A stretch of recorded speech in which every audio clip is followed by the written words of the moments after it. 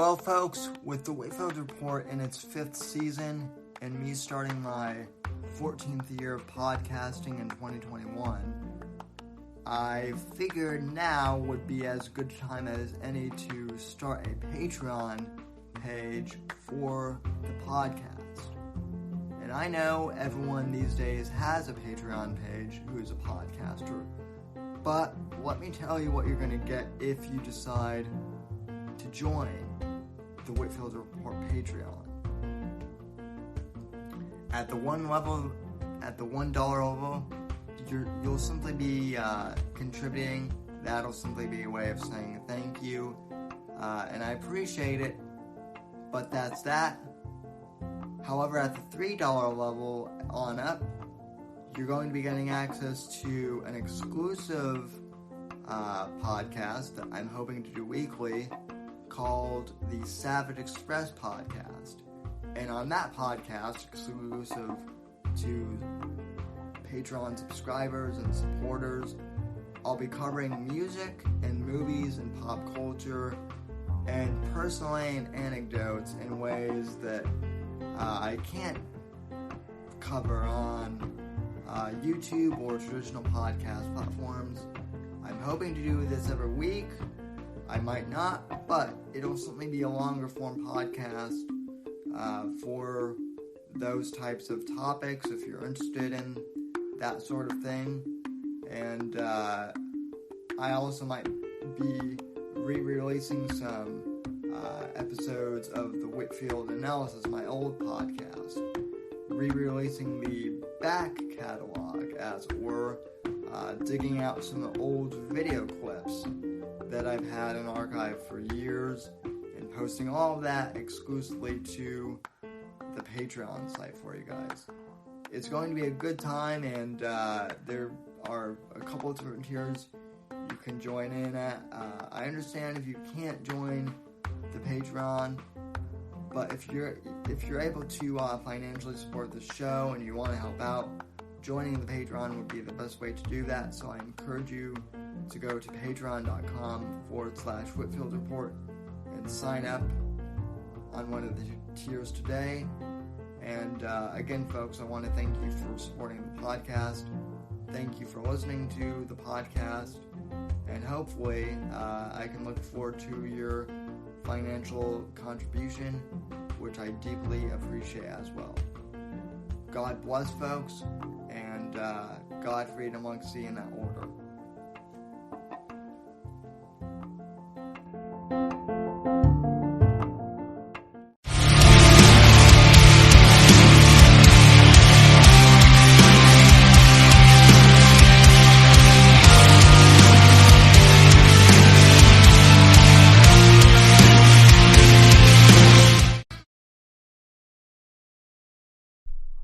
All right, everyone. Good evening and welcome to the Saturday edition of the Whitfield Report. I am your host, Sam Whitfield, broadcasting here live from NGC Studios here in South Florida. And I want to thank you so very much for joining us. Happy New Year to all of you as well. I want to thank you all very much for joining me, and Happy New Year. Like I said, 2021, baby. New year, new show, but we have a lot of the same situations that we're dealing with, good and bad. So we'll be covering a bit of that tonight. Contact info real quick. You can follow me on Twitter and Instagram at SMW_NDC. Hashtag Whitfield Report. On Parler and Gab at Sam Whitfield. Facebook.com/Whitfield Report. TheSamWhitfield.com. Of course, you can subscribe to the show on Apple Podcasts and Spotify. And as always, streamlabs.com/The Whitfield Report. And I will be simulcasting with my friends over at Versa News Media. Sean, Alex, Dictator Phil, and Apex Gamma, my co-host, is in the Discord as well. So I will take myself off mute and we'll be simulcasting. So you'll be watching. Technically, you'll be watching two shows, but different stream. And by the way, I got this hat for Christmas from my stepdad, John. So shout out to John. I think he might be subscribed to this channel, but I'm not sure. My stepdad rarely actually comments on my show, which I think is actually a good thing, probably. But anyway, so I will unmute Discord and we'll check in with the guys.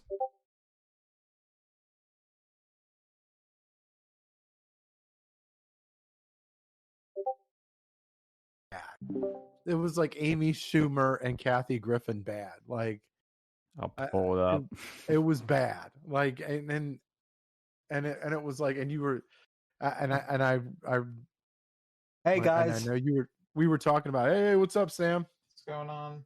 Happy We're New live, Year! by the way. Happy New Year to you too. Have you guys done your intros and all that stuff? Because we just barely got into the intros. Okay, cool. I got mine done and out of the way as well. So happy New Year to, well, hopefully happy New Year. I was gonna say, better be careful saying that. We'll see.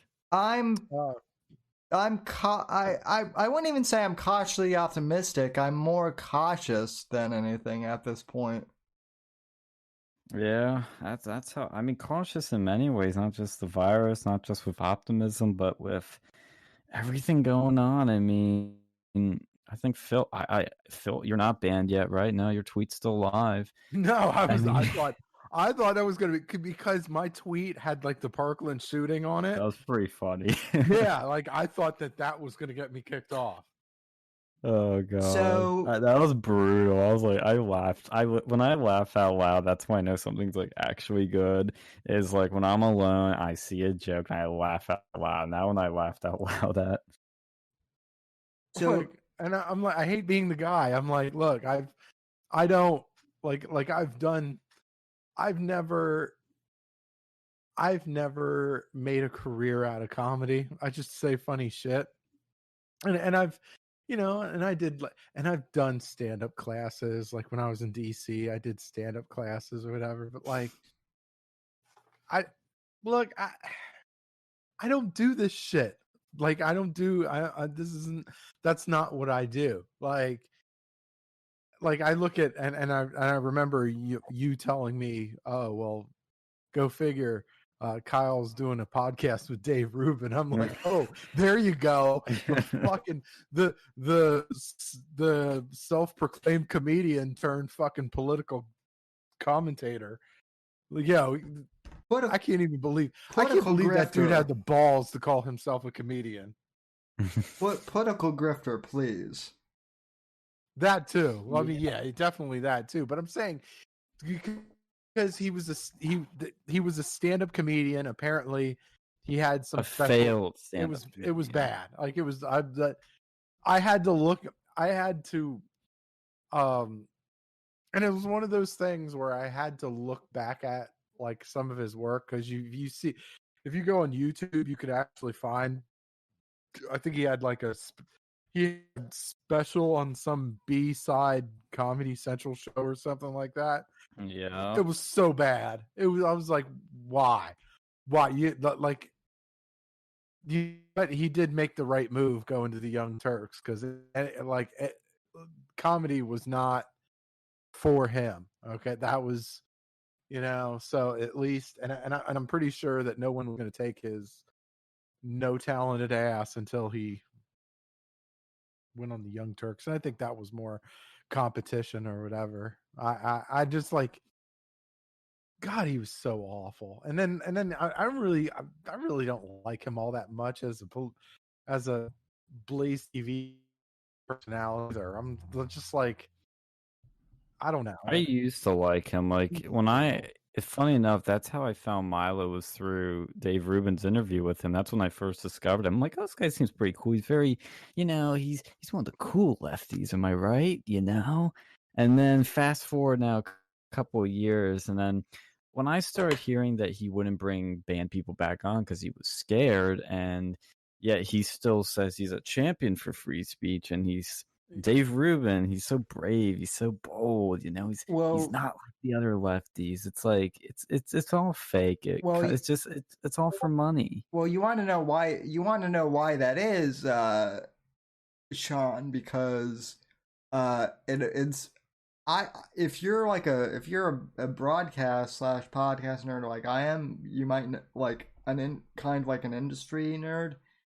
You might know this, but a lot of people don't know that Dave Rubin has financial backing from Larry King, who, quick side note, how the fuck is Larry King still even alive? Like, well, he has COVID now. That might do him in.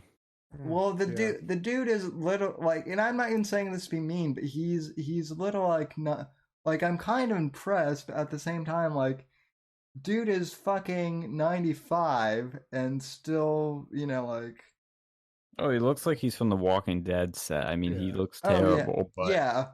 But I mean, so that's he's still moving. So I mean, he started a podcast network, and I guess that's where like, that's where Dave is now, and so like I guess Dave doesn't want to upset the Larry King apple cart or whatever.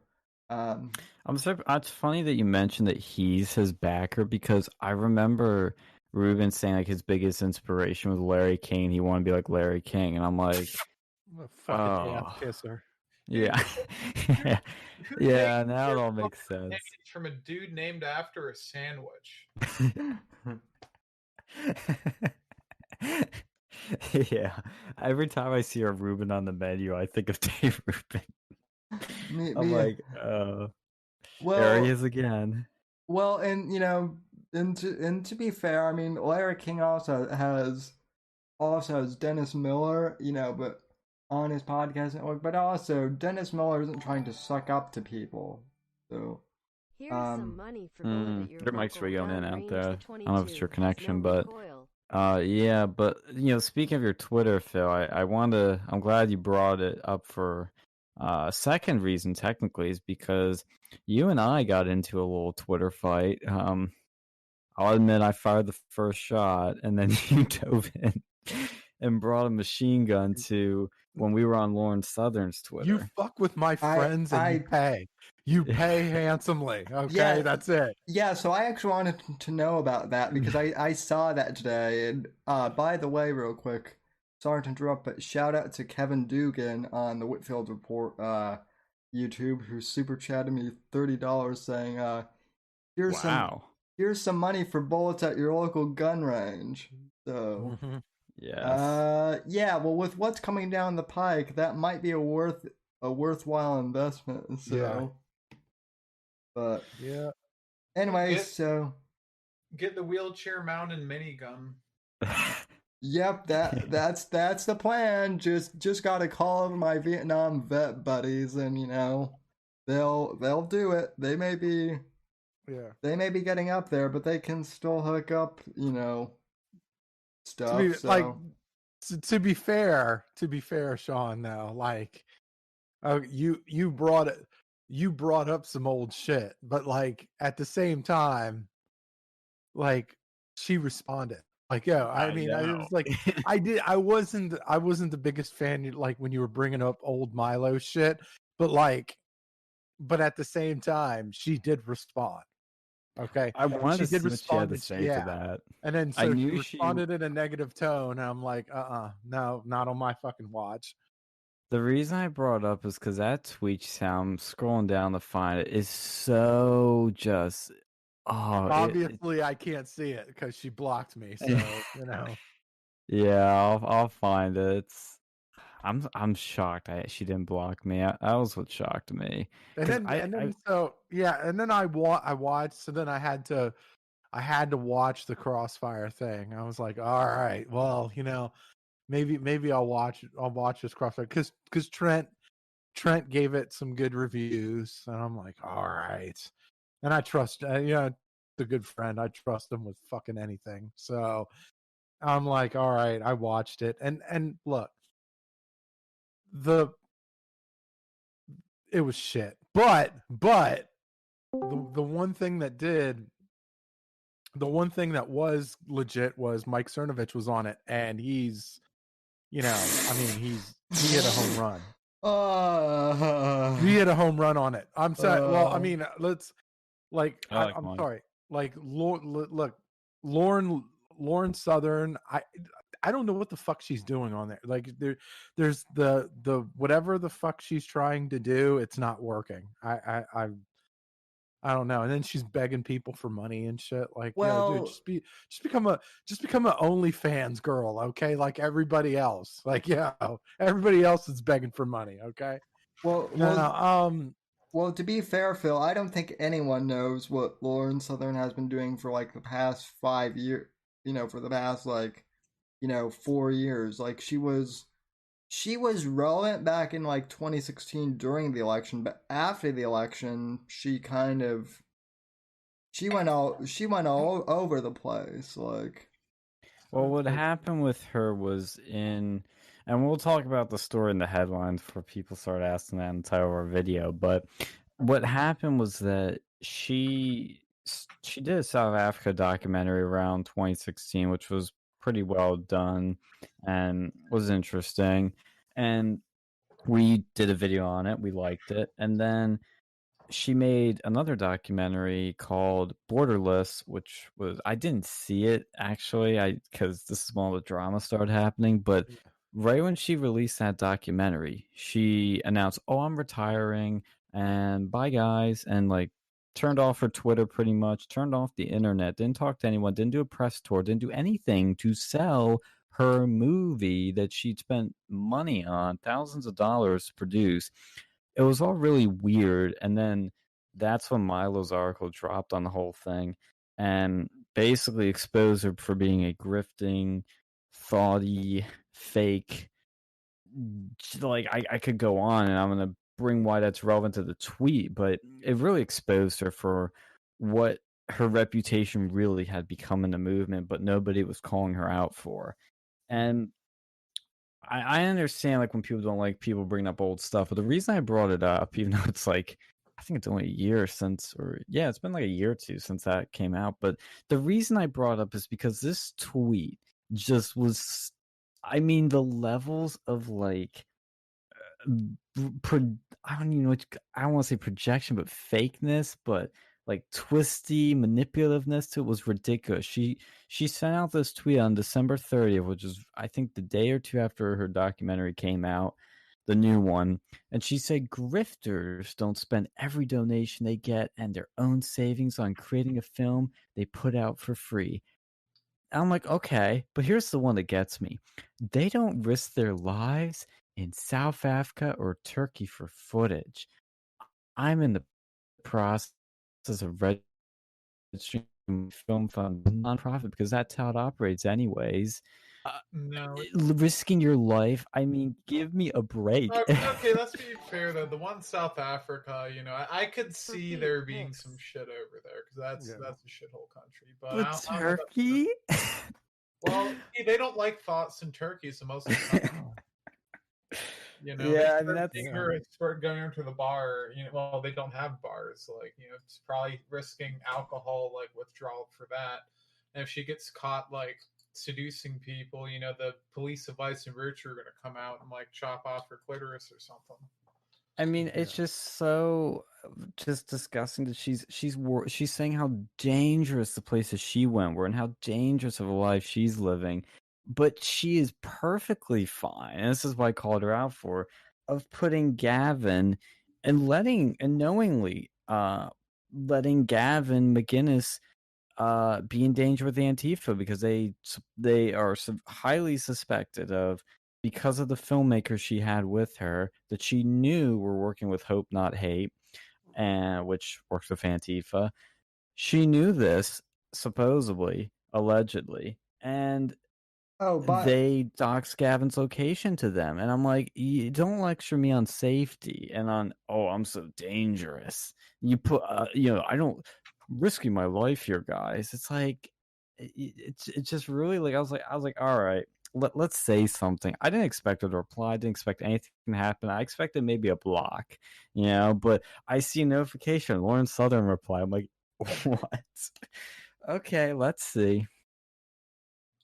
Did you have something to say, Sam, before I dive into her replies? Well, what I'll say first off is I mean Lauren Southern. I've never gotten the appeal. Like even when she was big, I was like, okay, she's effective, but she was effective like originally, but like now I just don't see her appeal. And also, you mentioned Hope Not Hate and Antifa. I do want to bring up Antifa, maybe not right now, but I know that Phil is going to have some stuff to say on Antifa because uh I was on a friend's podcast for New Year's Eve, and I think you guys tuned in for that too. And our friend Oh yes. was kind of I we he didn't bring up Antifa until the end, but I think he was kind of misled on Antifa a bit. Wait, Well, you yeah, were on because a podcast during New Year's Eve? this was when he was doing on Twitch. Yeah. Somebody that that that reminds me of a certain person who did that shit that you guys know very well. Yeah. wait, what? Not who specifically, but what specifically? No, the guy you remember the certain person who like did the podcast on New Year's after Oh, they got yeah. kicked out of their like what was it, father-in-law's house? And Certain also, person who shall not be named. and also, That's what would slip of me, but I think I know what you're possibly thinking of. Anyway, back to the subject.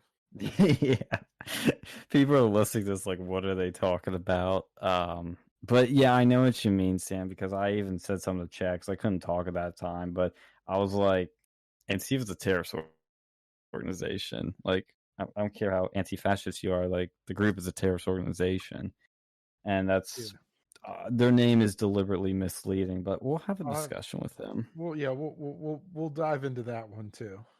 Guaranteed. Yeah, but to continue with Lauren, she replied though. She goes, "Oh wow, really? Feel free to send me the proof for that."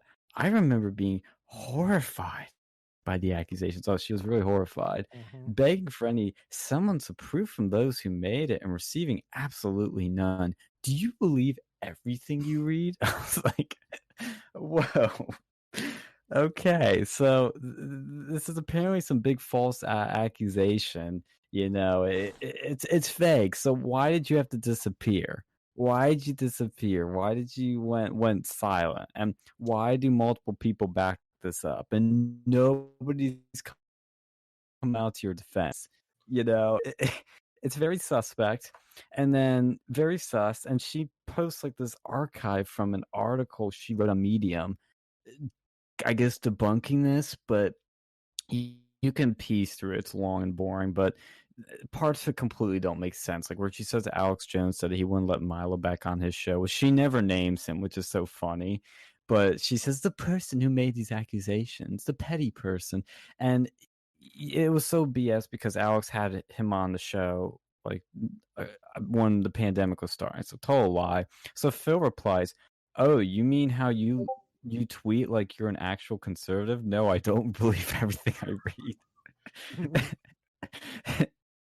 I was like, all right, here we go. It's gonna be lit. And then Lauren, she couldn't resist. Like she just had to go after us with our how many followers do I have? Like 120. You have I have like 148 or something like that. Well, 148. We're like these like no like randos like in her replies.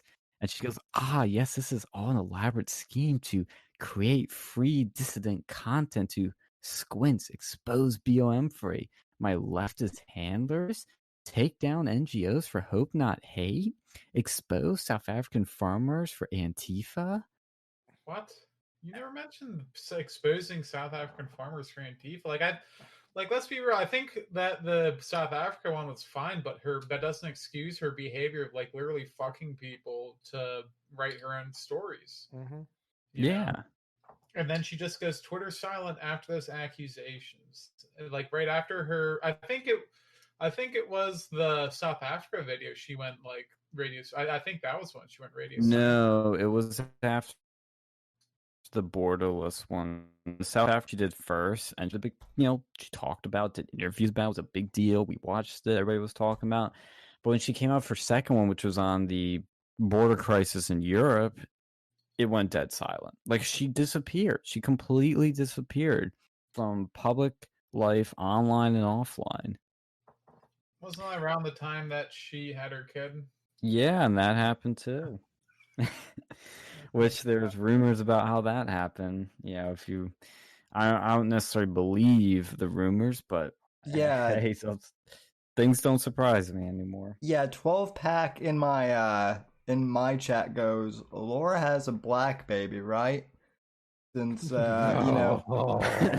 since That was... she was Mrs. 1488 for a while. I remember. It's not a me, myself, and Irene thing. Okay, now there is, she has a normal baby. I guess, according to the pictures, anyway. I don't know, but well, I mean, the kid has her as a mom, so I'm not so sure if that's normal or no. not. There's a little buffer time. There's a little buffer time to determine whether that baby's going to be normal or not.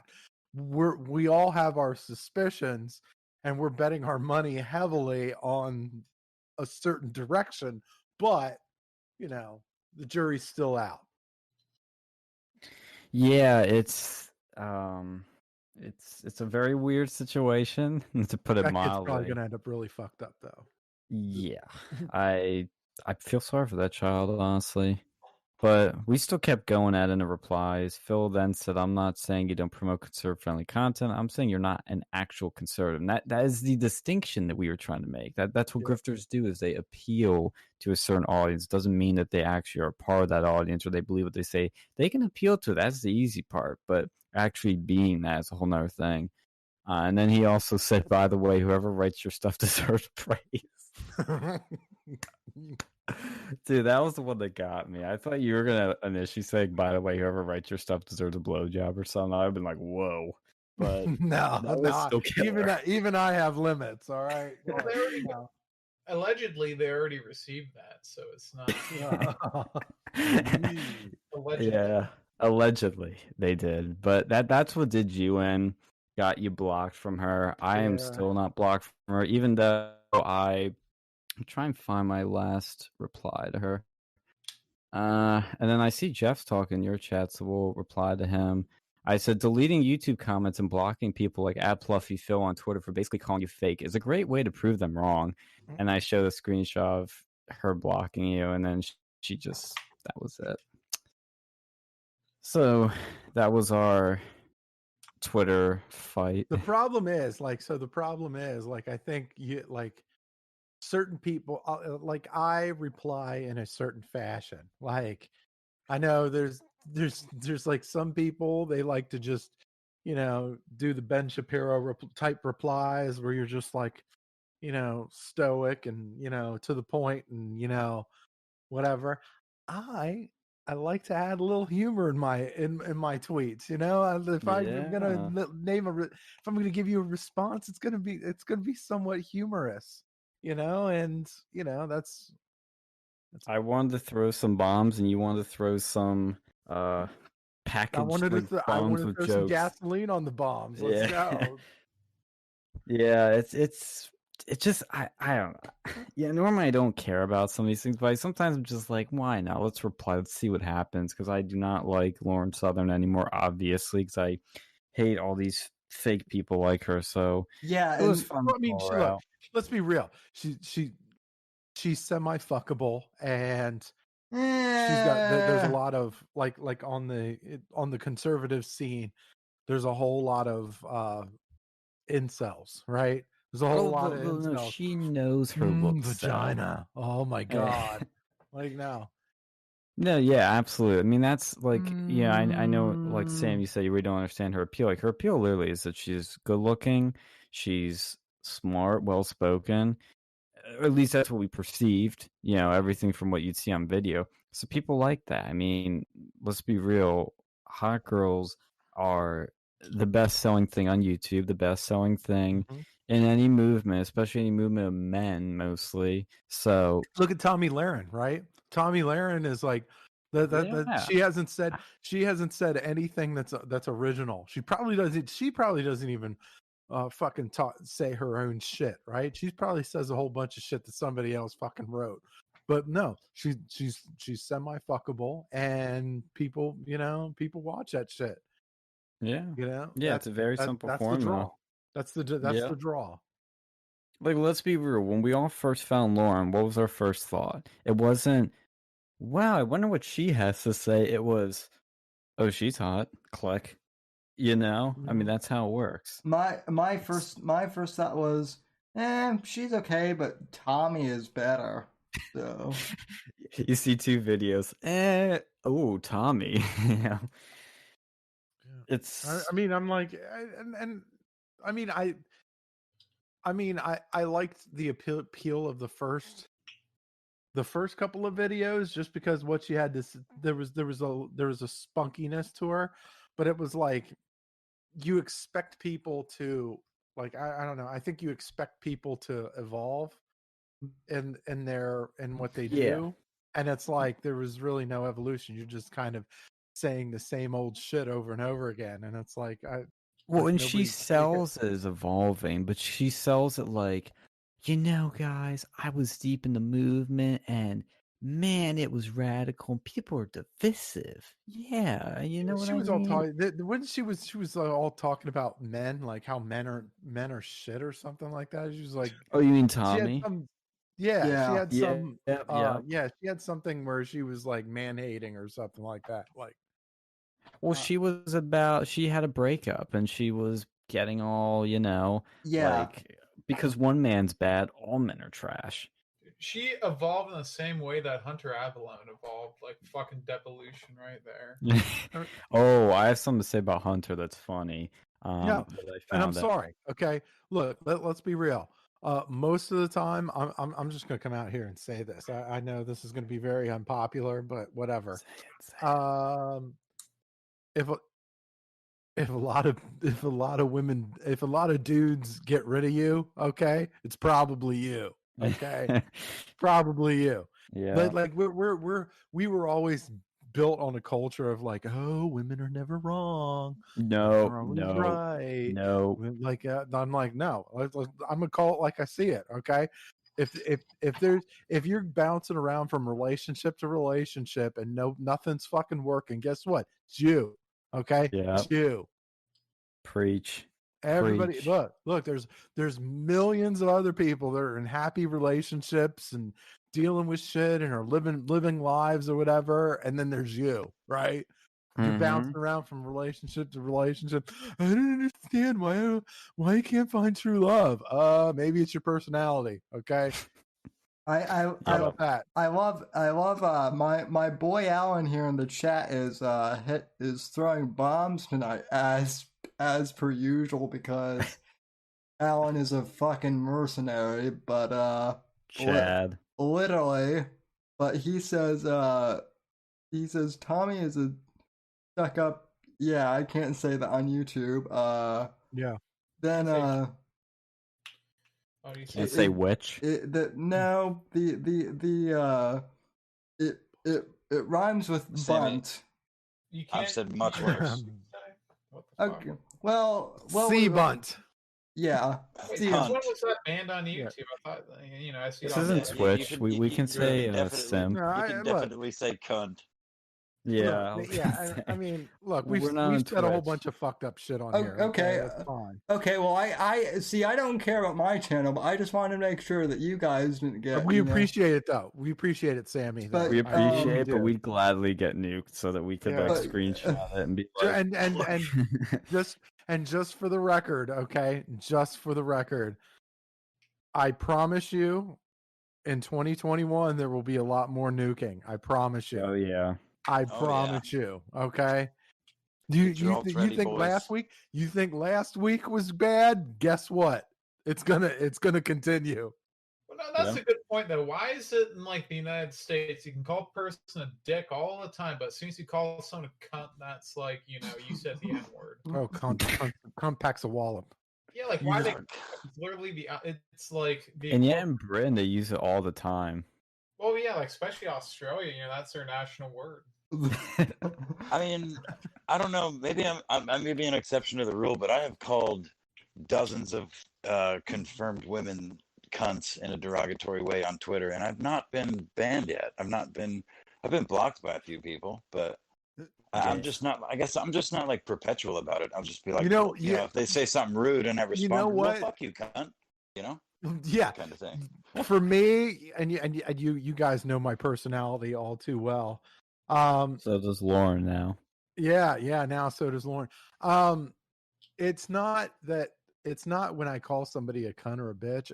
It's afterwards. It's like I'll say something smart ass after that. I'll be like, "Look, I meant that as a term of endearment." And that's like, it's like the word bitch. It's like pisses people off way worse. It's a good way, the bonding way.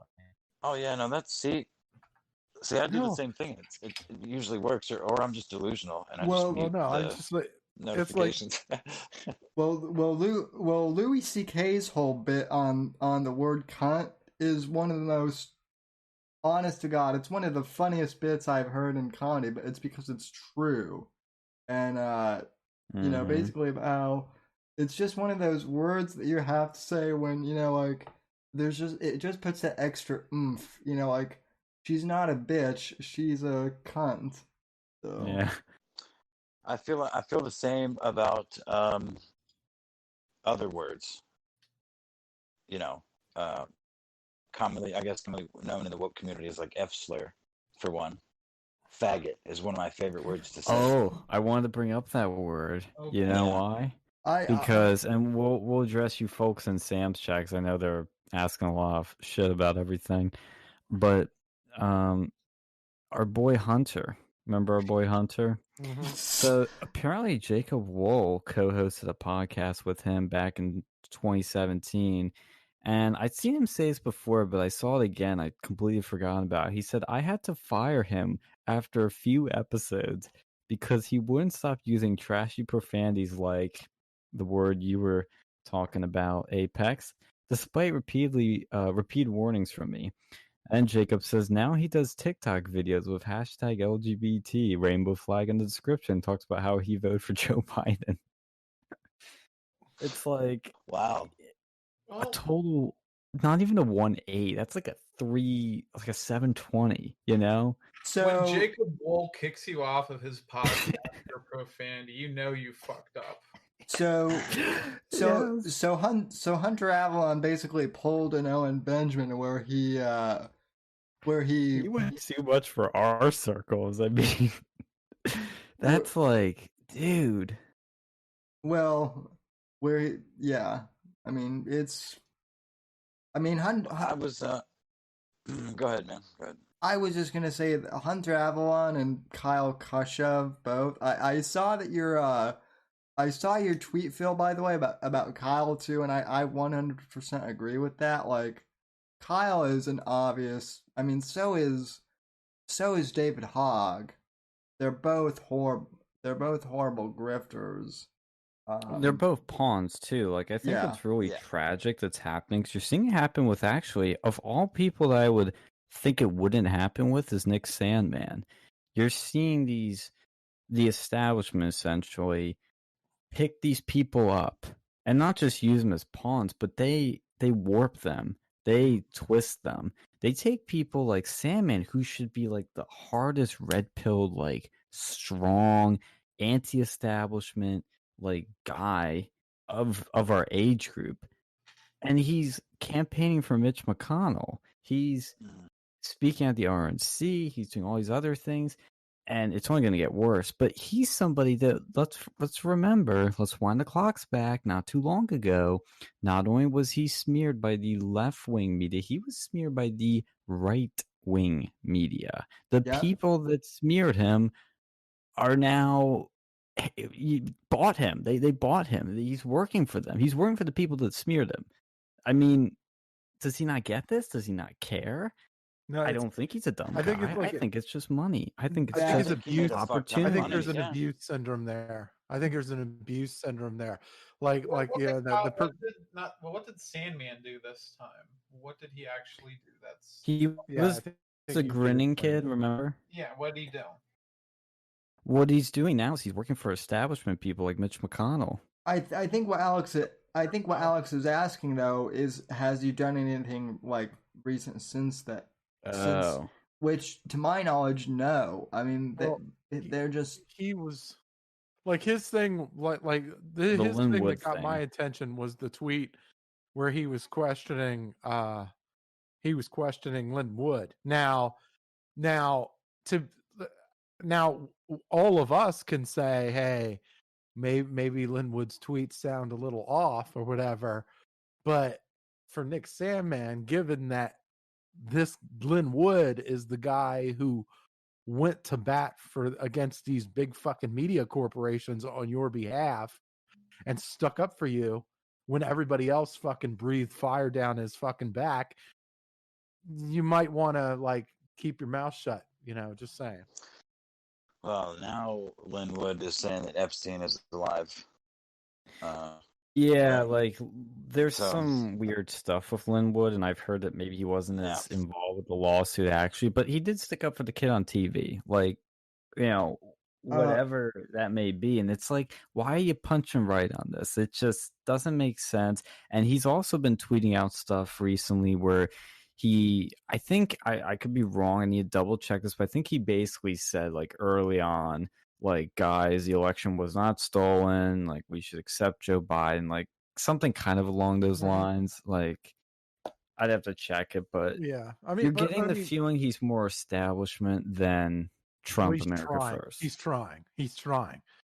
I think it's a like abuse victim mentality, right? Yeah, the dad abuses the child, but then the child still is like, "I'll make you love me, daddy. I'll make you like a I'll make Stockholm you." syndrome. Yeah, like kind of like one of those Stockholm syndrome kind of thing. Yeah. I'll earn your respect one day.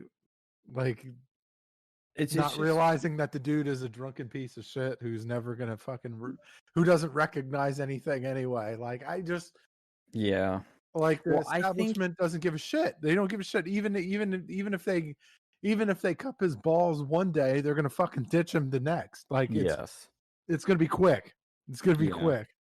That's what I think is gonna happen. I think I don't want to throw him to the curb saying like he's useless, he's worthless, because I see some, like, he's young, a lot of time left, and I think personally he's gonna have a moment where he's gonna see what it's really like, and it might wake him up. It might make him come home to, I was gonna say daddy, but that'd be a little too on the nose. I don't think come so, home man. to the MAGA crew again and like be strong. And well, his problem, the tweet that he had was where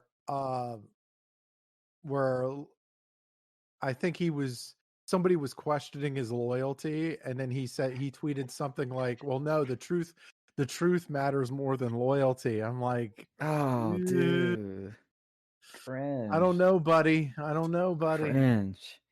Even if that's technically true, like, let's. I mean, the truth is important. Don't get me wrong. Truth is important. No, wait. But I'll lie. I will lie for a friend.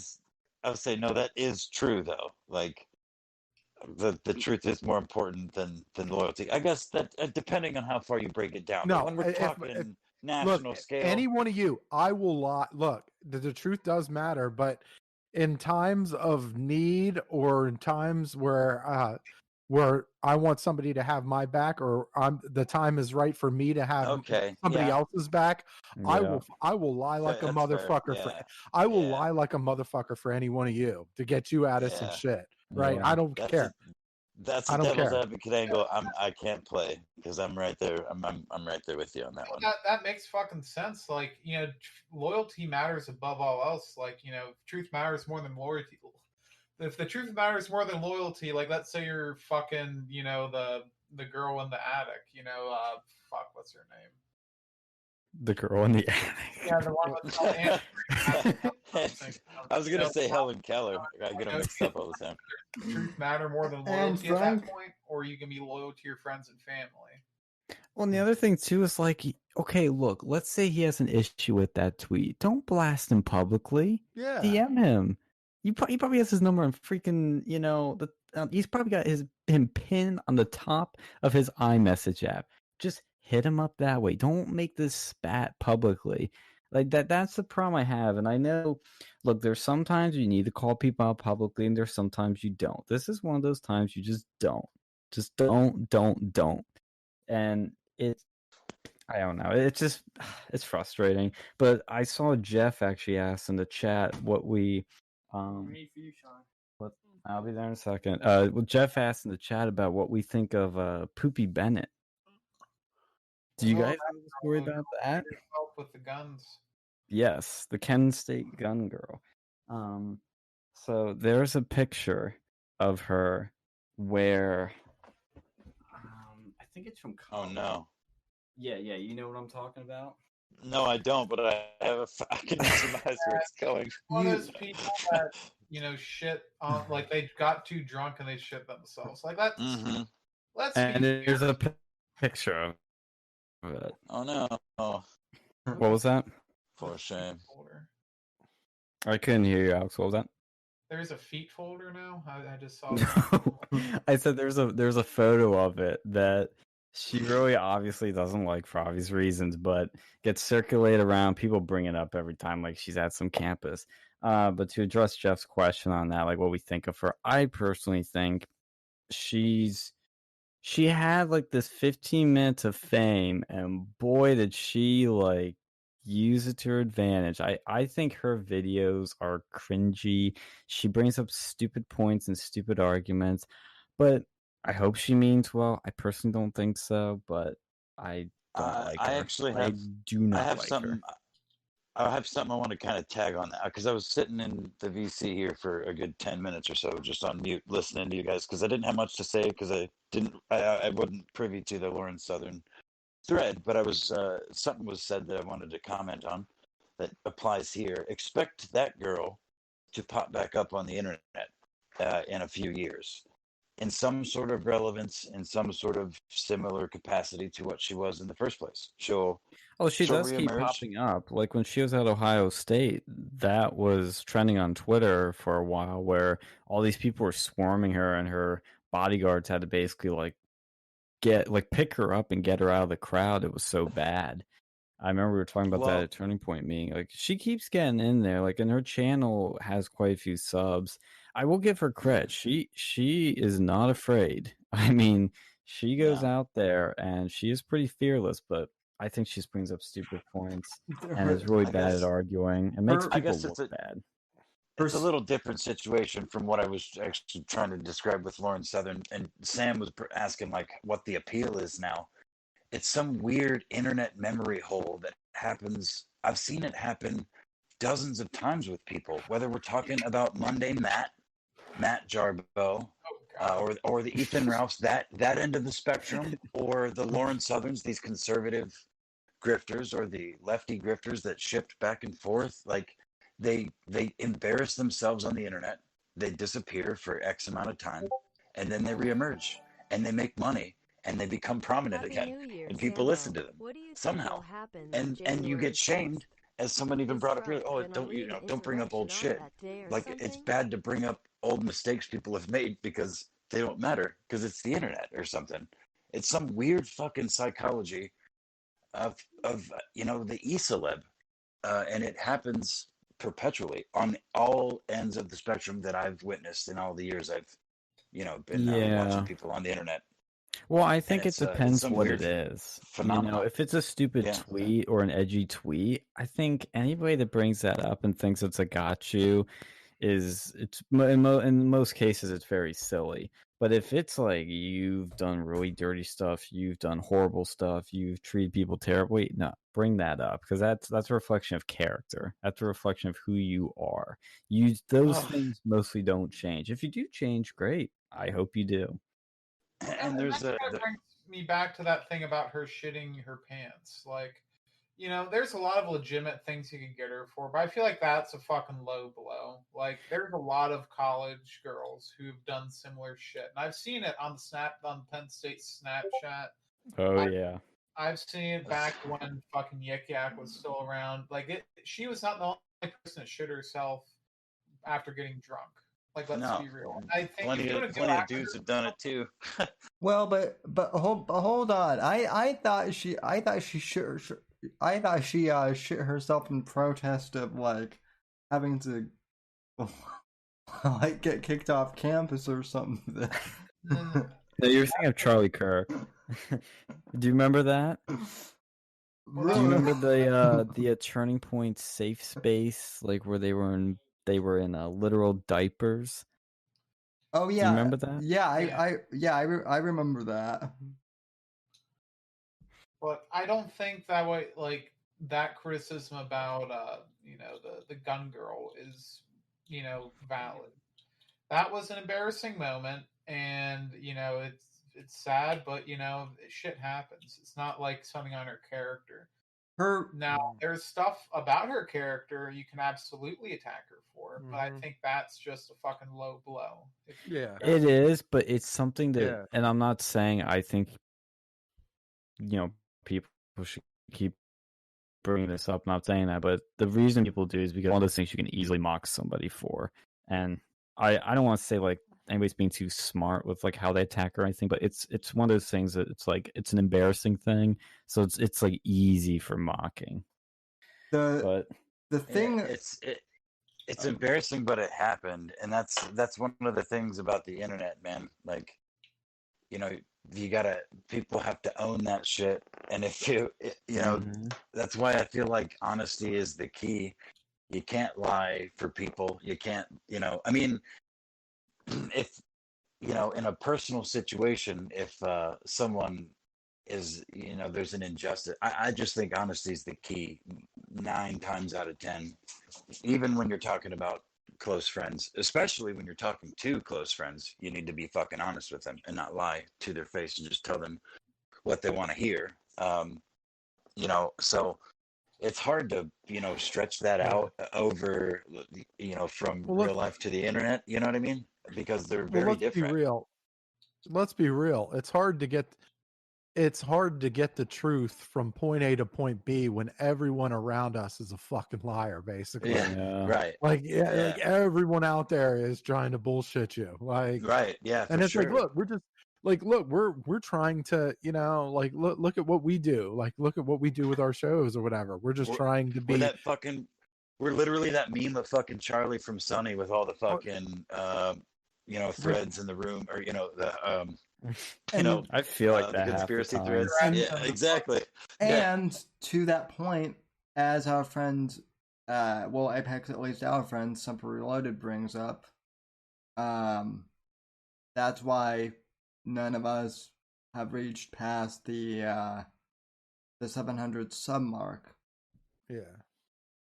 And we won't, but that's whatever. Whatever. Keep it up eventually, you know. I mean, look, I don't think that the YouTube algorithms will let us, and that's fine. Look, that's not my that's not our purpose. Why? Like, I'm not gonna sacrifice content to, you know, to get a couple more subscribers. I don't give a shit. Like, it's just we're here to have fun, and we're here to share shit with people, and, you know, and that's it. I mean, it's not like, and if we get subscribers, welcome and thank you. But I mean, whatever. I mean, if it doesn't happen, I'm not going to pout about it. Like, we're going to keep moving forward. I do have to say, I find it really interesting that of the 2+ years that I was making clips of Owen Benjamin, of him saying egregious shit, just reclipping that, or me doing commentary over him saying egregious shit and me also saying egregious shit. I got some strikes over the years, but I spread them out. When my channel got deleted, I posted 3 separate clips of Trump rallies that I was watching live that he said something. I rewound my fucking thing and I screen recorded just like I did Owen Benjamin clips. Oh, drink again. Yeah, And take a nice swig. within a week, maybe 2 weeks of posting these Trump clips with no context, they were just straight up rips. I got the 3 simultaneous strikes on. One of them was one of the Trump clips. The other 2 were just random Owen clips, all at the same time. So it was like I got away with it for years. Owen, saying the N-word and talking about burying people under fence posts, and the best way to get away with people that hate you, get away with hiding people that hate you, stuff like that, and a couple of Trump clips and fucking 12 years YouTube channel gone. So, yeah, I mean, I found that kind of strange. To the point that we were speaking about. Sean, you need to add a counter on the OBS. To that guy. Fucking The Owen Benjamin system. Oh, man, I have to do another one now. Well, you said OBS, so I mean the acronym just worked perfectly for that. But no, the Owen Benjamin system. Dude, I mean, we've joked about, and Chad, you tell us if you agree, but it's every episode.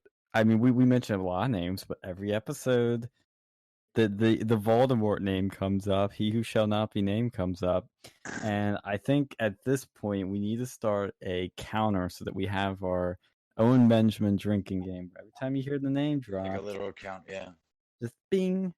To give it a sound too. Every time you say it, like we need like a soundboard where like we make like a bear roar or something, or no, just the sound of like a Playhouse when it be like the special word of the day. The bear who shall not be named. That's what we'll just No. Who shall not be named. No. I think we should do the sound of him crying or breaking down. I think we should do the sound of him crying on stream. Wait. No. Have you guys ever seen him trying to open the beer bottle? Sitting outside, he eventually smashes it against his wood stove, because it's like it's a pop. He needs a fucking bottle opener, and he's trying to twist it off, and he can't get it. He smashes it against the fucking stove, and he's like, "Oh shit! I thought that would work." Wait, so how did you guys get involved with this individual? Not this story again. Oh no. Well, I mean, Sam's story is totally different from mine, but he was just one of the randos that I came across on YouTube. He played piano and looked at memes and talked. He seemed pretty cool at the time. Fairly red-pilled about funny. He was talking fairly red-pilled about Hollywood, about the shit that went on there, and not too graphic, but he definitely didn't say anything negative about the small hats as the Jawas now. Yeah, the Jawas. No, nothing derogatory. Actually, he went the other direction there, but that didn't matter. He was just somebody, entertaining while I fucking chopped wood or watched a kid's soccer game or whatever, whatever I would be doing. That's at the time. Terrifying in hindsight. What are you, Sandusky? Say what? You're watching kids' soccer games. What the fuck are you just No, it's just I'm saying, like, I would listen to random shit while I would do those things. Wait, no. I thought said Owen was soccer games. No. I would be listening to random podcasts while I would be chopping wood or watching one of my fucking kids' soccer games or something. You have kids? Not anymore. I had stepkids, and I don't have them anymore. No. Okay. I have no biological children. Soccer games.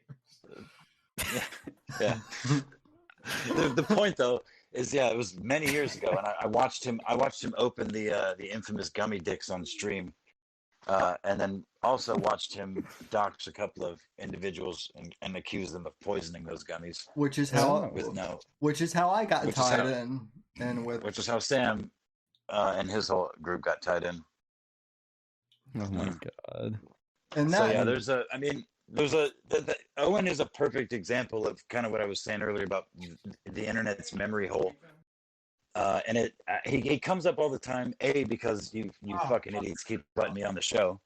But B, Sam is also, pretty intimately tied in his internet career. Yeah, it works. It works, in the English language in that sentence. I'm pretty sure. I'm have to fact check that.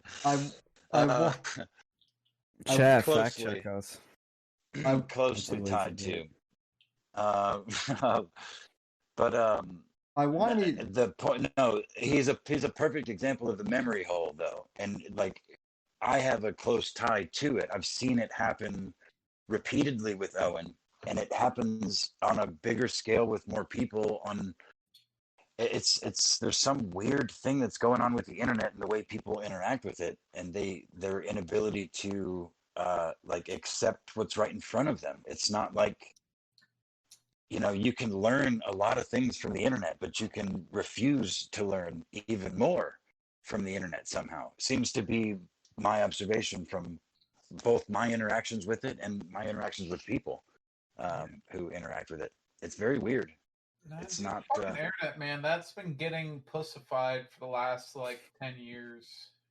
Yeah, it's gotten really cucked recently. Like ever since normalize cyberbullying again, man. Dude, look at the Xbox. Like, look, the Xbox Live. The biggest, probably the biggest pussies out there grew up on Xbox Live chat. How does that happen? Yeah, I was watching a video I sent to you because I know you obviously were playing on Xbox. I didn't have one, but I know you've told me about how profane it was, and I was watching a video by the Act Man of screenshots of recordings of everything that would go on Xbox Live. And you think what you see on 4chan is out there, is like edgy, is whatever you want to call profane. You haven't heard these Xbox Live voicemails about people threatening to like come to their home and do awful things. I won't even say because it's like you gotta hear it to really experience like what these creative insults and threats are. I lived that life, bro. I sent a couple of those messages, maybe, perhaps. You can't prove it. Like the tale of two. You can't prove it. The best of times was the worst of times. Exactly. I learned much, as many young people did back then. Well, the crazy thing is that wasn't that long ago. Like it feels like decades, but it was like less than 10 years ago. Yeah, it was like exactly. 2013, man. You could still find people like that, and that was back then too, before they had like screen capture. That's when they had Leafy on YouTube too. Was he around 2013? I mean, I think he was. Minecraft shit, but it wasn't. He didn't really get popular until like 2016, I think, 2017. It was still in that like time period from like 20, I guess like 20. I'm rounding up, but like 2010 to 2016. That was like peak internet, I don't know, man. I think it really peaked before then, dude. Like, peak internet was way before that. LimeWire, man, back when that shit was around, dude. I never even fucking used LimeWire, but it was, one of the fucking best things out there. I will say peak internet was pre-smartphone. Yeah, I agree. Like back then, you could go and find anything on this fucking shady ass website. It was the literal wild fucking west, man. Dude, the website, the regular websites, like you didn't have Facebook and shit. You might have maybe you had like a MySpace, but like even that was pretty badass. You configure that shit.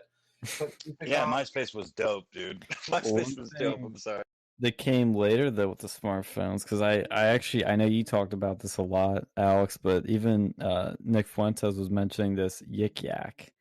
I love that shit. That was like I wish I had paid attention to that. Dude, that was like honestly, man, you could do a fucking video on that because that app itself, it was like a local area 4chan because there was pretty much.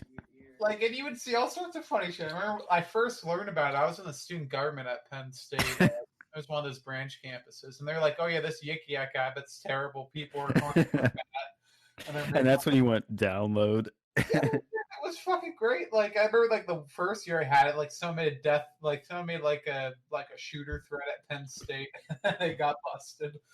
And then like when I was there, like on the main campus, because I had it at Penn State York, and it wasn't that.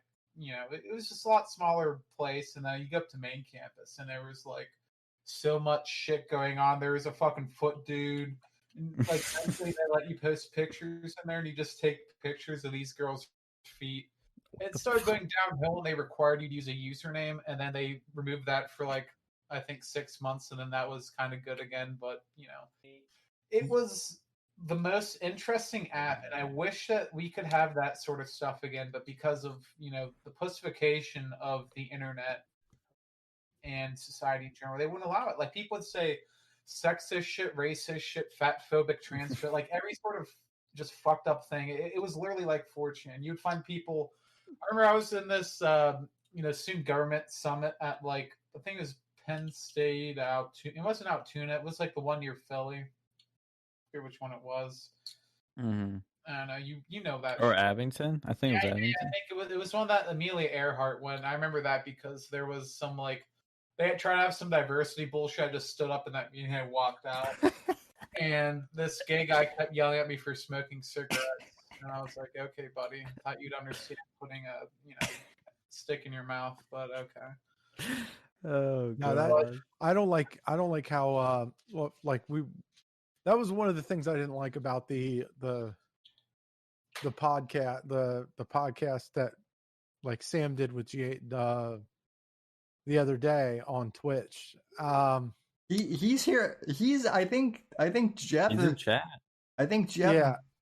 So air your grievances, Phil. This is exactly what I want. So here's what I'm thinking. Well, one of the things I didn't like was he was giving he was kind of okay with the idea of them censor, like that, like Twitter censoring people or whatever.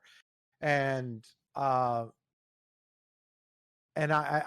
have a problem that like, one, he called it he called Twitter a public company, he called them a private business, and that's inaccurate. They're not if they were a private business, I wouldn't have a problem with that. They're a publicly traded company. They get government subsidies. They get government tax breaks. Like, and they operate in a government function. They have government. There's government individuals that have government accounts that you pass out government information on these platforms. That's not. I mean, for me, that's not. But I think if you hold that kind of role, then you should fall under the same constitutional guidelines as most other organizations have to. Like, and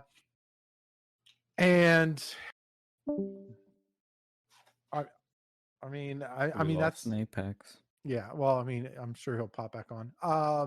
Yeah. But that kind of bugged me, and then it was like, well, if you have a problem with that, then you're not really, then you are more with the fascists than you are with actual conservatives. And I'm like, well, that's not true either. Like, being a fascist, it's like being a fascist, which I think, I think I have a problem with them labeling fascists as only right wing. I always felt like left wingers can be fascists too. Oh yeah. Like, when you're trying to fascism, are we referring to the same thing as fascism? Because that's one of the biggest things is people define the term. Right. Then this is one of those things that this is another one of many terms that the left manipulates into multiple definitions to be able to, to manipulate, to try to manipulate the narrative into whatever they want. But the problem is, like, so we like what we do, and what a lot of conservatives are doing is not fascism. We're protected. We're trying to protect the constitutional rights of people, even if we don't like them. We're trying to protect the constitutional rights of people, even we don't like. With fascism, it's like, you either bend to my will, or we're going to make you pay. Mm-hmm. Like, it's not like it. There's a whole world of difference. that was one of the main gripes. That was one of the main gripes I had about the podcast. I'm pretty sure there'll be a couple other gripes that I think of along the lines. But yeah. Well, Yeah. Well, I will say, like, because we are planning to do one with this guy, because I mean, he does seem like a smart guy, and I've interacted with him a there's few many times. things. He's really nice. And no, he's a nice. Like, I'll say this: nice guy. we'll listen. We'll listen to we'll have a conversation with. There's stuff that I do agree with him. Yeah. There's stuff I do agree with him on. Well, there's other stuff. Yeah. And I will also say this big positive for Jeff Hamill. He introduced me to you guys. Mm-hmm. So, that in and of itself is a big thing. So. And there's just certain things that we disagree with on, and we're just going to have to disagree with. Oh yeah, for sure. We're never going to. I don't think we're ever going to really meet in the middle on some things. One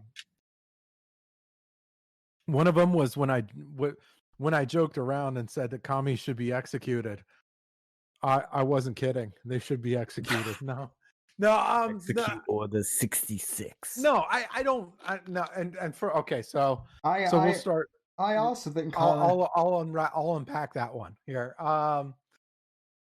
First off, like with the death penalty, right? I think that I support the death penalty unless you have a prison like Russia has Black Dolphin prison. Like if you have a prison like Black Dolphin, yes. Ooh. Yes. And if you don't know Black Dolphin prison, Google it, YouTube it. I'm telling you, it will change your life. Right? But if you have a prison like that, I'm more than willing to give up the death penalty. More than willing. But until then, I'm 100% for the death penalty. But anyway, like with communism, okay, so with our country, we have freedoms, right? We have a constitution, we have freedoms, right? And one of those freedoms is if you don't like what we do here, you have the freedom to get the fuck out and move wherever the fuck you want to go, right? Not going to keep you here, not going to, won't imprison you for anything, like for believing in something else. But if you're going to be a communist, that's a different story, right? Because we are a capitalist. We're a capitalist country. We're not a socialist. I don't like the term capitalist because that was invented by the communists to describe free market economies. So yeah, and let me correct myself. We're like now that I said that, we are definitely not a capitalist country. After these last few months have shown us is we are not a capitalist country at all. Like we're some form mixed economy where we do have some forms of social, like we have fucking direct payments with that coronavirus. We have regulations, but we have a free market basically with regulation. Pretty much. We could label ourselves social capitalist, or we could label ourselves. There's plenty of labels that we can name ourselves. But now in January of 2021, I'm like, dude, we're probably a corporate socialism. We're corporate socialism. Yeah. Like I look at the bill. I look at that fucking man. I look at that bill. I look at that bill that gave us that very generous $600 fucking dollars. And I haven't got mine yet. Yeah, like and I'm like, how much money did these fucking corporations get? Holy shit. The whole bill was like $1 trillion. The bill was $1 trillion about, and so many assholes got a whopping $600. The shit that they ran through there too is unbelievable as well. I think what should have happened was, instead of just giving it to people, just give it to people who are unemployed or are underemployed. People like me who have been making the same money I made beforehand. We don't fucking need it. I'm kind of, and look, I'm a fan of. I was a fan of the payroll protection. Like giving people, like using some of that money to keep people hired. Like try to give somebody like a, the incentive to keep people on board, whereas they're still employed, they're still getting some sort of compensation or whatever, like something along the lines of that type of shit, right? Instead of just handing it like, and this pisses me off. This is what pisses me off about the fucking GOP too. Like, and some of these bailouts and all that shit, they were just giving corporations money. Like, oh, here's They don't money. do that to us. No, and even the last bill, like the Heroes Act, I think it was called.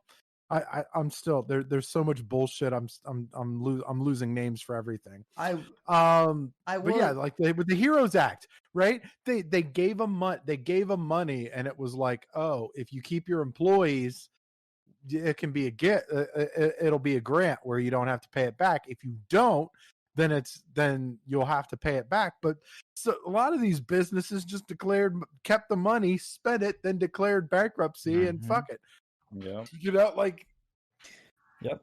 It's not, and like, that's where I think Jeff and us will definitely agree, because I saw his comment in the chat where he said something along the lines of like, fuck race, it's about class. And that's what we've been saying from a long time, that there should be no, what was that? Who's this Jeff guy? Jeff Hamill. He's our pal from Penn State. He was he helped Sam Richards with his class. I forget what his title was. I'm sorry if I don't remember. I don't think it was a teacher assistant, a TA. Yeah. Well, he something was. Like that. I mean, he did quite a bit for that class. He did a lot, yeah. That's why I say he like helps him like run it, live stream and do all these things. Like he's his right hand man pretty much for that class. Yeah. And what I totally agree on, and this is something we were saying, especially during the Black Lives Matter riots, is that there's all this talk about race. People are trying to divide people by race, but really, what's been happening and is only going to get worse, and we've been seeing the shifts, especially with the populism rising in this country since 16, is that it is a class division. It's all about class. It is the people versus the elite. Some call it rich versus poor. It really is the people that want to help this country, people that want to make this country great, versus the people that want to keep their power money for themselves. That's the struggle. And I mean, look, we disagree with the Bernie Brothers on a lot of things. We disagree with the Yang Gangers on a lot of things. But at the end of the day, maybe we have different solutions, but we agree on the problem. We are directionally going for the right place, but we have different ways of going there.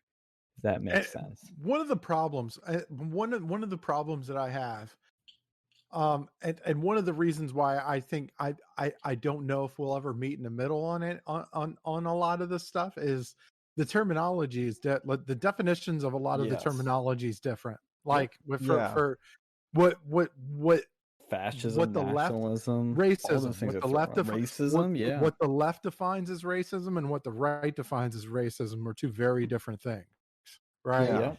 And as long as the two sides remain, and I refuse, like I refuse to believe the left's definition of racism, where it's like a privilege plus power thing. Yeah, it's BS. I'm sorry, I don't believe it. I don't believe in that. I think any race can be racist, right? I think anybody can be racist. Like if you hold a particular if you hold a one skin pigmentation as in a greater caste system than the other, you're a racist. I don't give a shit what color is on the top, you think is on the top or the bottom. You're racist, right? Well, and if you have a brain, and I don't mean like in the smart way, but if you're a human with a brain, you're gonna have biases, you're gonna have prejudices, and that's where it comes from. Lair Rapshaw in the chat brings up a good point as well. We're being divided by generation as well. That's I mean, boomers versus zoomers, baby. Yeah. I mean that's true, Lair, but that's kind of how it's always been though too, if you think about it. Like the baby boomers versus their greatest generation, parents, and so I mean yeah, you're right, but that's also kind of how it's kind of always been, I guess. And then The Olives says, I can't imagine what it's like to be born without a phone, be born with a phone and internet in your app. And that's very true because, like, I was born in the mid 90s, so the internet was around, but it wasn't what it is today. Like, when I was a kid, the internet was still in its infancy. When I was a kid, my dad had dial-up internet. I remember that little box that would sit on top of his tower. I remember getting rid of it and seeing Windows 98 and then Windows 2000 and Windows XP, which nobody probably even our age even knows what that means. I mean, I do. I meant I meant people like younger, like the was it the Alpha generation? That's the next generation after Zoomers. You know, they don't even know what that is. But what's funny is now in high school, like I have a neighbor who's like in high school, and he goes to me the other day. He goes, yeah, we watched the Steve Jobs iPhone presentation in history class, and I'm like, kid, I remember watching the keynote while it was live when I was in middle school. Wow. Like I don't remember it I remember when the iPhone first came out very vaguely because I was younger at that time. I was born in 97. But yeah, that's crazy. And another crazy thing too, which was the title of this video and kind of connects back to the divisions that we're bringing up and how people are being broken down. Another thing that's really interesting to see right now that I think is going to become a trend and a discussion amongst and the debate in the right specifically is about cops, because there was a protest happening, I forget where specifically, and there were Proud Boys there, and they came waving a thin blue line flag, the black American flag with the blue line, the pro-police flag, pretty much. It ended with them stomping on it and calling the cops pretty much, I think the word was traitor, but maybe oathbreaker or something like that. Because the cops, and I don't know the full details, but that really, to be honest, doesn't matter. What matters here is the perception that the cops were rounding up Proud Boys and doing nothing to Antifa. And I think what's going to become a interesting debate that the right is going to have over the next year pretty much is, do we back the blue when the blue doesn't back us? Because that's how these people are perceiving it. I personally think cops should be, like you were saying earlier, Alex, 100% neutral. The law is applied equally to everyone.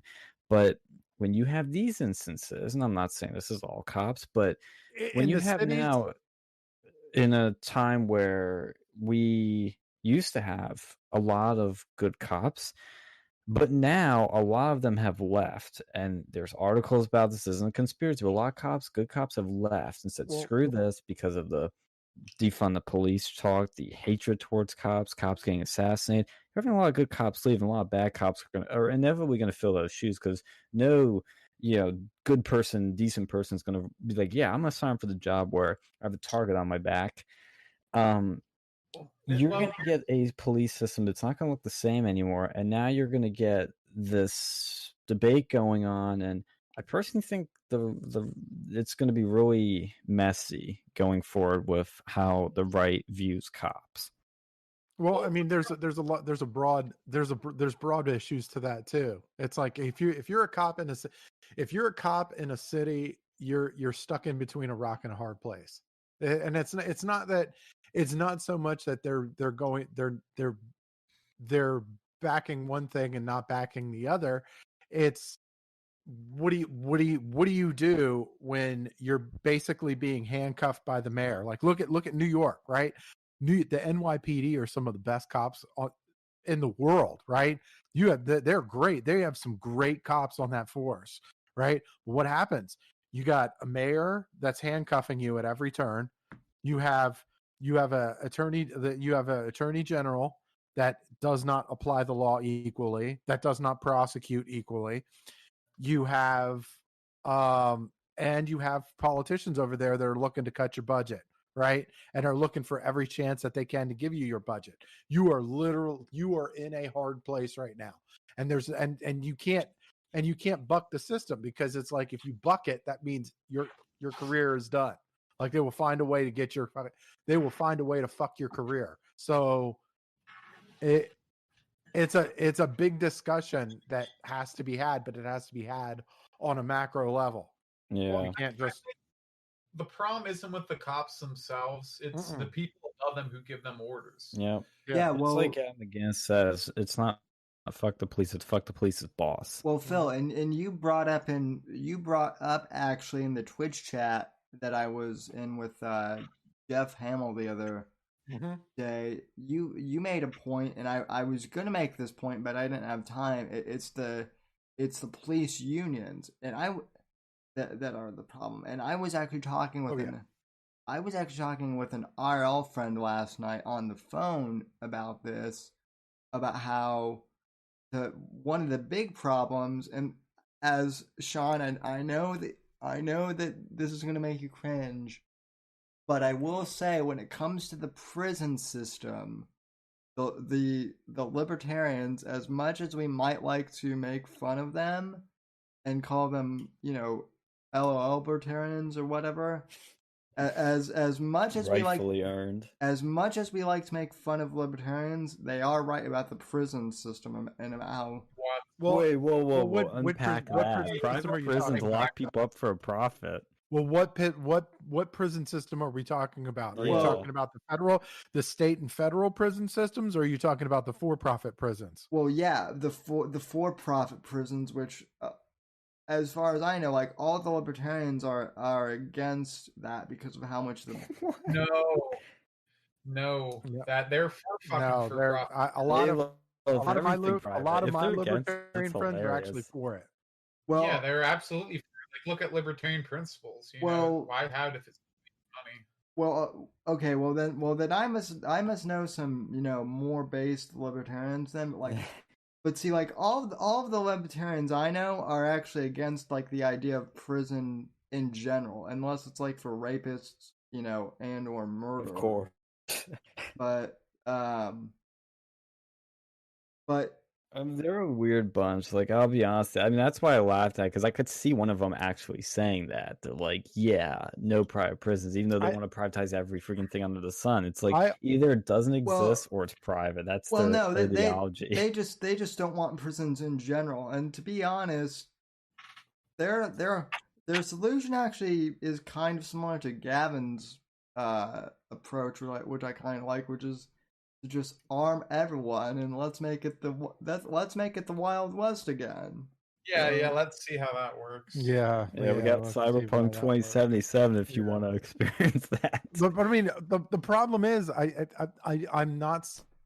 don't know how you fix it, because we are now at one of the silver linings of 2020 is, I think we're realizing, the majority of the country is realizing, if they haven't already, is that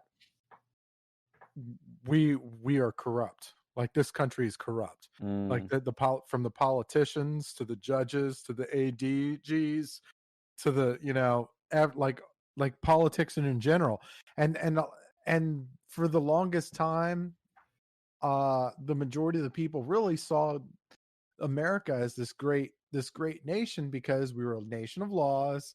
We have checks and balance. We have universal. We're supposed to have universal checks and balances. Like, no, somebody's responsible for somebody, right? Somebody answers to somebody in our government. But we're starting to see now that that's no longer the case.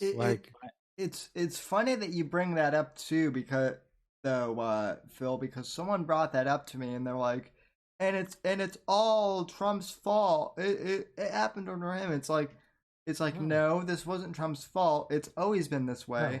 Trump he pulled the veil. Yeah, he pulled the veil. Yeah, Trump, that's what he did. But this problem was always happening. You make up a great point, Sam. He pulled over the veil. But this problem has been happening for years, fucking decades. Oh, it's been happening for centuries. I mean, I don't want to tie in video games too much, but if you guys have played the Red Dead Redemption series, like one of the arcs is actually about how like the outlaws and the cowboy lifestyle, like those guys were actually the good guys, and then like, you know, as America started to become more industrial and more, you know, corporatized. On a side note, I years ago I asked my friend the one last that I was talking about last week. I was like, what do you think of Red Dead Redemption? And his response was the video game or the porno, and I'm like, oh. I haven't played the games. I know Alex has. I really want to play them because they look awesome. But did you play that the first one, Alex? Yes, I beat both of them. Okay, cool. Like the first one is great though, and it deals with the whole, you know, so like technically this corruption goes back centuries to at least the 1800s. It goes back before then. It goes back back since the dawn of man. Yeah. Well, yeah. If we really want to go back that far, then yeah. Yeah. Empire, man, just a bunch of corruption. Like no matter what your political, I saw a meme of this. I don't know if you sent this to me or what, but it was like you have your political compass, and then you have your fucking like an arrow in there, and it says corruption. It's like, you know, no matter what side of the political compass you're on, it fucks up all of them. It destroys your utopia, and that's what prevents us. I think the thing too is that I think what you're seeing also with combined with this is the reaction, good or bad, to I think a lot of this is that, and we saw this over the summer, but I don't know if you guys seen this too, but people are getting more extreme, like quickly, not like gradual like we normally see, but like quickly. I mean, just look at this election. Normally it's like, an election happens, and while it's happening, people are they're hyper partisan, they're at each other's throats. The election's over, and we all simmer down, calm down, go back to our little camps, and regroup for the next battle. No. This time it's like, okay, battle's happening, we're kind of starting to get extreme, and then election happens, and it's like, no, we're gonna go real extreme real quick. And like, you have one side going way more to the right, and the other side going way more to the left. I mean, they're not even going that much more to the right though. Like if you go and look at from like the 1950s to now, the right has not gone further right. It's always gone more left.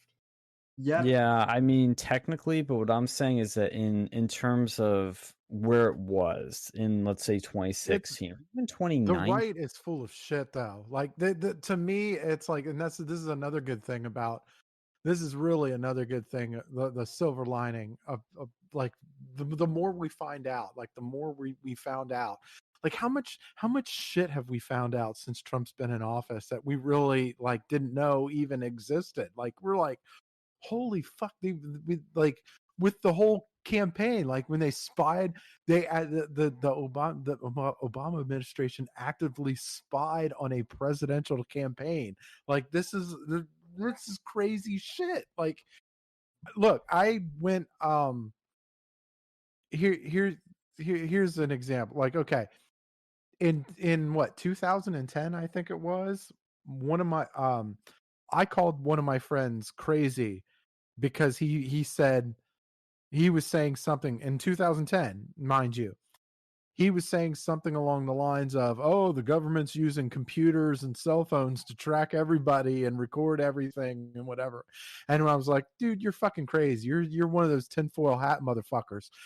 3 years later, some dude named Edward Snowden fucking booked the country because he was telling everybody the same shit and had proof of it. Like, I'm like, I don't know what to believe anymore. Oh, real quick, do you see we had Radio Freedom's been in the chat? Yeah, well, let's see what we got. We gotta give him some love. He's always been on here, and I always appreciate him. Let me answer him back here right now. Private prisons are government funded, not really private. Yeah, that's a weird thing. Yeah, like, yeah, it's, well, I mean, look, you've got a lot of these big corporations too that are like basically government. They're kind of government funded and protected, and like, it's not a real, like, we're not living, this is what I'm saying, we're not living in a real capitalist society. Like, it's very much when I say corporate socialism, I'm telling, like, look, if you're rich or you're a big corporation, the government's going to protect every fucking thing you do, like every piece of your life. And I just, I don't, I mean, that's just who we are. That's just who we are. Yeah, no, it's incredibly corrupt. That's the truth of it. No matter what happens, corruption seeps into there. Like, and then that's the other thing too. I've been seeing a lot recently is like all these teachers and stuff, and like they're complaining that they're not getting enough money. But if you go and look at the United States, we have some of the most per pupil spending in the fucking world. Yeah, these teachers, like, they're the thing is, it's not the teachers who are getting the money; it's these school districts, and they're spending it on like people who aren't even teachers. Oh, like, yeah. what the fuck's going on over here? Between the school administrators and the head of the teachers unions and all this shit, like, these people are getting a large chunk of this fucking money, and like everybody else is just getting fucked over in the process. And not, I mean, and yes, look, our teachers are not great. I mean, they're not, as a whole, the teachers are not exactly great. But I mean, could we do more? Yeah. Well, they're already getting more money than everyone else. The fucking yeah. school districts There's no, but there's no, the people, like, when you have the head, when you have the heads that are not only taking that much, but they're like turning a blind eye to all sorts of fucked up shit. Nothing's gonna like, this is the system you have. This is the system that you have, and it's never going to be fixed until you fix that part of the system. Yeah, it's just that corruption in there. Like, yeah, teachers, they always complain, and like, you know, it is an interesting job. Like, but with the teachers too, you know, you can realize this: they have probably one of the best work-life balances out there. Oh yeah. You know, like, shit. They work, you know, they have their Monday through Friday. They're not usually called in on weekends. They're not working third shift. They're not usually working second shift. You know, they get all sorts of like like subsidies and stuff. You know, like if you go to hotels, there's usually discounts. Like, it's not the most well-paying job, but it has probably the best work-life balance, especially compared to the corporations. But they, with the amount of money they're funding, they should be really fucking set. Yeah. You know, it's these stupid fucking pensions. I don't even like hearing, like, everybody's like, oh, we should have college reform and all that shit. I'm like, look, I don't even want to hear all that until you fix the junior high and high school systems that are just utter shit.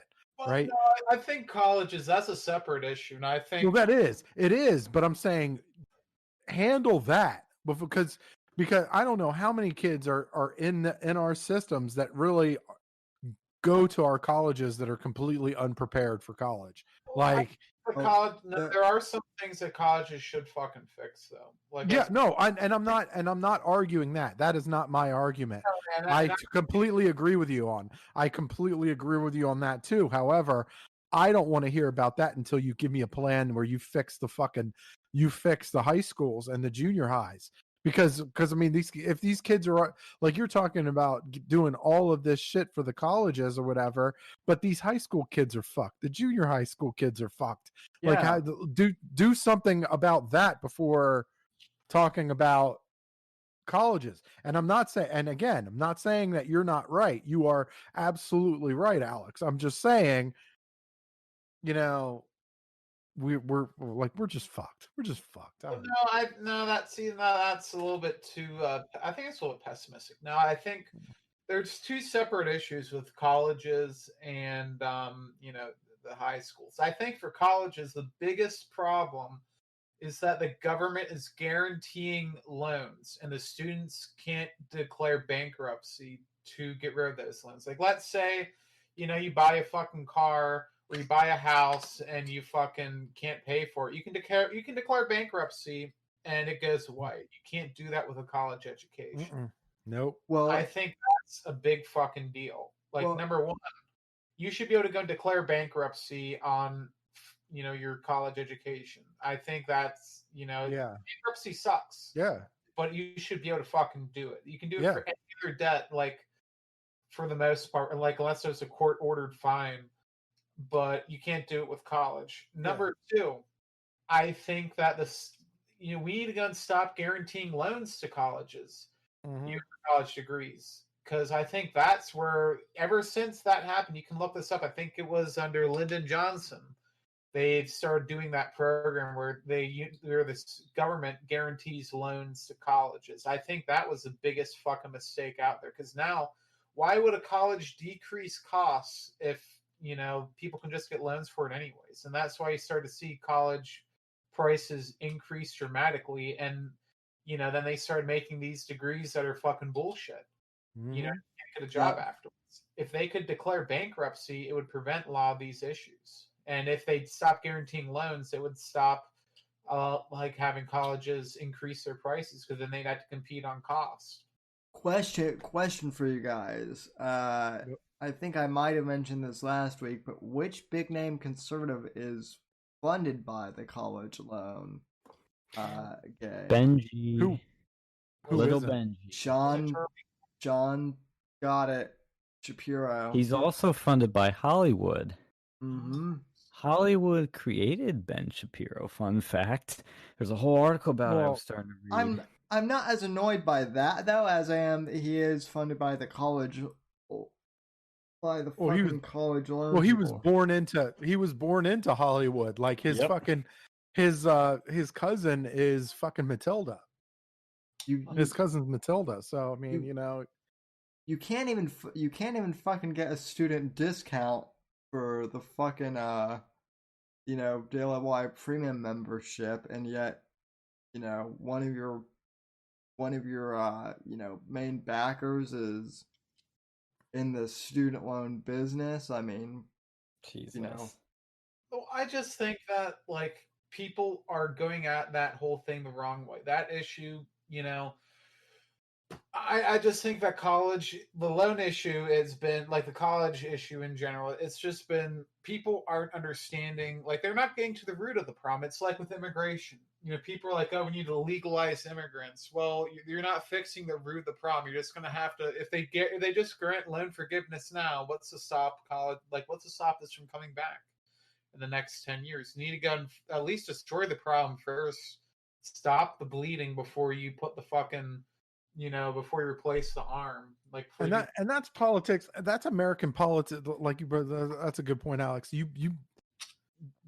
That right there defines basically American politics as a whole, right? You take any issue you want: immigration, gun control, the student loan crisis, any issue you want. You have two sides. You have two sides of the establishment that are that have different answers to different things, and none of them really tackle the legitimate problem. And so this is the system we have, and this is another thing that a lot of people are getting sick of too, right? Because a lot of people a lot of people think, well, why can't we just why can't we just tackle the problem? Why can't we just figure out a solution that tackles the problem versus doing one politically expedient thing that might satisfy a political side, but it doesn't really fix the problem. I don't know but that was a good analogy there, Alex. That was a good thing. That was a good point you made, Alex. It's funny too. I was going down I haven't looked. I was trying to look deeper into Ben Shapiro, so I was going down a Ben Shapiro rabbit hole, whatever that looks like, and I got to. Okay, Sean. Let me stop you there. Okay, it's not a rabbit hole. Okay, it's a It's a yarmulke, bro. It's a yarmulke. We're all supposed to wear them. Why the fuck aren't you wearing a yarmulke? I know you're not Jewish, but you should wear a fucking yarmulke, okay? And I would love to see Ben Shapiro dropping F-bombs over the yarmulke. It's like the one thing he'd probably like curse over. And I know, you know, it's funny because I go down this rabbit hole, and I came back to something that I'd seen that he'd done before. Was when he did that Stanford speech during the Kuwait Wars, and he changed his speech last minute to address all that. One of the things he brought up that I don't know how I missed this, but it's one of the funniest things to make it into a Ben Shapiro speech. He goes, Nick Fuentes is a awful person, blah, blah, blah, blah. And then he gets to the part where he goes, when Nick Fuentes was playing Grand Theft Auto, he shot a Jewish guy, an Orthodox Jew, and said that he was shooting Ben Shapiro.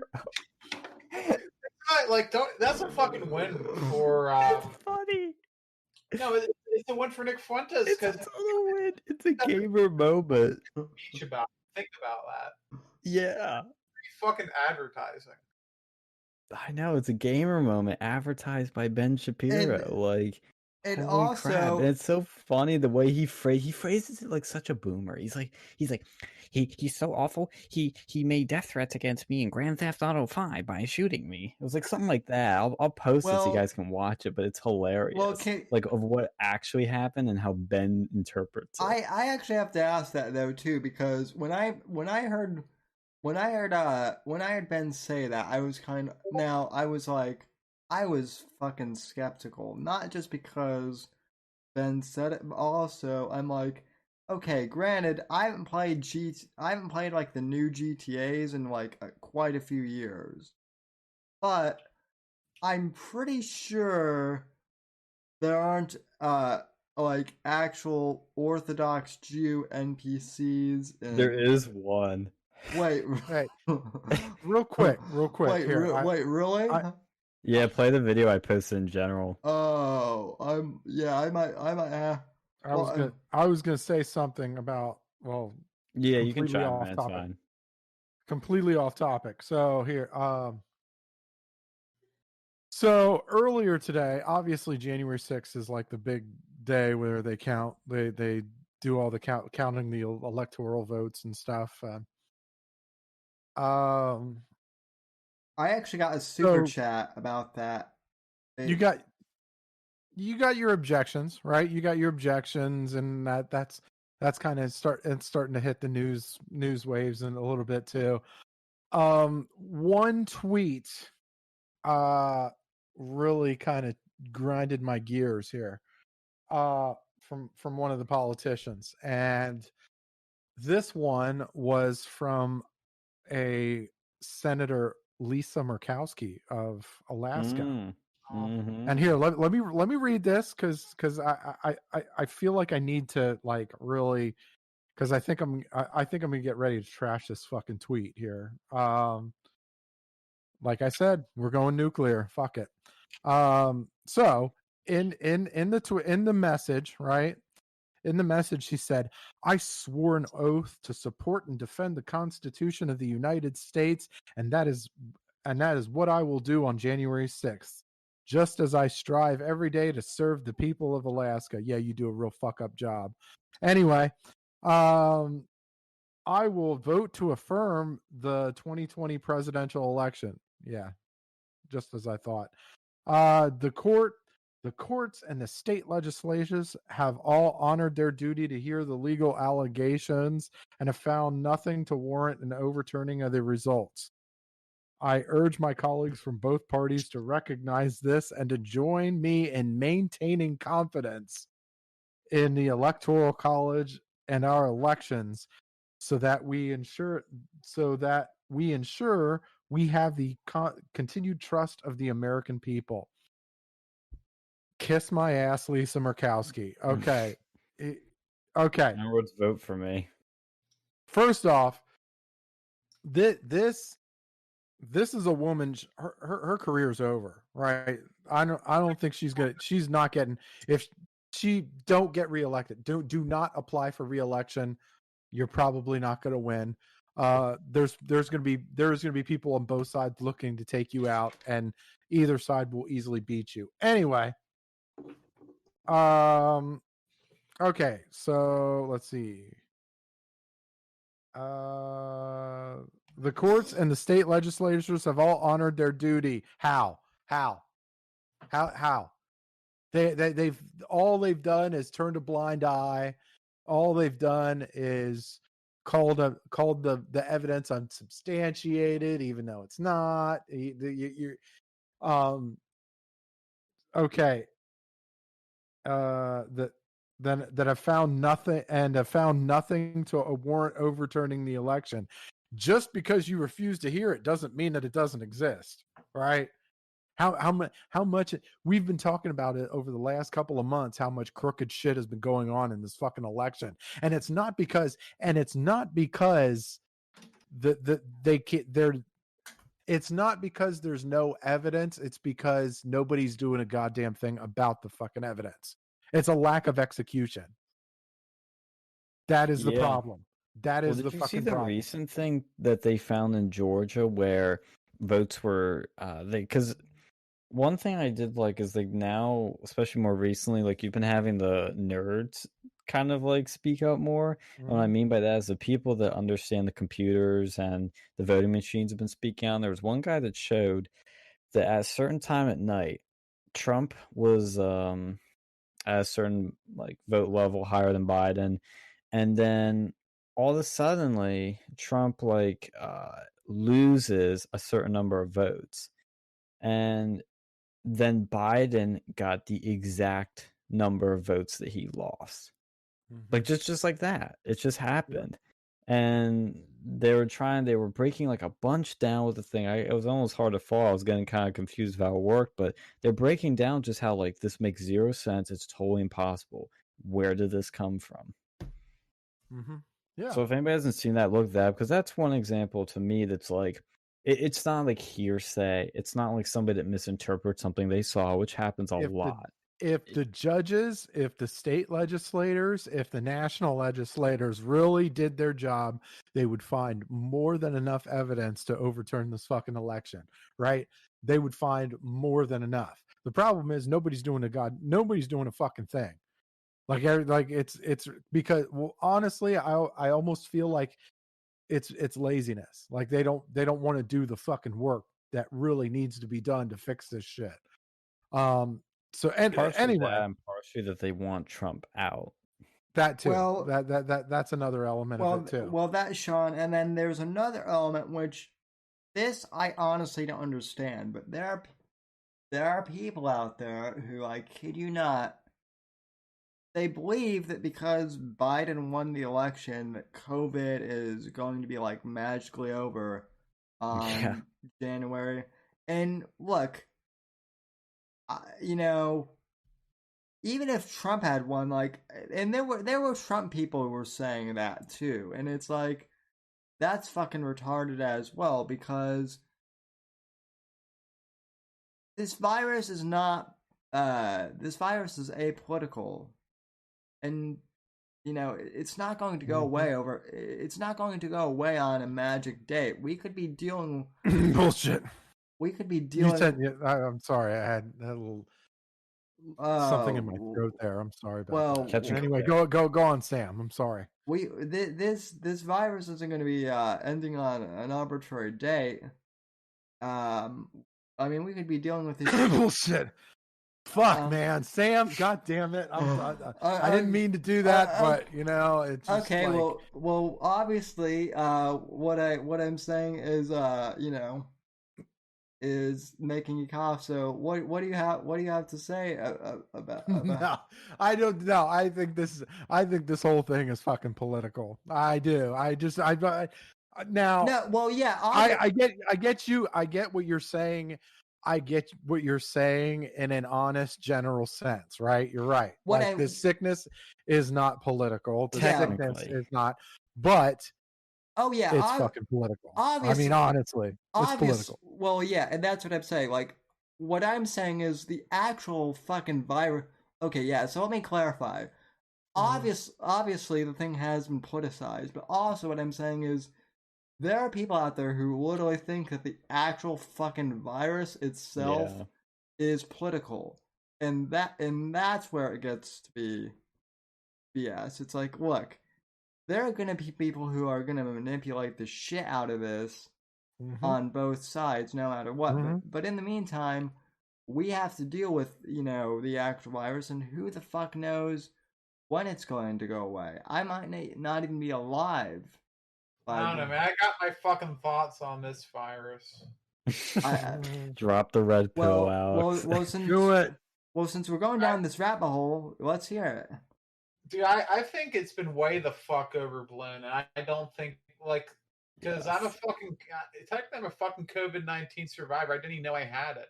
It's such a fucking scam. My great-grandfather, 98 years old, had the fucking virus and recovered without any major difficulties. I think that was the point we were trying to make, Alex. He articulated better. We were trying to make. I was trying to do it in a more sarcastic sense, but yeah. You're shutting down society over something that it's annoying, but let's be real over here. It's not like the fucking Spanish flu. Look, here's my opinion. I think that the COVID numbers here in America are completely bullshit, both in deaths and cases, right? I think that the hospitals and every medical center is completely bullshitting their numbers for federal and state aid. Oh yeah, totally. I think they need money so that they can have time to do. That's the quickest way to get money. That is bar none. That is the quickest way to get money. Those TikTok videos those nurses make take time and money. There's production involved. And at least on the bright side, look, look, they're struggling with COVID, but on the bright side, the flu and pneumonia are pretty much gone, right? So they did do a great job of that. Right, we should give them credit for that. I think Larry in chat said my great grandfather died from the Spanish flu of 1918. I think they're just way overblowing the amount of fucking spread when you're not. It's not asymptomatic spread. I think that was that may have happened in a handful of cases, but it gets applied to everything. Same thing. I'm starting to think. So you bring up a good point, Alex. I don't think it's overblowing. I think it's flat out fucking manipulation. Yeah. I think overblowing feels like there's a presumption of innocence here. I think it's active manipulation. Like these numbers are being actively manipulated to score something. And as far as states go, all the crazy shit is happening in blue run states. I feel like they're sandbagging their own state for political purposes. That's another thing I feel like that's going on right now. Because they're trying to they're trying to play on the emotional heartstrings of the public to try to get Trump to concede, or maybe try so there's political shit in play, right? Because it's down a political line. All the fucked up shit that's going on, California, Pennsylvania, New York, all this stuff, it's all happening in these blue states. All these red states are doing fine, right? South Dakota, Florida, a lot of these red states are doing great, right? So yeah, there's a lot of manipulation. There's a lot of they want to go and have so everyone gets the fucking COVID-19 app on their phone so that they can get used to the government tracking them.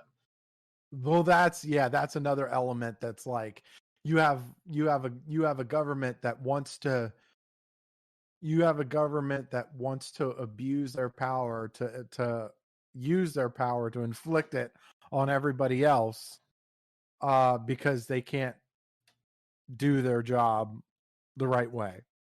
It's easier to lock down and control people than it is to actually govern, right? Governing takes a lot of work. You were mentioning earlier about the corporatocracy over here, that's definitely in play too, because guess absolutely what? fucking Walmart and Amazon are doing very well because of this virus.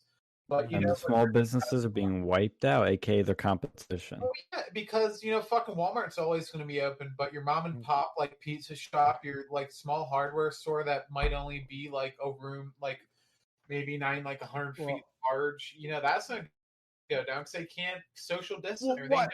Amazon, I'm okay with. Amazon, I'm kind of okay. I'm kind of okay with. Using the fuck out of this. They are. Well, look, I'm saying kind of okay. That I realize that that's a stretch, but look, like I realize because at least their business model, they're kind of like it's kind of tailoring to the small business too. Like a lot of there's a lot of fucking small businesses that run on Amazon, but Walmart is fucking cruel. Holy fuck, they are. No, you know how else they're cruel?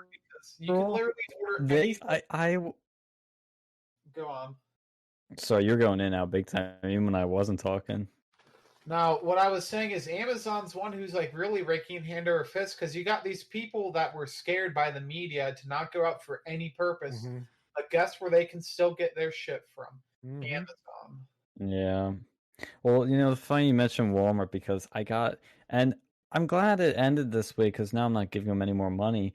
But my problem I've been having where I've been ordering these 2 albums and they keep coming damaged. I got the 3rd shipment of these albums from Walmart, and guess how they came? Damaged again. And so I'm sending them back. I'm not even ordering for Walmart anymore because fuck them. But it's like these companies suck too. Like half the time, it's like yeah, they have everything you want, but like they have fucking like first of all their prices aren't that great. They screw you over. They don't help you out. They don't really. And it's frustrating, these companies. But when you look at the numbers, though, because I'm kind of the opinion of you, Alex. I know initially I was like, we need to do every safety precaution we can. We don't know how deadly this virus is. I mean, it sounds like it's pretty bad. So initially we were all scared and it was pretty scary looking. But now that we've learned a thing or two, and now that we've done whatever we have done over this past year, currently the fatality rate of our entire country, and I can break it down per 100,000 next, but just the entire country, the fatality rate is I thought it was like 2.5%, 3%. That's what I thought it was. It's 1.7%. 1.7%. Let's say generously, it's 2%. Do you realize how small that is of this country? 2%. You line up 100 people, 2 of them are going to die from it. Let's break it down. Yeah, break it down even more. Dying. How many of them are terminally ill? Exactly. Elderly. Yep. Because that's what the thing is. Like the nursing homes, like that's the place that it's getting spread the most. Like if there's anyone who should be taking this shit seriously, it should be like those people and nurses. Yeah. Well, here's the other thing too. Is like you compare this with other countries, and this thing I'm looking at, Johns Hopkins, does break it down per 100,000, so it's fair. But just think of it this way: compared to Switzerland, Austria, and Portugal, which are small countries, way smaller, they have the same fatality rate as we do. We're a massive country with a massive population. I mean, I'm scrolling on this thing. The worst is still like Italy and China. Obviously, is by far the worst. Yemen at 30%. They're having a rough time over there. Well, China's probably lying too. Of course they're lying. Like they're lying big time. But my point is that you look at the numbers, take out whatever the media says, whatever the experts say, and even these numbers, which we know aren't accurate. We know they're not accurate. But let's, for the sake of it, say that it's a rough estimate. It's still not a big deal. It really isn't. And then people say, well, it's because of the measures we've taken, the mitigation techniques. And that has truth to it, yes. But that doesn't mean still we need to shut everything down, because we've learned that even when you don't do that, it's still about the same rates the way they're going up. Like it really doesn't change it that much. What changes things is staying away from people and maybe wearing like an N95 mask. But like when you're wearing those cloth masks or surgical masks, like I personally feel it's not doing anything. I think the surgical masks are all right, but like anything below a surgical mask, you're just blowing smoke up your Well, and the joke is, like, I keep getting the people to say, well, look, the rates go down because we're wearing masks. What are most people wearing? They're not wearing the good masks. They're wearing cloth masks, which aren't that great. I personally don't think they do anything because most people don't wash them, for stars. And you see people touching them. I'm like, these things aren't really doing anything. Unless you're wearing an N95 or surgical, you're really not doing a lot. And if you're being careful of how you touch, too. And the other thing too is I remember I've had a weird past couple days in this neighborhood because my neighbor died unexpectedly. We saw a bunch of cop cars out on I think it was like a day or two after Christmas, and like turned out she died.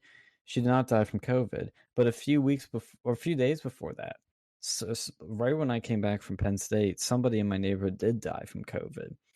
And my parents are freaking out, people freaking out, like, oh, look, you said COVID's not that big of a deal, and look, a person died. I'm like, yeah, that's gonna happen. I'm not saying it's fake. Look at how many people are in this neighborhood. There's like 100 homes there must be in this neighborhood. Times that by 4 to say it's a family of 4. You got 400-ish people, probably more, in this neighborhood alone. And mix in the holiday travel and all the other shit, and only one person in the past year, one person who's elderly and overweight died of COVID in this neighborhood. One. Another person has it currently, may or may not make it, but guess what? They're old, 57 years old. 2 people out of 400? I'm no math expert, but that's a small number. It's just, you're right. It is such a sham. It is such a, I don't want to say the H word, hoax, but the virus itself is very real and very deadly for older people, but even them, most old people are fine coming out of it. Like, you're definitely the most at risk group, and I understand. Let's keep our old people safe. I get it. But everybody else can go at their own risk and be careful around old people. Lock them up, keep them safe. Well, here's the thing too. Like, are they even giving people like in PA? I think that they're shooting themselves in the foot on purpose. Because when my girlfriend got the virus, there was no contact tracing done whatsoever. None. And do you have to report to anybody, like, on your own board? Does the hospital do that? Like, what was the procedure? Walgreens, and they said, "Oh yeah, you should quarantine or whatever and get a follow up." They didn't even make her do a follow up. She had to go and schedule that on her own a few weeks later.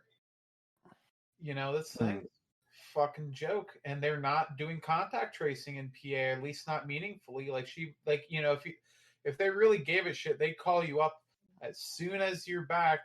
As soon as they hear about this, hey, we need to go and see who you talked to for the past 2 weeks, just to go and see these people might need to go and take a test. No, and then even in PA too, have you even tried to get a test? It's such a pain in the ass. I did try at one point when I had a little COVID scare. I had to wait a day pretty much.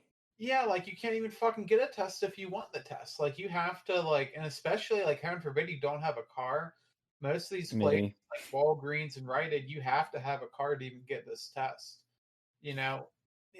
I think there might be one place that doesn't require that, but good luck getting I think it was an urgent care or whatever, but good luck even getting to there and getting it on time because they don't let you schedule it out. Most of the time too, you have to wait 2 or 3 days to get a fucking test. Yeah. I mean, to me, that's not that bad of a thing because number one, I think the tests are they honestly I don't want to say they're pointless, but they don't prove a lot. And it's because they're very 50-50. It depends which one you get. If you get the good test, they're 90-some% accurate. But if you do that instant test, it's 50-50. Yeah. But what are most people getting? Well, to get any of them, you still have to wait fucking 3 days. Good luck. Or you have to drive a half an hour away, 30 miles or whatever. It's insane. And then fucking Wolf's oh well, people aren't getting tests, they're not being safe. Well, it's fucking Wolf's fault. He's the one who is causing it. Oh well, look, it's these people dining out. No, it's fucking not. It's Trump dining out. Yeah, then he'll be oh well, see you people, you local business owners. Well, just blame Trump, blame Congress. Don't blame me because listen, the virus doesn't shut businesses down. That's the government. Mm-hmm. That does it. And, if you're going to go and shut a business down, that's one thing. But you need to go, if you're going to do that, as soon as you shut them down, you need to give them the same money that they had beforehand. Yep. Well, who's been really awesome about this is Dave Portnoy. He started a fundraiser for small businesses because he's been doing these very not just passionate, but persuasive rants on Twitter that have actually kind of resonated with me about shutting things down and whatnot. He's obviously very against shutting down these small businesses because they're dying. And he put his money where his mouth is, and he started a fundraiser, and they've raised millions of dollars for businesses. I mean, good on him. I mean, we need more of that. And when the government can't do it, freaking Barstool Sports will do it. And it's great. I love it. And what really hit me too was, and I know it hit you too, Alex, because the way you described it, like when you go back up to State College, Penn State, when you go to any college town, frankly, it's tragic. Your favorite restaurants are closed or for sale. Like Babies is still for sale. Your favorite businesses are all shut down. Who knows if they'll come back? The campus is dead. The apartments are empty. There's nobody on the streets. I will never forget that eerie, just empty feeling of being there. It's something that really hits you and shows you just how devastating this all is. And I kind of like made me more vigilantly anti-lockdown after that. I already was before.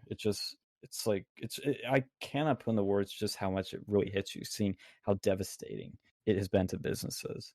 Well, see, and I just watched that movie, what was it, Dallas Buyers Club yesterday. Oh, you saw it. Oh. And, that's making me think of some of this shit they're doing with this. Doesn't it, though? Dude, doesn't it, though? Oh, my God. This is what I'm saying. Based. We got all these fucking situations going on with that Buyers Club with this shit. You finally get what I was talking about the AZT shit now, right? Yeah. Yeah. Like, what's going to happen with this? Because they're pushing it so hard. Yes. They're like, you get a certificate. It's such parallels. It is such parallels, like that, because they were pushing that, and they really were too. Like back in like the I think it was like the late 80s, early 90s. They were pushing this AZT that was fucking killing people quicker. Right, it was actually like, and they were like, "Oh, this is," which I mean, if you want to go down the conspiracy theory rabbit hole, they were trying to kill blacks and gays quicker because like by using AZT. But yeah, there's a lot.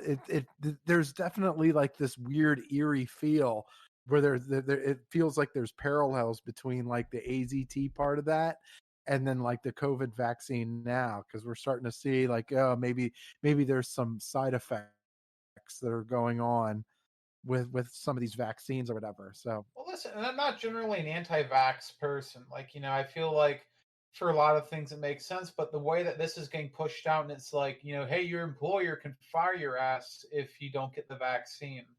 Like, that's what really scares me. Yep. Well, what scares me too is the limitations they're going to put on. And look, if it's coming from an honest place, I understand it to a degree. But when you see things like you can't fly if you don't take this vaccine, you can't come into the store without the vaccine, you can't go to concerts. Yeah, exactly. I think the fairest compromise is simply, if you want to come here, if you're vaccinated, great. You can come right in, nothing. You don't have to do anything else. If you are not vaccinated, we would ask you please to wear a mask and keep a distance. I don't know, but like at least give people that sort of choice so that if you want to, appear like you're a safe business, all jazz, you can. But the idea of like, you have to take this vaccine or else you can't do X, Y, and Z, which you could normally do before, is really scary for me, because personally, I'm going to try as hard as I can to not get the vaccine. Same here. I think if you already had the virus, you shouldn't have to get the fucking vaccine either, because what's the point? Well, the point is so that you don't get it, You already had the virus. Well, you already well, if you've already had it, yeah, I've never had it, I think. Well, supposedly if you have it, you can get it. You can get it again, but you know, one of my whole issues, and Sean, I know you'll appreciate this as a fellow kind of techie slash, Gamer. well, iPhone user, but now that too. Now they want us to. There are lots of proposals for people wanting us to download COVID tracking apps on our phones. Yeah, fuck that. And having that, it's like hell no. I'm not downloading a COVID tracking app. But what if they mandate it? Well, then I'm not leaving my house ever again. Or just leave your phone at home. Mm-hmm. Yeah, well, thankfully you don't. At least now, I think with Apple you don't have to do any of that. Yeah, no, I think it's only optional. Yeah, no, thank God for that. Yeah. But like, you don't think Apple's gonna come up with some shit to fucking hotwire that shit? You're out of your mind. They probably. I would think if they were gonna do that, they would have already point. done it. No, this is why you fucking you're gonna have to start like not using your fucking phone as much. Well, if they were to do that though, I think they would have done it anyway. And I mean, if you're that paranoid, then don't have a phone at that point, because I mean your computer's tracking you. I mean you can't buy a TV now. I mean they have Android TV with the mics in them, the I forget what Google Assistant. It's always listening to you because you can turn your TV on with it. I mean, you probably can't buy a toothbrush that doesn't track you anymore. No, that shit's scary too. Like, I don't know if you heard, but the other week they had this huge fucking breach of there was like two different breaches. There's one of like FireEye, which is one of the premier like they do like anti like malware detection and stuff. And there's another one, SolarWinds, which is like a major server thing that compromised a lot of the US government and tons of other corporations. These Internet of Things devices, they typically aren't that secure. Like a lot of them have default passwords people don't even know how to set up. So you have all these Internet of Things connected devices. Your fucking shitter has a fucking, some of these new ones, they have a fucking computer in them. These, what you call it? The refrigerator, a lot of those new ones, they have a computer in it. Sooner or later, that shit's going to get hacked and you're going to have fucking ransomware popping up on your fucking refrigerator and won't let you open it, or it'll turn off your fucking refrigerator until you pay them like 0.02 Bitcoin. Imagine. Well, look at all the already we have all these smart home devices, which are cool. I'm not going to ignore that, but these things that you can turn your lights off remotely, you can open your garage, you can unlock your doors, even crazy enough, or the Ring system, like all these things. Your home is going to become fully connected in every little silly way to the internet. And look, I will admit it is cool in many ways, but you are opening yourselves up to, like Alex said, the insane levels of ransomware where they can literally just say, you can't get into your house unless you pay me 1 million Bitcoin.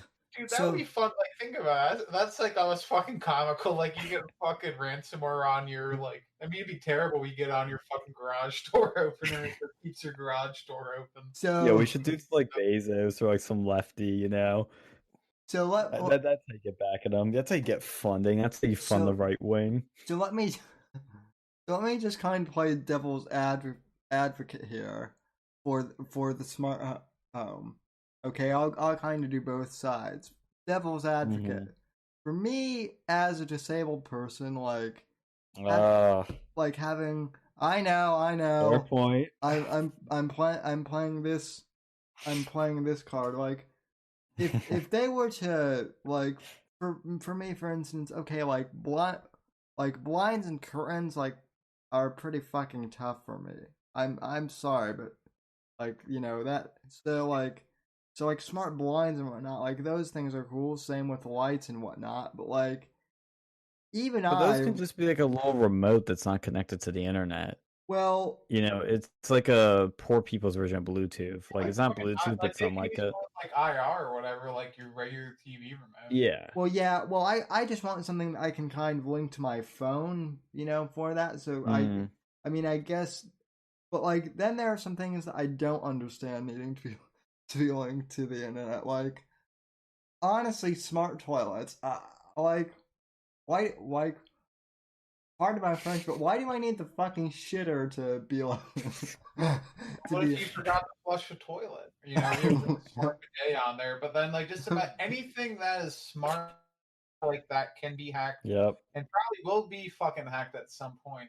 Like, can you imagine how much of a pain in the ass that would be if, like, you know, those smart toilets are gonna steal your DNA from your shit. No, they won't do that. But like, you have your front lines, like you're asleep one day, and then you know you get a fucking hacked, and then someone just opens up your blinds in the middle of the fuck. Like, let's say you're going to sleep in the day, or and then they take nude pictures of you nude in your bed and sell them online on OnlyFans.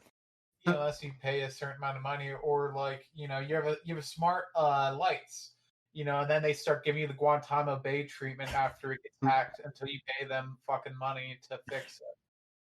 No, what they could do to Sam, which would be so cruel, is like imagine you have a smart wheelchair and they like hack you and they lock you, like they put the brakes on and they're like, oh, sorry Sam, can't move unless you pay us 2 million Bitcoin. That is actually not going anywhere, buddy. That like is a stairmaster, like you're halfway up the fucking, like you're using that thing to get up the staircase, and then it just stops until you pay the money.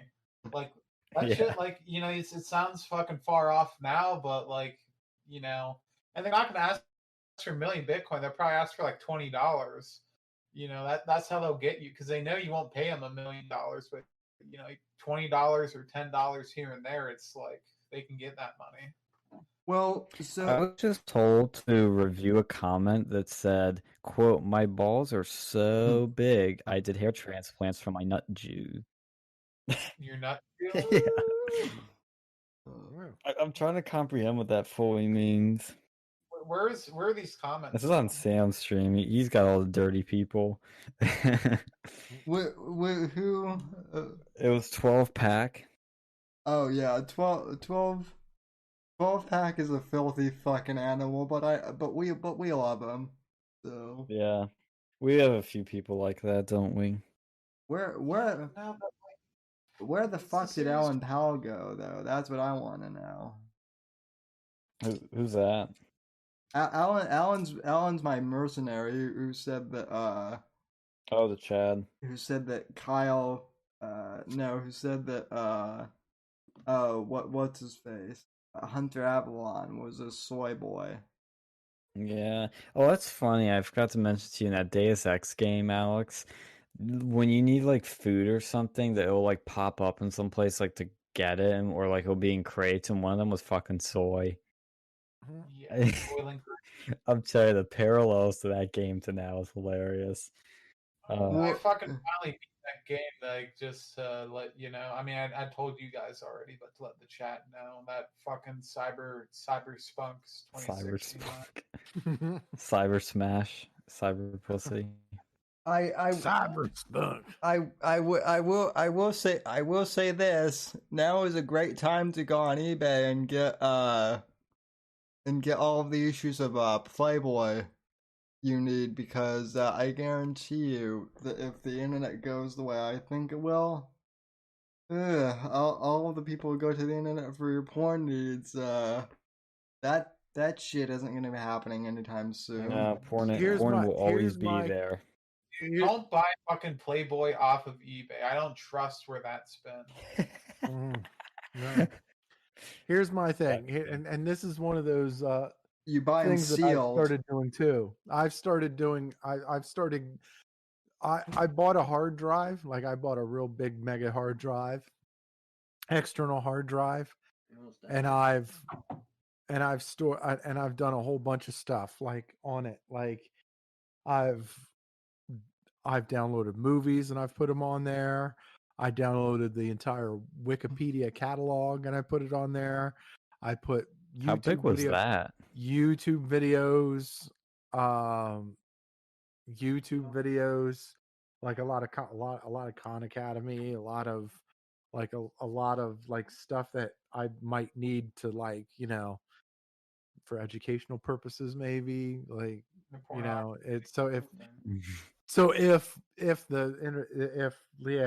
I'm really starting to like Sam's talking about if shit goes down, like I want to make sure that like I'm not fucked over here. Like, I mean, there's a good chance I might still be anyway, but like, look, you gotta play the game of odds, man.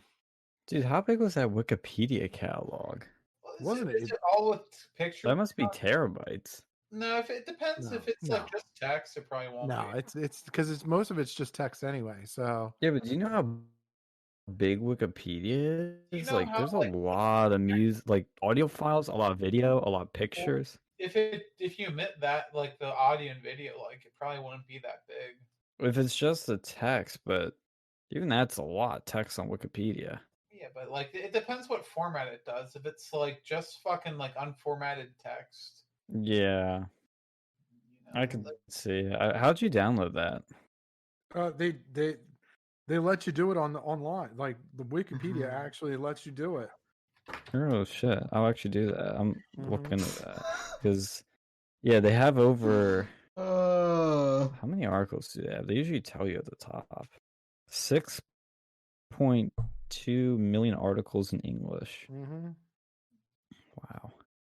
Yeah, it's interesting, but you know, I do agree with you, like, of putting all the crap you can offline, because that's one of the things is like, you know, I know where I live, it kind of happens more in some other places, but still happens rarely. It's like when your power goes out.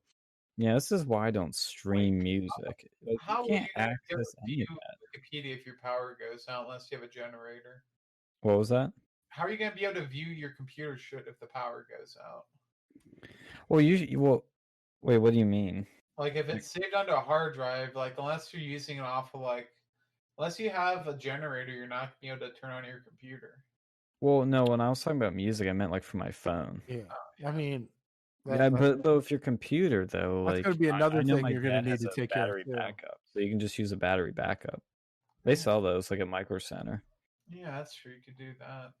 They don't last long, but they exist. It's like those battery packs for your phone, but before those existed, you know. And that's another thing I'm gonna get. Like when I get like a doomsday kit with food and crap, is a crap load of those battery packs or like a real big one to last forever. Mm-hmm. Well, I that's mean, another thing people forget about is those. Well, see, you need to make sure you got some guns, man, before that happens, or else it's just gonna take it from you. That is on the list too, because having stuff is one thing, protecting it and keeping it is a whole nother thing. But you know, I totally agree with Phil on that. I mean, I bring up music because that's a common thing people forget, that like when your power goes out, you have no access to any of your music. Dude, I'm not but gonna be listening. I have access to all my music. I'm not gonna fucking listen to my music if the power goes out unless I have like a not just an external battery. I'm gonna want a fucking generator at that point. Yeah, that's another thing I want to do is like when or if I'm rich, it's just like get like not just like get solar panels, get everything you can to like self-generate a house for 24 hours. You don't need solar panels. Just get a fucking regular gas generator and keep some gas. Yeah, but those only power like your fridge and a few other things. It depends. Like you can buy multiple. I mean, if you buy a super expensive one, maybe. If you're fucking rich, yeah, you can. Like if you can buy just 2 of them. Well, yeah, but I've dealt with those. One, they're extremely loud, so you have to keep them like quite a ways outside, and they don't power that much. They really don't. Well, like your washing machine, your fridge alone take up a lot. But if you start if you just want to do other stuff, because your food's gonna be your priority, so you're gonna do the fridge. You might be able to do a couple other things, and that's it. Well, yeah. Well, how much shit are you gonna be doing when it's like you're on survival mode? I mean, if you're on survival mode, you're going to want everything. You're going to want your lights. You're going to want your internet. You're going to want your all your devices, your computer. If your power's out, you're probably not going to have internet anyways. Yeah, that's a good point. Not necessarily. I mean, it depends. And also, if you want to use cellular, like if you want to start using cellular data on your phone to download stuff and go on the internet, that eats up a lot of batteries. So either you have a lot of batteries to charge stuff, or you power up your house so you can charge stuff. Because they do have different strength generators, like depending on what you want to get into. Like, I mean, solar power is never You need to be careful with a lot of those places too, because a lot of them are fucking scam companies. Oh yeah. Or they'll like charge you out the ass like fucking Tesla. They wanted like 30 grand to, put solar panels around my house. I'm like, fuck that. Yeah, well, and I'm not saying just solar. I'm just saying like I would do everything, like for example, solar and other stuff to power things self-sufficiently. Because yeah, having a gas generator is great, but like for example, what happens if you run out of gas? You're not going to run out of sunlight unless it's like unless you're China, Obviously out at night. during the nighttime, but I'm trying to think of things that are more like you don't need other resources necessarily for. Well, you can buy those, like, if you're rich, you can buy, like, and not even rich, like, some people do this for other shit. Like, you get a 500-gallon diesel, like, container and just shove it somewhere. Like, put underground. Like, my grandparents have an oil thing for their heat. Yeah. Do that with diesel. Yeah, I mean, there's a lot of things you can do, and that's one of the, like, we're lucky in some ways, too. Like, our heat, I believe the heat's, what is our, actually, I forget how our heat is, but I know that our cooking is gas, so a lot of people that have, like, electric stoves couldn't cook, if the power would go out. I mean, if you have propane, you can go fucking Hank Hill and just use propane. That too, yeah. Grill. We should like make a video, like one day when we actually have all this shit, is like an ultimate survival guide, of really how. Yeah, no, I think that'd be a fun idea. Like, you have your fucking generator, you have, solar. Like, it's never a bad idea to have solar panels, but a lot of those things, they won't power as much as you'd think they would. Oh, I know. That's why I said you have to do multiple things. Like, one thing is solar panels to do some things, and one to do other stuff. Like, in the solar panels, too, what I would do, and this is kind of what Tesla kind of does, but this is obviously a more doomsday scenario, is I would take the solar panels, and while I have power, they would be charging up these like massive batteries that when things go to shit, like those batteries would just power everything. Well, that's the thing too. It's like batteries, man. That's the fucking weak spot. Yeah, they still suck. Like, I think I read something where, like, in some place, I think it was England that was doing this, but like they'll use pumps onto like a dam and they'll pump the water up the dam, and then when the solar's done, it'll go down and it'll like power the dam. Are you thinking of hydro? Like they use solar panels to go and operate water pumps to pump the water up the stream, and then when it goes, when the night's happening, you'll use that as a form of battery. Yeah, that's interesting. I mean, I know I forgot the full thing. There's hydro something that's of a type of renewable energy, but hydro, I mean, but you need a fucking dam in your fucking house, or not? Yeah. Hey, that'd make a pretty, attraction in your backyard. You don't have a fountain, you have a freaking dam. That reminds me, dude. I was with my parents it was like a month ago, and there's like, you ever see like those fucking beavers, man? Like, you ever think like how crazy it is that those little motherfuckers can like make actual dams? Yeah, it's pretty crazy. We used to see some at the lake home of my grandparents. Like, it's just amazing like how much damage they can do to like an ecological system with their dumbassery. But it's very smart. Yeah, they can cause a lot of damage. Yeah, fucking animals, man. How did we? Tell you, man, you need to buy that gun. How did we get into like survivalist, like road warrior? We've actually done it like for the last couple of weeks. We've actually talked about a lot of like survival shit. Like we were talking about the other day. We were talking about survival food and shit. Like how like the My Patriot Supply stuff where you can store it and it stores for up to 25 years or some shit. Like it's something that like I mean it makes you sound weird, but it's like, but then again, it's like I don't know what's weird anymore. Like the older I get, the more plausible the weird shit sounds. Like, yeah, well, consider too, we're living in a pandemic where people are fighting over toilet paper in stores with empty shelves. Yeah. I mean, I personally think the next one, which there will be eventually, is going to be far worse and far deadlier.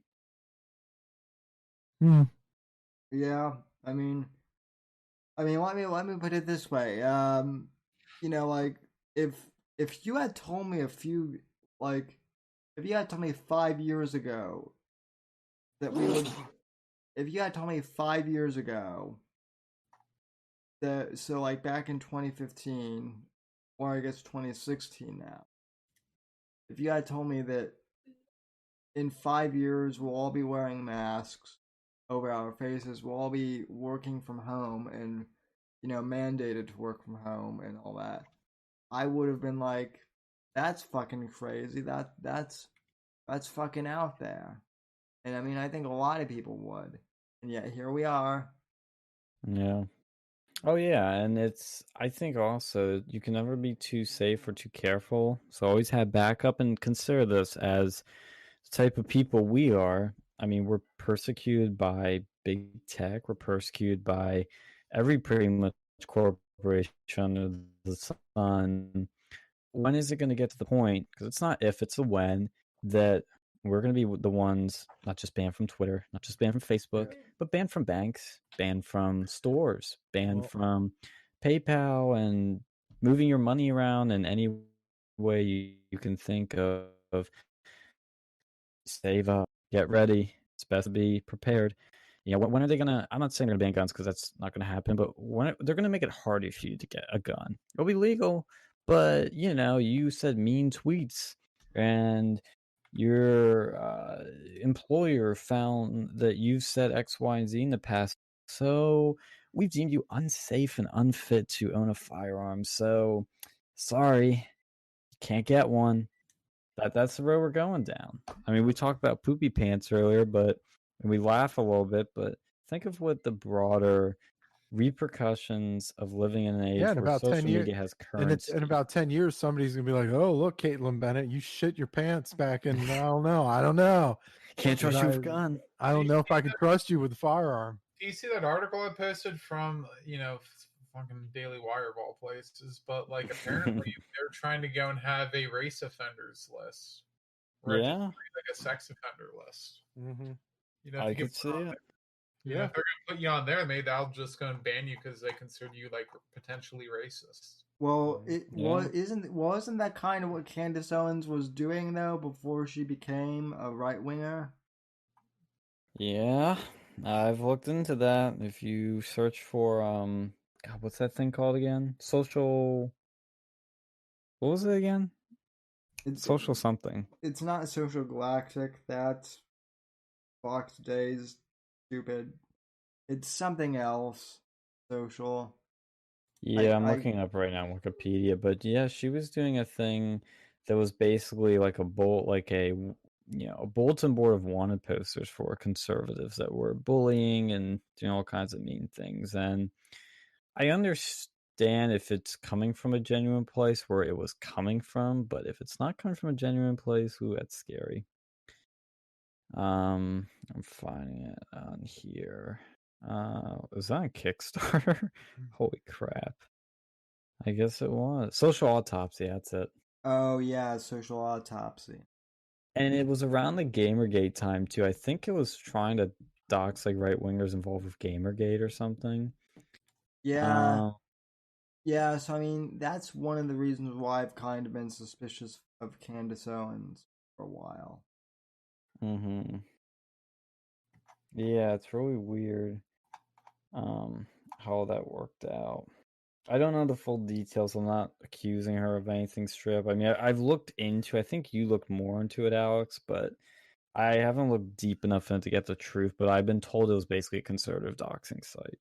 Yeah, she did some weird shit like with that. It's been a while since I looked that up. Yeah.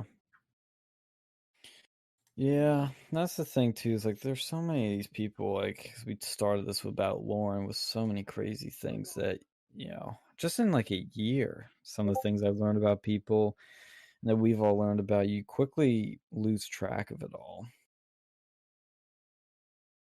Yeah. Any more e-drama or any other crazy things we can mention before we close out?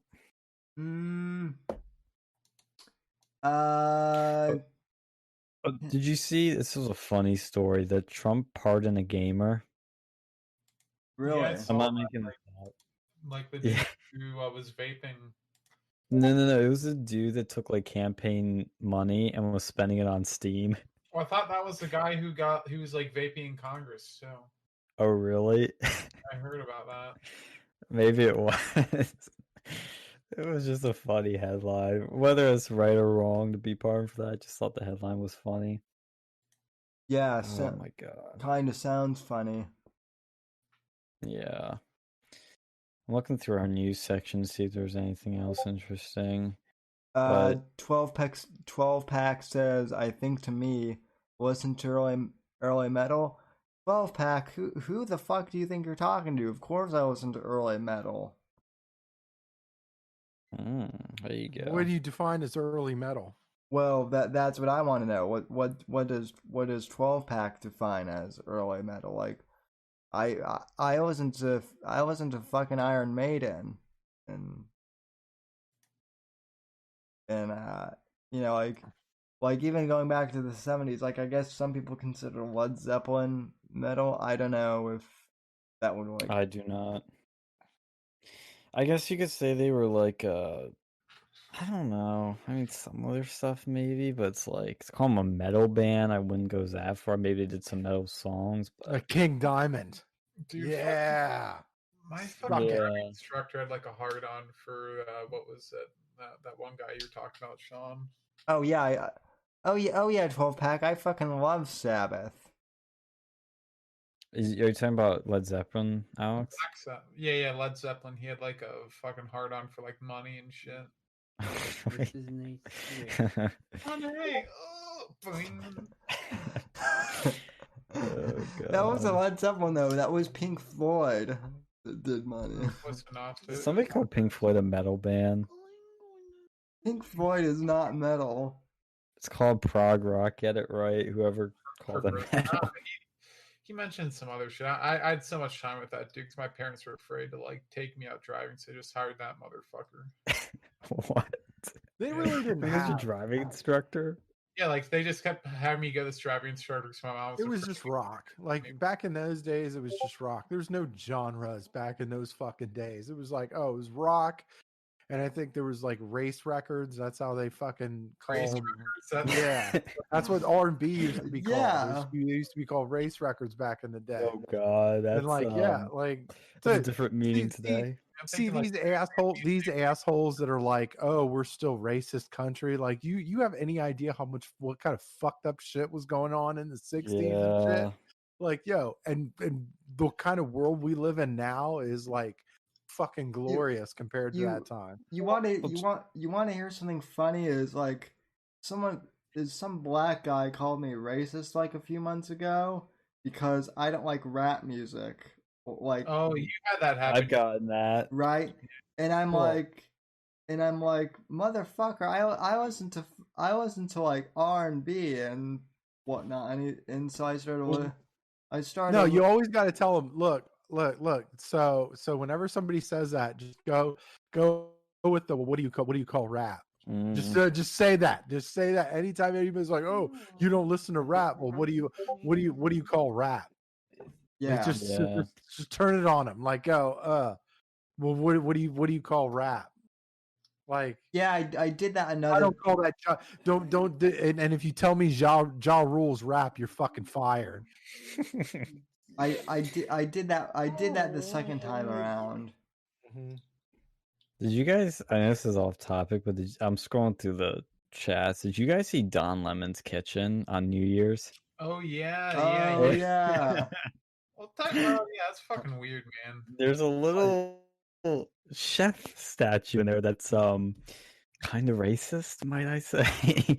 Apparently that's okay because he's black and he can have little slave boys in his kitchen if he's a little blackface slave boy in particular. I mean, that's what it looked like to me. Well, he has the same thing. They probably have the same supplier as that fake Indian lady. Fake Indian lady? Yeah. Oh, Pocahontas. Pocahontas. Yeah. Yeah. Probably the They're same probably person that pals. made some racist shit in her kitchen too.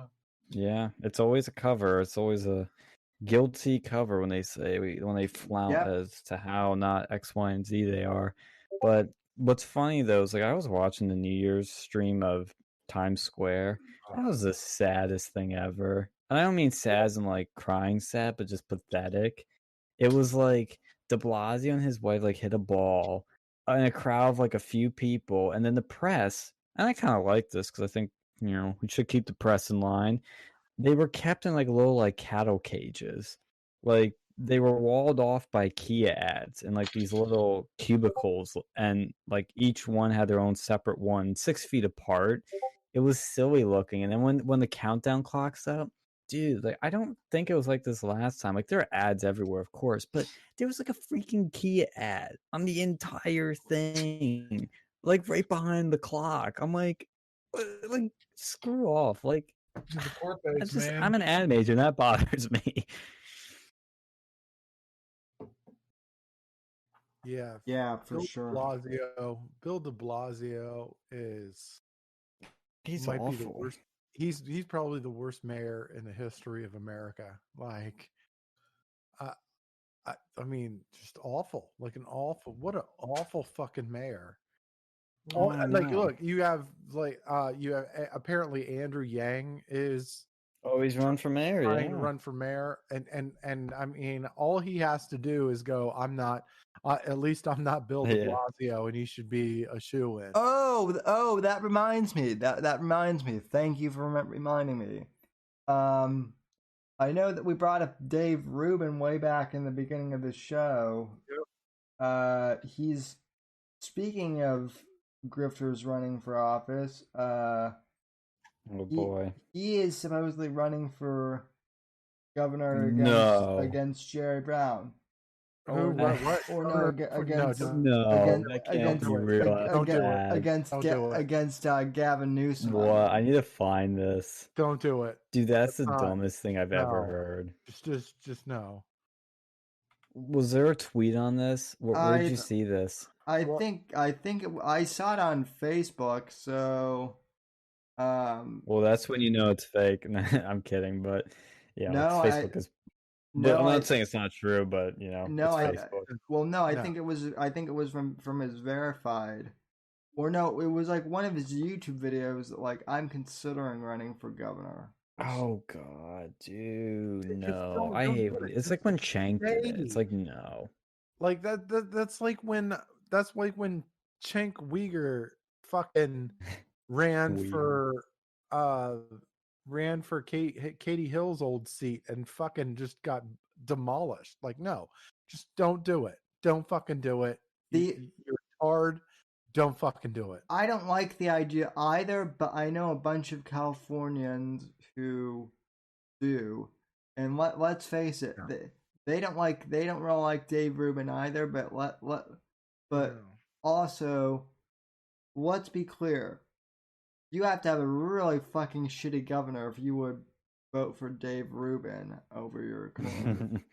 Democrats, so they would not vote for him anymore. Yeah, he would lose big time. Like, that's just so strategically stupid. Well, I mean, I don't like California is so corrupt. I don't. Who's to say that they're never like? Who's to say that they don't use these fucked up voting machines and shit too? Like, it's. Oh yeah, they probably do. It's. I mean, we are living in a world now where we know that this corrupt shit is going on, and it's eye opening. It's eye opening, and it's like, well, what do we do? What do we do now? And it's like, well, like everybody's paying attention to these fucking Georgia runoffs. Like, how the fuck are you? How do you expect to run a Georgia runoff with the same bullshit that was used to run the last sketchy election just a couple of weeks ago? Like,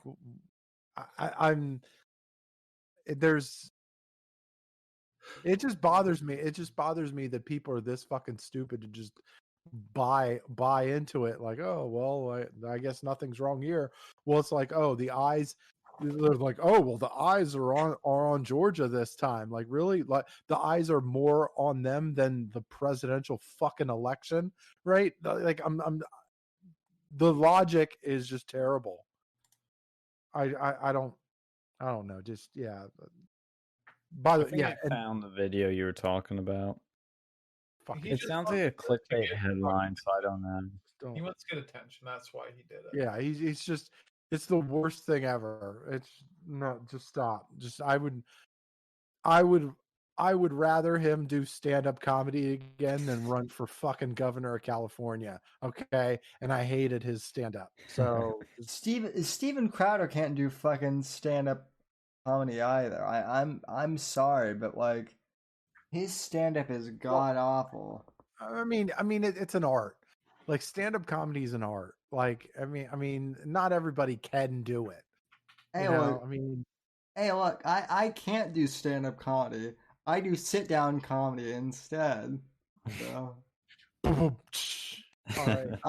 I'll be here That was all still fucking funnier week, than all of folks. Dave Rubin's Yeah, jokes that ever. right there, that little line right there was funnier than anything that came out of Dave Rubin's mouth.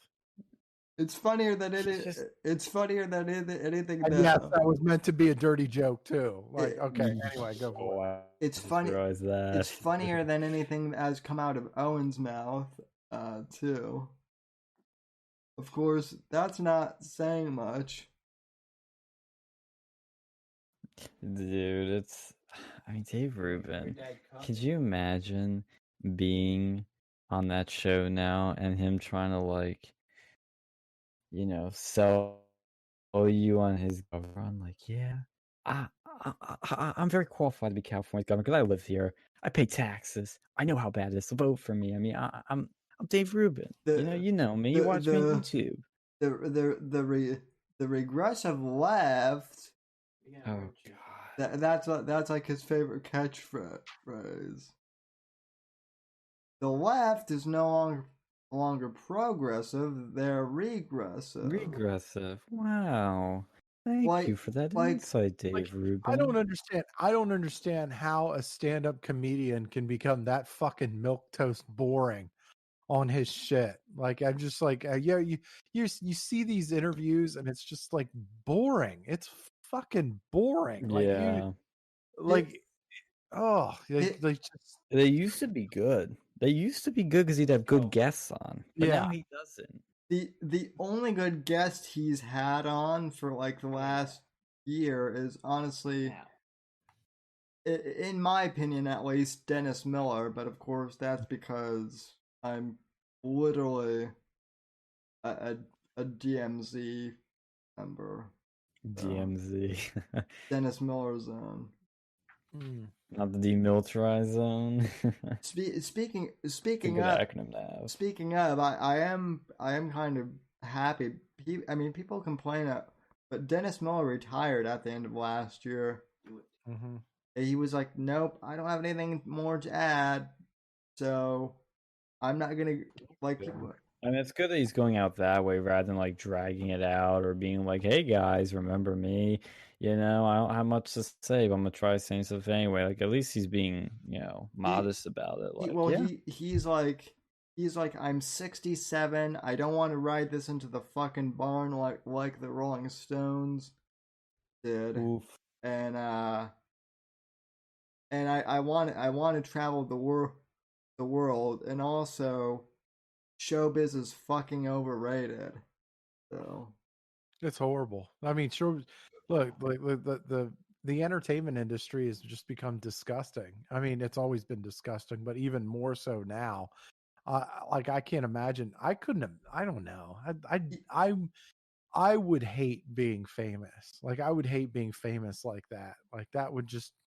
Well, I don't know. The few times I did tell him, the few times I did talk to Dennis, I remember one time I asked him, I'm like, so Dennis, do you have any stand-up advice for me? He goes, what? He goes, babe, kid, you think I'm gonna give you fucking stand-up advice so you can kill the lions? Fuck off with that shit. But I'll tell you what, you ought to stick to that podcasting thing, babe. You're pretty good at it.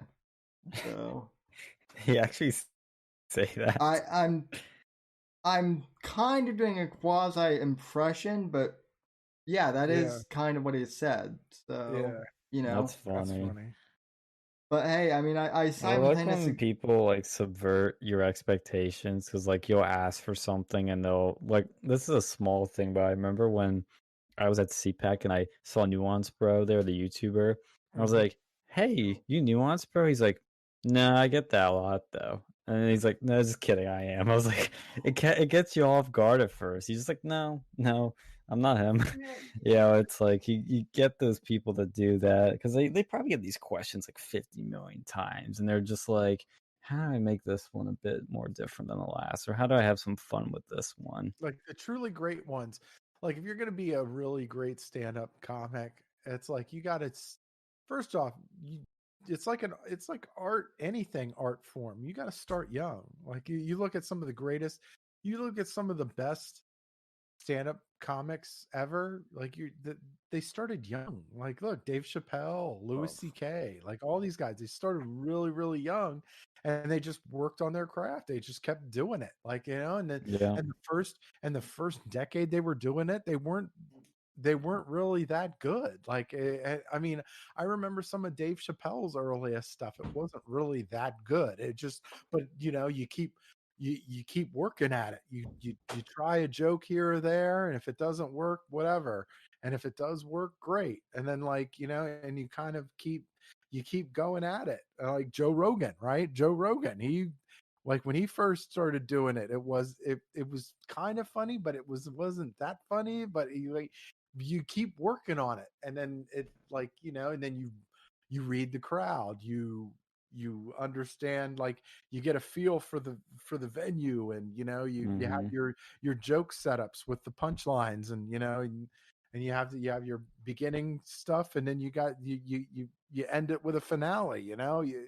There's a lot that goes into it. There's a lot of moving parts that go into it, and it really is an art form. And I respect the really good ones, like the really good ones. I don't like, I mean, like Amy Schumer. I'm like, oh my God, I hate you so much. And it comes down to, I mean, it's simply all in what you're describing is, and I know there's more too, but like a simple way for I tell anybody that's doing anything to start off, and this because this is what I do, and it's become extremely useful. It's just simply, Scott Adams calls it A/B testing, and I just simply call it like testing. You try something out. If it works, keep it. If it doesn't work, throw it out, or maybe rework it or something. Get a feel for stuff and see what works. Because sometimes, you got to be careful with that, though, because I know if comedy, it's a much easier thing to do, because if it works, it works. If it doesn't, it just fucking doesn't. Like some things like movies, or music, or even books. You can't tell me a million stories of people that were told this is trash, and then they want to sell a million copies. They'll get rejected a million times, and then they get their breakthrough, and then it's published, and it sells a million copies like Harry Potter. But there's a lot of things like comedy is a great example, which I always thought is almost like a luxury, or not really a luxury, but like a really useful sort of quick response that you can get from it. They can't get from a lot of things. Like a book, you got to freaking read the whole thing. With comedy, you just get up there on the mic, you tell a joke, if people laugh, they laugh. They don't, they don't. You can move on right from there and learn stuff. Yeah, that's starting to get fucked over though because of the cancel culture. Yeah, I mean that's honestly, is it me or is Louis kind of like, I mean, I don't follow him too closely, but when he came back after getting canceled, like, did you read some of those jokes he was saying in like private, stand-up routines? I listened to some of his leaked material. And like, I mean, is it me or did it make him like fucking edgier and funnier? Well, no, he's always, I don't know. I mean, he's always really been like that. Like I've seen, like if you ever seen him, like especially like if you see him like at a regular show, Like if you see him at a regular show, that's exactly what Louis C.K. does. Okay, That is exactly what he does. And I'm telling you, like for me, like I went and seen him. I saw him one time in DC, and it was like you had about the show was only supposed to be like about 45 minutes to an hour. He ended up staying there for like an hour and a half. And it was just funny. It was just I was crying laughing so hard. It was so probably my favorite stand-up night ever. Like it was just amazing. Warfist in the chat brings up a good point. He says Louis C.K. went back to his roots with his newer stand-up special, which yes, I 100% agree. As a longtime Louis fan, and yes, folks, I know, shocker, I'm a Louis fan, but you know what? Mm-hmm. Well, actually, for those who have been around, you know I'm a Louis fan, but you know, to the first-time viewers, yes, I know, he whacks off, big. So what? He's funny. Yeah, I mean, most people, and like most people have their fucking thing, and he mentions that in his stand-up, right? Most people have their fucking thing that's like a weird proclivity, right? Especially these people, like, you know, and yeah, the more, you know, like, and you gotta think like these stand-up comedians have probably come up from wildish upbringings, right? Where it's like some weird, wild kind of upbringing, not maybe not in a good way. Like, you know, you're gonna collect some things here and there, and it's like, you know, for him, it was, you know, having women watch him whack off. Okay, what, like, and rape anyone. Yeah, you know, that's the difference. They lump him in, like, that's the thing I didn't like about Me Too when it was getting to its like climax to. That's a terrible phrase to use. no, that's a perfect phrase, Sean. That is a perfect phrase though. I just came out. I didn't plan that. I wasn't even kidding when I said, well, that's not the word I should have used there. But, you know, when it came to its climax and when it was like going near the end there, like you were getting just people lumped in with everyone. And it's like Louis was one of them, and Z's and Sario guy too. Like those were the two that were like, okay, little weird, maybe would rub me the wrong way, but like to throw him in with Harvey Weinstein and the rape gang and the Kevin Spaceys of the world, like, are you kidding me? It's not. It's objectively not even close. It's not the same. Bill Burr had a great rant about Me Too early on. In fact, I'll try and send you the clip after we get done with the show because it's unbelievable. But he basically says, and this is like, Me Too at this point is like, it hasn't been around for that long, but it's been around like long enough. But basically, he says that basically now Me Too is lumping in like every guy who has, you know, like ever looked at like Playboy magazine with like Harvey Weinstein. Like there's absolutely no, like there are no degrees to this thing. It's like, you know, it's like, you know, usually when we assign jail times, like we give people, you know, certain jail time for like robbery, petty theft, you know, like misdemeanor crimes. But now it would be just like we're just giving everyone the same exact, you know, penalty for, you know, rape and murder. Yeah, it's like Me Too started off as a thing that we all agreed on as a society. Like, yeah, these people are screwed up. Let's expose them and get rid of them. But it became a monster that really is what gave birth to cancel culture. Well, that's really when the cancel culture as we know it today kind of came about. Well, think about this for a sec too. Fucking Jerry Seinfeld, who is Mr. Clean, got canceled partially because he said that Me Too had gone too far, which he's absolutely right about, first of all. Yeah. But think about that. Jerry Seinfeld, who is pretty much loved by anyone who loves comedy, got got shit on for criticizing the Me Too movement.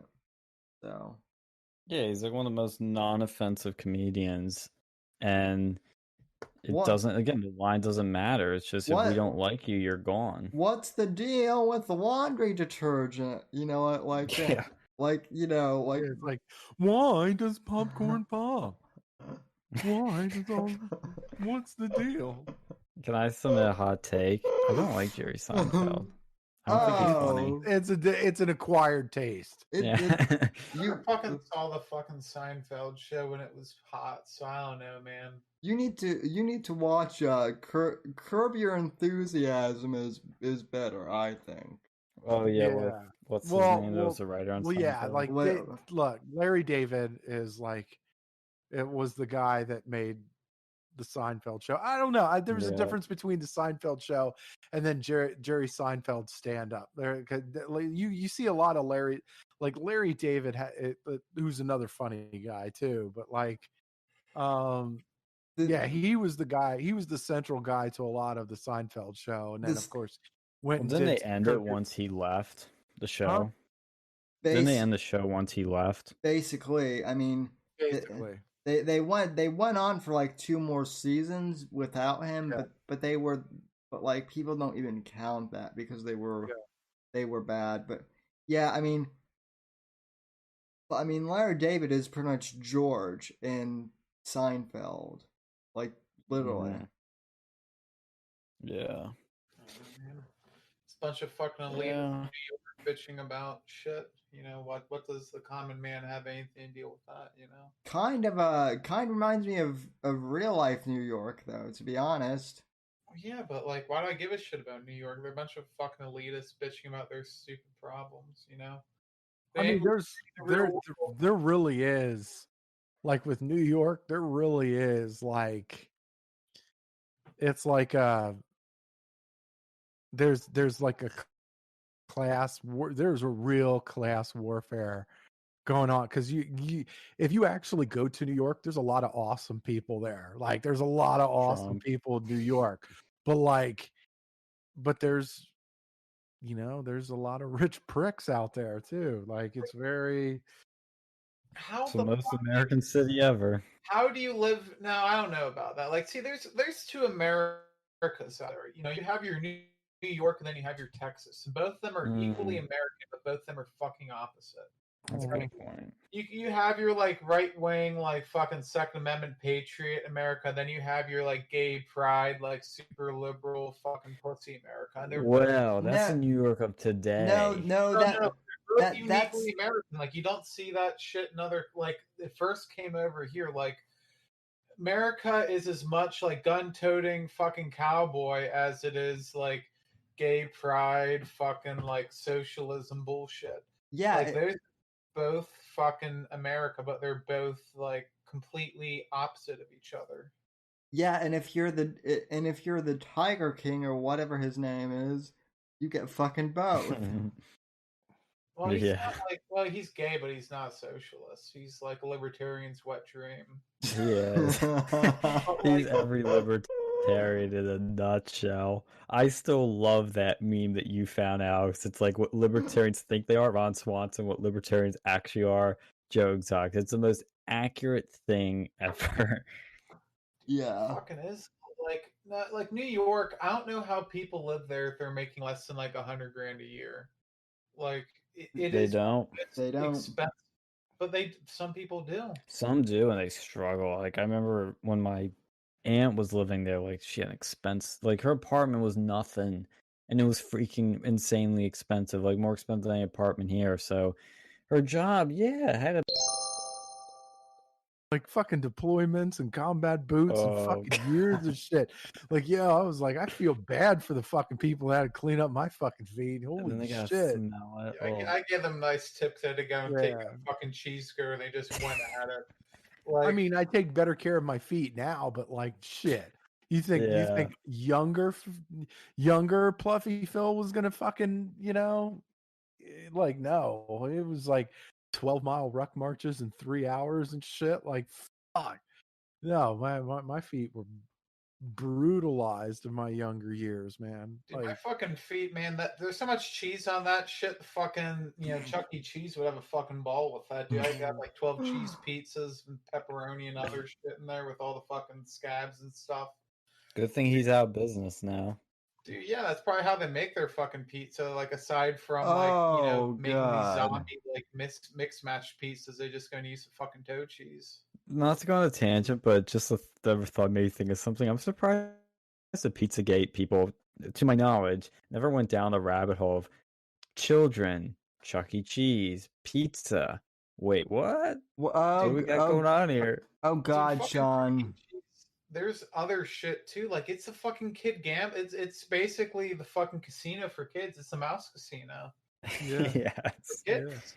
And then EA won up them with loot boxes for kids. I don't know, but like Chuck E. Cheese, they were the OG with that. Like, I don't even remember being there too much, but I remember being there a few times. It's like, it's fucking gambling. It is.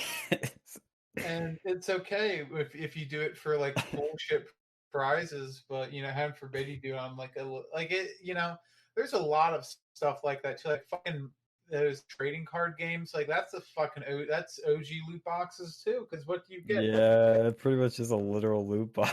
Like, it's worse, you get like your fucking Pokemon or Yu-Gi-Oh cards. It's like, which one am I gonna get today? Am I gonna get like some bullshit like Charmander? Am I gonna get like fucking I don't know, fucking Charizard with the golden thing on the back that's worth like 20 grand now? And it was kind of pay to win because you couldn't play Pokemon without the cards, so you had to buy them unless you stole them from your brother or found them in the sewer or something. I don't know. Oh no, trading card games were entirely pay to win. That's the whole point. People, like, why are people okay with that? But and I'm not saying it's okay for GameSuit. I fucking hate when GameSuit, but like, no, abolish loot boxes. They should be banned. If I were running for president, I'd run on banning loot boxes. Fuck that, ban trading card games because they're just as bad and they're for kids. They're aimed directly at kids, a form of gambling. Yes. Like, I was playing fucking RuneScape, and they're like, "Oh, the dual arena is just gambling for kids." I'm like, based. Pokemon. People go and get fucking Pokemon cards, and then you go and buy them. Like, oh, what am I gonna get?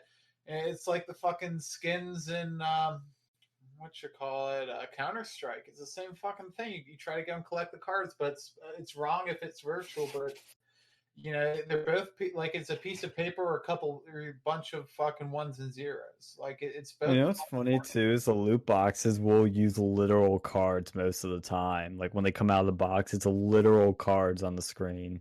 Yeah, because it's the original loot box. Then even before then, you had your stupid like pinball machines. Like my grandfather, he was telling me he was, back in the day, he was really bad, like an addict with those pinball machines in arcades back in the day. So I'm like, yeah, because it's fucking gambling.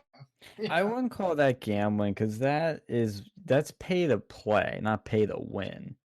It's still addictive though. It's like a slot machine. You get all those like little shiny bits. Yeah, but the thing is, you're not playing a game of chance. Like, there is skill involved with you hitting the little things, to hit the ball. I mean, it does have some elements. I see what you mean, but for loot box, it's different because I mean, they can engineer those things to be more addicting than any video game, like the actual game, like, or even any card game or anything, because of the way they design it with all the dopamine hitting visuals and the mystery element, and you get stuff that makes you win half the time. Well, yeah, but that's what the fuck are you like? Those Yu-Gi-Oh cards, like Magic the Gathering. Like, I knew this. Like, my friend, fucking Dylan, and like they know this one motherfucker. Hey guys, real quick, I am going to go grab a beer real quick. I'm not doing what you think I'm doing, Kevin. So. Oh, what's Kevin thinks in the chat? Yeah, Kevin. Well, my old stream crashed, so I had to start a new one. But well, I have to review a message that Kevin is going to send that says the asshole looking king show. Hot. Mm. I'll end our stream soon, but continue your rant on No, cars. I know this one motherfucker, and like my friend Dylan did too. He used to live in the middle of a hallway, and he'd spend all this money on weed and Magic the Gathering cards, and like Oh he god, was this an is why he's adult, in the hallway. and that's what he would do. Like jack off in the kitchen, so he had nowhere else to go. People live like addicted to those fucking cards, like adults even. Yeah. It hits. No, I knew people in elementary school that had binders full of them. And I would be like, I never got into it. Like, I got like 1 or 2 packs because I initially thought it was cool. And then when I got them, I was just like, whatever. It's like nobody to play it with. And then, like, I didn't know how to play it. I never got into I that. never I'm knew how glad to I fucking didn't. play the game. I like collecting those cards because they look cool. Like that's what the fuck I was. Well, that's the draw, yeah. And that's how I initially, like, got whatever first ones I did. Do you remember Crazy Bones? I think they were called. Crazy Bones. What the fuck is this? I forget exactly what they're called, but something like that. They were like these little plastic things. I think it was Crazy Bones, yeah. And the game was you like set them up. What? Was it Mighty Beans? No, I think it was Crazy Bones. I'm gonna Google it. You would set them up like on a floor or table, and then you take your finger and do like a flicking motion with your thumb and your first finger, and you like flick them and hit them. So you try to hit your friends, Crazy Bones, and knock them over. And if you hit them, eventually like you'd win if you knocked them all down. And like there were different shapes, and some of them you could put in different like ways you could hit them. Like some could lay down, some had to stand up. I remember collecting those because like that was such a huge thing in my elementary school. Everybody play them at lunch and do all kinds of shit. And I got a few from like a friend who would buy them, and it was like a drug deal. I'd like buy them off of her. I'd be like, "Oh, you got some Crazy Bones," and buy like a pack. And I got like a couple packs, and I was like, "Oh, this is kind of cool," and it died off. We had the fucking Beyblades, man. I remember that. I remember shit. those too. Major league like dreidel competitions. Wonder who's behind that one, but like it was so fucking. Probably has them as a sponsor. Like it was so fucking stupid. Just spun tops, but like it was like that trading card game thing. It's like, oh, we need to be competitive. It's like Pokemon Battle with a fucking top, and they put like metal bits on some of them. It was so fucking stupid, but like they attract kids. And the thing is too, they don't have a television show. Like they had that fucking anime television show with the Beyblade people, and then they sell the fucking Beyblades on there. It's like, yeah, that's how they get you. That's fucked up. Like with YouTube, you're not supposed to do that sort of stuff. Like you're not supposed to advertise your shit to kids. Like I think Logan Paul got some shit for that, but the fucking television did that shit. And it used to be illegal. Yeah, I think that was something. Yeah, I think Reagan changed that, if I'm not mistaken. Fucking libertarian bullshit, but like that's to me that seems unethical. Like when you have your Pokemon show and then you sell your fucking Pokemon cards and fucking Pokemon games like that. Like you shouldn't be able to go and sell it during the fucking show. And Beyblades is bad with that. Yu-Gi-Oh was really bad with that. So just selling you off of this like fucking scam card game, like a gambling addiction. And nobody mentions that whenever they mention the loot box problem. And I feel like that's not fair because that is just as damaging, if not more so, than these loot boxes. And it's just going on. Like I wonder how much money spent on these bullshit card games. Well, the difference with the loot boxes, though, and I know the like phones have, prevented some of this in certain ways, but parents give their, and this has happened. Like I think Alex Jones had happened to, or somebody famous happened to. It's kind of funny, but they give their kid their phone and start playing a game. It's like you got to pay 99 cents to unlock this, and the kid goes click and it does it. I mean, my phone, you have to have, a lot of iPhones, you have to use a thumbprint or a face to unlock, pay for something. But some of these parents would just let kids pay for shit. And that was the problem with those things, was it was much easier for kids to buy stuff. It was way more accessible. I mean, with the trading cards, I do agree with you. Like it is relevant to that conversation, but you would have to go to a store to pick them up or get them off a friend, which requires a parent either or you way. Steal the fucking money from like your parents' like wallet when they're not looking and just buy. You could, but it's way easier to just go on the phone, boom, do it. Well, Some of that too is these boomer parents like not knowing how to like set up their shit. Oh, I yeah. mean, to be fair, I got busted for that. Well, it's like my parents like put their credit card on the fucking Xbox. Oh no. I got busted for like buying the horse armor pack from like Oblivion or whatever. I was like, oh shit. That's funny. I posted the Crazy Bones thing in Chad's chat. Yeah, it was Crazy Bones. I remember that shit really well. Did you not? I never had that shit. Like that was never popular. Like It we was had Mighty Beans, insane in my had school. Beyblades, Pokemon cards, Yu-Gi-Oh cards. There's something too I learned in my ad class, but I forget what the specifics are. But there are some ways that you can't advertise to kids.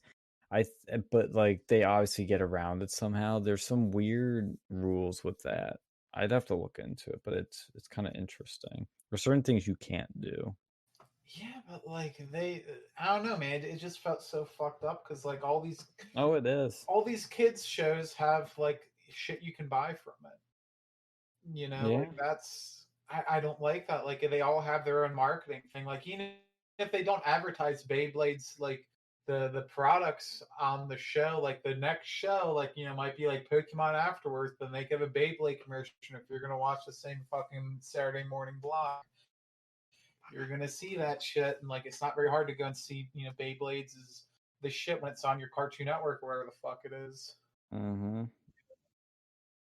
And like, yeah, think about that too. It's like pretty much every kid's cartoon show has, like, at least like back when I was a kid, they all had like these fucking like stuff you could buy from it. Like they all had some sort of merchandise. Like they didn't just have kids shows that were just kids shows. Like maybe now they do. Maybe it changed. But when I was a kid, like they did fucking Pokemon, Yu-Gi-Oh, all this other stuff, and they were all like heavily like advertised either for their like action figures like G.I. Joe and stuff, or their card games or their Beyblades or what have you. They were all had shit that you could go and spend tons of money on too. And then the other thing, I forget what it was, but there was these like robots. I don't know if it was battle bots, but there was something. My aunt gave me this toy for Christmas, and you had to go and have like multiple of these things to go and like actually fight each other. And the one robot was like $100, but then you need like the other one. So I put like my parents in a bind where like I couldn't even play unless I had the other one. So it's like, they find ways to fuck you over with that. Mm-hmm. Yeah, and it's also consider how advertising at that age is rewiring these kids' brains. Like from a young age, it's basically turning them into gamblers. It's getting them addicted to things. I would be really interested. I don't know how you'd study this, but to see like if there was a kid that wasn't exposed to any advertising, a kid that was, and how that changed them. Oh yeah, it's terrible. And then they even have these games now. Like I was at Walmart, there's this thing called Kapong that's basically beer pong for kids. Oh, I've seen that. Yep. Like, how is that okay? Like they have all these things which, kids really shouldn't be being exposed to. Like, and the only thing that people even mention is like the loot boxes, which thankfully now have largely gone away from most games. Yeah, even the new Halo game, they literally explicitly said we're not doing loot boxes. Halo Infinite, because there is such an animosity towards that. Oh, Sam's alive. Bitching about, we're talking about Halo now with loot boxes or without them now, because it was like that. People would bitch about. I remember people bitching about, but when Battlefront 2 came out, that was the breaking point. There were literally congressional hearings over loot boxes. That's how bad it got. I think people forget just how bad that was. Well, dude, they had that one, like, they say that game was terrible, but the worst one was that, like, Lord of the Rings game. It was a single player only game that still had loot boxes in it. Yeah. Like, why? And, like, back in the day, too, like, they had DLC back then, and that was annoying, but, like, at least you got content. Like, loot boxes, it was just, like, microtransactions. Like, that's the worst thing. Like, that's what I hate about what you were getting from it. And that's what I hate about smartphone games. So it's like why I don't really play any smartphone games is because they're all riddled with microtransactions. Yeah. Like you remember back in the day when you had like games like Angry Birds and like Plants vs. Zombies, like the original ones that didn't have And you had to pay microtransactions. for them, but now you don't have to pay for them. But once you get the app, you have to pay for all the microtransactions. Like and that's what I always warn people. Like the free games are not really free. Yep, they're either harvesting your data, or I don't want to say harvesting. They're stealing your data, or they're microtransactions filled through the whole thing. I And mean, in most cases, it doesn't bother me too much if it's like they're not stealing your data with their microtransactions. Because in some games, like Plants vs Zombies 2, I remember I was able to do the full thing without a single microtransaction, but they would always prod you like, "Oh, you can skip ahead a few levels if you pay us like 5 shekels." And I'm like, "No, sorry, I'll just play the game." Radical concept. Well, I just rather play the fucking game. Like there are some of them that make it so like I think there was a Family Guy game or one of those stupid ones. It was like Farmville. Like they have so many. They have all those games are the same stuff. It's like, oh look, there's this franchise that you have. Yeah. Here you can go and like you spend, you can go and do all this stuff, but like you have to go and wait, or you pay us whatever microcurrency they have in here, and we can just skip that. And it starts out where you can do all this stuff at once and becomes gradually longer and longer and more grindy to even get anything basic done. Like I think I remember seeing an article there, they had some sort of like My Little Pony game. It was the same sort of concept, but it would take you like 1,000 years if you didn't pay for microtransactions to actually complete it. And like as funny as it is to fuck with the brony community, like that's that's pretty fucked up. Like I think stuff like that should be discouraged, if not banned.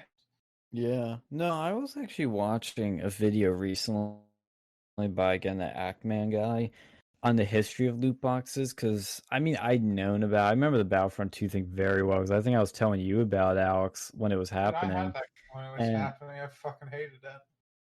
Yeah, I know, but I was telling you about the anger that was coming out about the loot boxes and that Reddit post from EA that like set off a firestorm.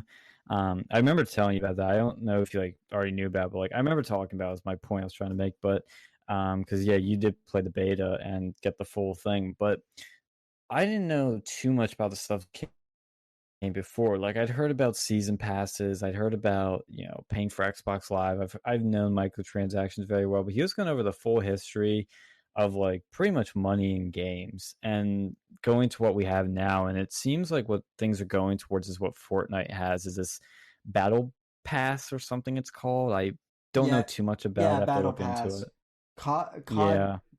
it. Call of Duty Mobile, which I play, actually has like a similar thing. Too. Yeah. Well, how does it work? Well, basically, like it's not that bad actually on Call of Duty Mobile, but basically what it is like they do like a theme like every like 2 or 3 months or so. Yeah. And it's like with Fortnite doing Mandalorian right now. And what they'll do is they'll give you like an exclusive like weapon, and then you can get like an exclusive like set of perks for like $10, and that's like the season pass. Okay. Yeah. Mobile one, like I know Modern Warfare on the PC. You don't have to pay for anything. You can if you want to like unlock the weapons like faster or easier, but like you can still get everything that's not cosmetic like normal. Yeah. That's what I've heard that's happened to a lot of things, especially in reaction to those loot boxes. But he was listing all the games that had them at the time. It's like every fucking game, every major game had them in some way. And like just listening to all of it and seeing what had been happening to video games, it's honestly, it's really sad, because it started off, for a while, it was something that was like artistic and interesting and innovative. And then people will kind of mock video games like, oh, it's just a waste of time. They're not art. They're just a waste of time, blah, blah, blah. And then now it's like, it's gotten to a point where there's still the artisticness there, but it's like in a cloud of greed and just slimy, disgusting, corporate crap that it's just really gross, honestly. You know, you don't. Could you imagine that was in a movie? Like, oh, you have to pay $5 to see the last episode. You know, or not last episode, the last 30 minutes of this movie. I mean, yeah, you have to pay for episodes and stuff on like iTunes, but it's just on another level with these games. It's just really gross. Just having it there is just gross. Knowing that there's like this shit there, it's annoying as hell. See, that You know, I miss those games where just none of that. Like when I play like Battlefront 2, the original, there's not a dollar sign in that game. It's just the straight up the original game. came out, they did expand. I know there was at least one expansion pass, or expansion that came out for the Xbox Live version, like for the Xbox original. But and that one might have actually been free after a while. Like they used to do that on Xbox, like in Halo 2. They had a map pack that came out. Like if you waited like a few months, they give it to you for free.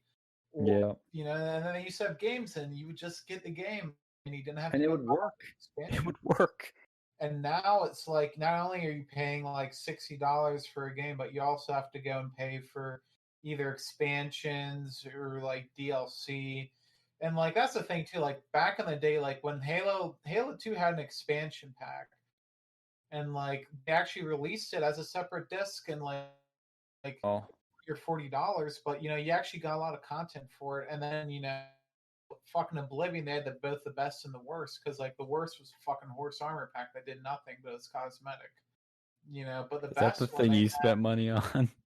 yeah, I bought all the expansions. I got it for PC with the Game of the Year edition, and it had like this one expansion in there. It was like the Shivering Isles, and that was probably one of the best expansions. Like it was a full-on other story, a huge new area. Like Yeah.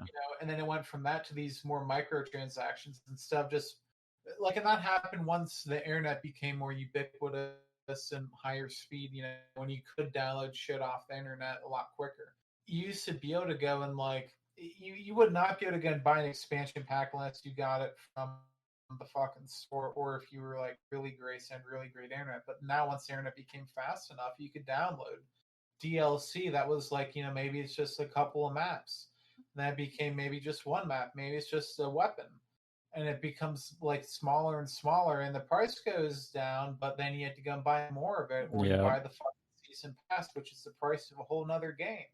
Well, Like, that's the thing. Gaming really changed once it got hooked up to the internet. Once the Xbox got on the internet, once the PlayStation got on the internet, that's when all this shit changed. Oh, we don't have to ship a full game. We can fix it post-launch. Day 1 DLC, day 1 patch, day 6 patch, you know? Yeah, but at the same time, they kind of fuck themselves up because like I remember like DLC was like, I remember back in the day when DLC was like, you had a complete game, but DLC was like you got all this extra cool shit that like that like you didn't need but was cool to have. So like that's why people would have DLC, and like people were okay with that.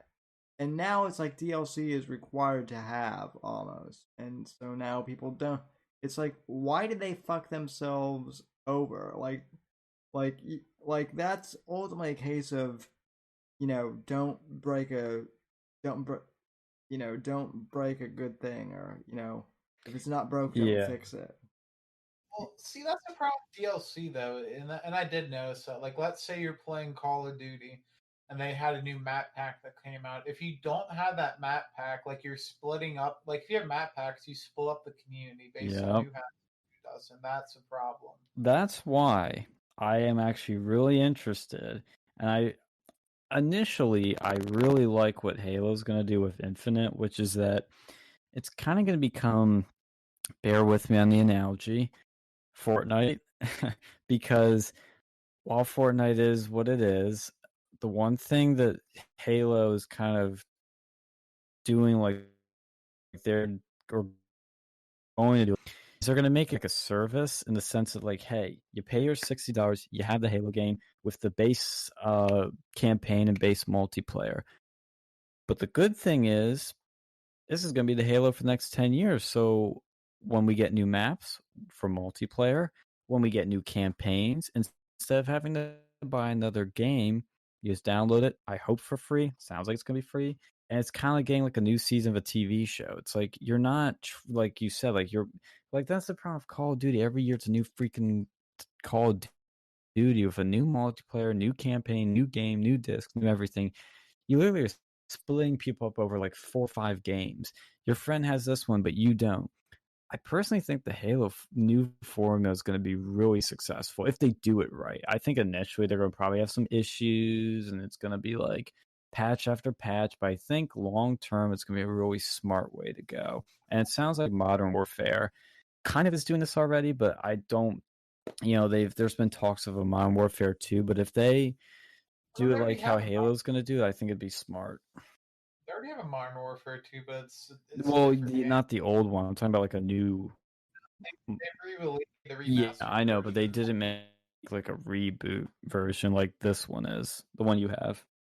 Yeah, I don't know. Like, I'm just concerned because like that's the other thing I kind of missed too is like back in Halo 3, you played on the original Xbox 360. Like, if you want to go and customize your character, you can, but like you had to fucking earn it. Now it's just like, oh, you have that season pass, and that's how you customize your character. And like, I mean, it's a small thing, but like I used to, I got that fucking recon in that game, and that was like the vidmaster challenges, and that was a pain in the ass. That was actually really difficult. Only like X amount of people actually got it, but I fucking did. I did all those fucking things, like, and it was difficult. And I got my helmet that showed that I was one of the few people that actually could play that game that well.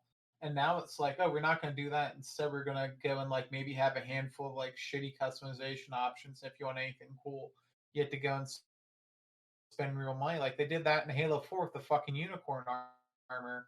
Yeah, like that was the only one that like looked like significantly different. But it was like either pre-ordered. It was a fucking pre-order bonus too. And that's a whole other shit that I hated. That I'm glad is gone. This fucking pre-order bonuses. Yeah, I remember when that was a thing. Because like I remember like I think it was 76. They had a big controversy with that because I don't think people were getting what they wanted or something. That fucking game was a controversy. Like, it's still broken, dude. It's still broken. That's the funniest thing. People give Cyberpunk shit, dude. That game is in such a way better state than some of the footage you see on the internet of Fallout 76. And in current state, that game is still broken. Well, yeah, like I just beat fucking that fucking Cyberpunk game. Like, there's like if you have for the consoles, I understand like that's bullshit. Yeah. Release that, but if you have for the PC, like there are some annoying bits of glitches, and we've showcased a few of them. But it's not nearly as bad as like what a lot of people are saying, like where it's unplayable. Like, no, you can beat it and you can have a fulfilling experience, but like people I think were overreacting to it because it wasn't this like thing that they thought out to be. Because some of it was CD Projekt Red. They were saying it's going to be this like, oh, you can do this and that, and you can customize your dick size, which you can do in this game. But like they thought it was a lot bigger than it was supposed to be, and in some respects that's true. But like it was still a fun game for what it was. Like they were, I think CG Project Red was like they were talking about the game it was going to be, and that's just not the game we got. Like I think, like look, somebody on Reddit found a freaking railway system that's supposed to be there, but it got cut. I that's what I think ultimately happens. I think they were promising stuff that they actually planned to do. It's just they didn't have the time, and they shipped it anyway when they should have just waited a year. But I think they want to get in 2020 because that was like Cyberpunk 2020, and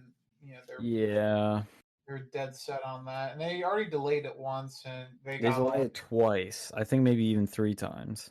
Yeah, and they honestly probably should have been delayed another year. And they they overshot that initial release date. Like, oh my god, you wouldn't believe, or undershot it, I guess you could say. But yeah, no, but like it was like it was it was supposed to be released. I enjoyed that game. Like I seriously did enjoy that game. Like it was fun. It looks awesome. The story was awesome. I enjoyed the story. Like and the stuff you can do. You can get your fucking cyber implants. You can like do your hacking shit. Like I'm sure you can do some, like you can do a lot of the same things you can do in this game and other games, but you can't really do all of them in one game like this. Yeah, which creates a whole new experience right there, having it all in one. Yeah, and I think it's like they're doing pretty bad right now, but like it's not like compare it to a Bethesda ZeniMax game. Like people were like, "Oh, this is so terrible." But like, look at fucking Oblivion. Look at Fallout. Like, not even 76. Like, yeah, definitely look at that one. Look at some of their successful ones, like New Vegas. Like, there's so many fucking glitches. I'd have 7 saves at any given time for pretty much any Bethesda game since Oblivion, because I know if I didn't have 7 saves, there's a chance there could be some sort of glitch that I would either not be able to complete quests or my entire save would be fucked. And I've had it happen multiple times, and like I lost hours of gameplay. Like Yeah. Oblivion, like there was one glitch with my one save where like I had I used like a summoned sword, and as soon as the summoned sword ended, my game would the game would crash.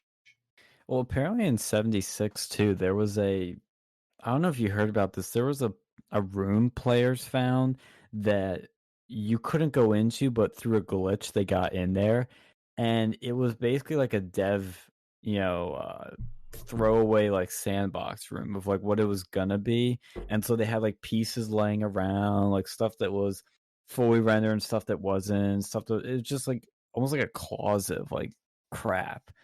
I mean, the stuff in that game is unparalleled to what people are even the worst things people are saying about Cyberpunk. And I get these like clickbaity videos on YouTube every time. It's like Cyberpunk is worse than you think. The bugs are only the start. There's more problems here than just the bugs. They can't fix this game. I'm like, what are you people talking about? I think there's some people that just want to hate it, and there are people that bank on the hate. Well, and then I will admit, let's be honest, a big part of the marketing, well, let's be more honest. The entire marketing was centered around the fact that Keanu, praise be, was going to be in this game. So, Oh, he is. yeah, but yeah, I mean, and he is awesome. But I mean that was their entire marketing shtick. From he what? did play a very significant part in the game. Like, Oh yeah, I know he does, and I haven't even played it. So, well, that's what I like from what I've seen is that, like some games like Call of Duty had Kevin Spacey. I remember, I hadn't seen that one, but what was that? Yeah, that was hindsight's 2020, but man, they fucked up with that. Yeah, I know. With that one though, like from what I understand, I don't think Spacey had that big of a role in the game, but obviously not as big as Keanu, because Keanu sounds like he's, and I don't want to spoil because I kind of know what goes on, but I kind of don't, so I don't want to spoil it anyway. But it sounds like he's kind of a part of you in the game at all times, most of the time, and Central part of the game. yeah, it's like it's not just a marketing tool; it's actually like he's actually there. It's not just like a throw-in cameo that he only had to show up for once. Like one day of shooting. Yeah, no, and like honest to God, like if heaven forbid I hope they fucking recover from this because I would love to see another Cyberpunk game, like sequel, prequel, whatever the fuck, With I don't know if they'd make a sequel, honestly. Well, Maybe in a long time, but like a prequel featuring Keanu. yes. That guy's role. Well, this made me think of like another game that had significant bugs when it came out initially. But do you guys remember way back in the day when Star Wars Knights of the Old Republic was a thing? Yes, I remember seeing it on game shelves. Yeah, well, Knights of the Old Republic 2, the Sith Lords was a game that was basically released like unfinished, and we're talking like this was before DLC, even existed. Hell, this was before multiplayer even existed. Well, what was wrong with it?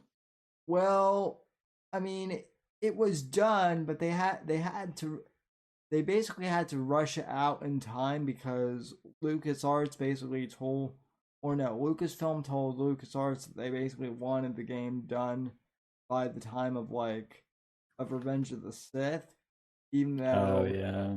the two stories have nothing to do with each other, but people thought, I guess they thought because of the marketing and all that stuff.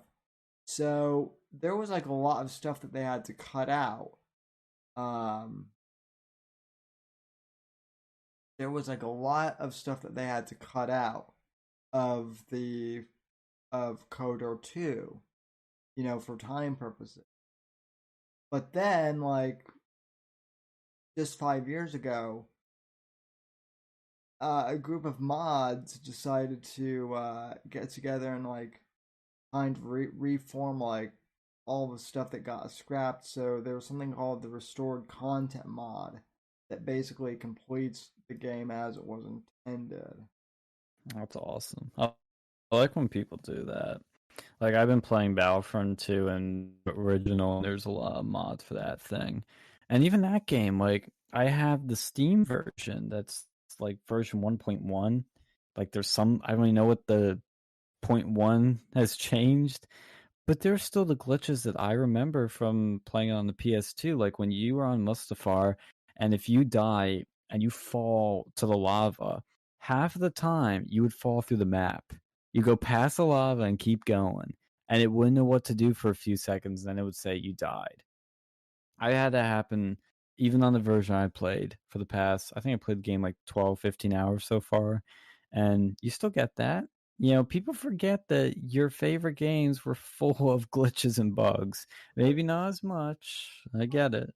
But that shit too. Like, look at the games made from the Super Nintendo times. Like, I played that. I was playing some of that shit with my brother probably 6 months ago. Like, half the games that came out back then were complete shit and unfinished. People forget how bad some of these games were technically, like that in that department.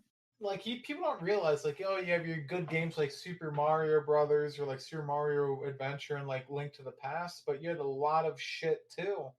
Thank God, there's emulators these days, so you don't have to go and spend money on it, unless you probably should be buying that shit. But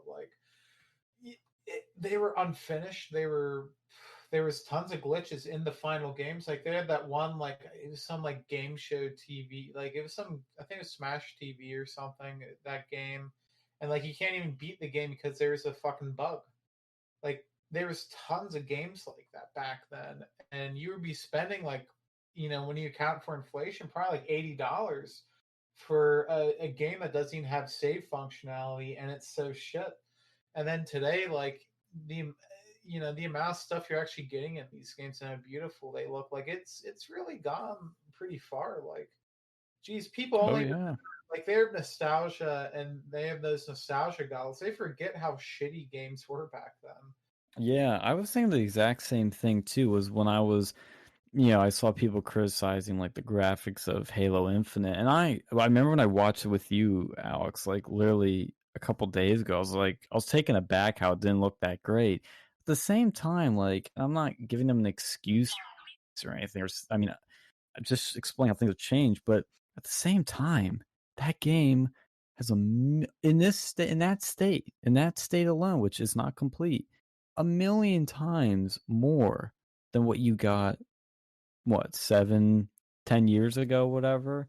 I mean, it's come a long, long way. And that just shows you how the standards have changed.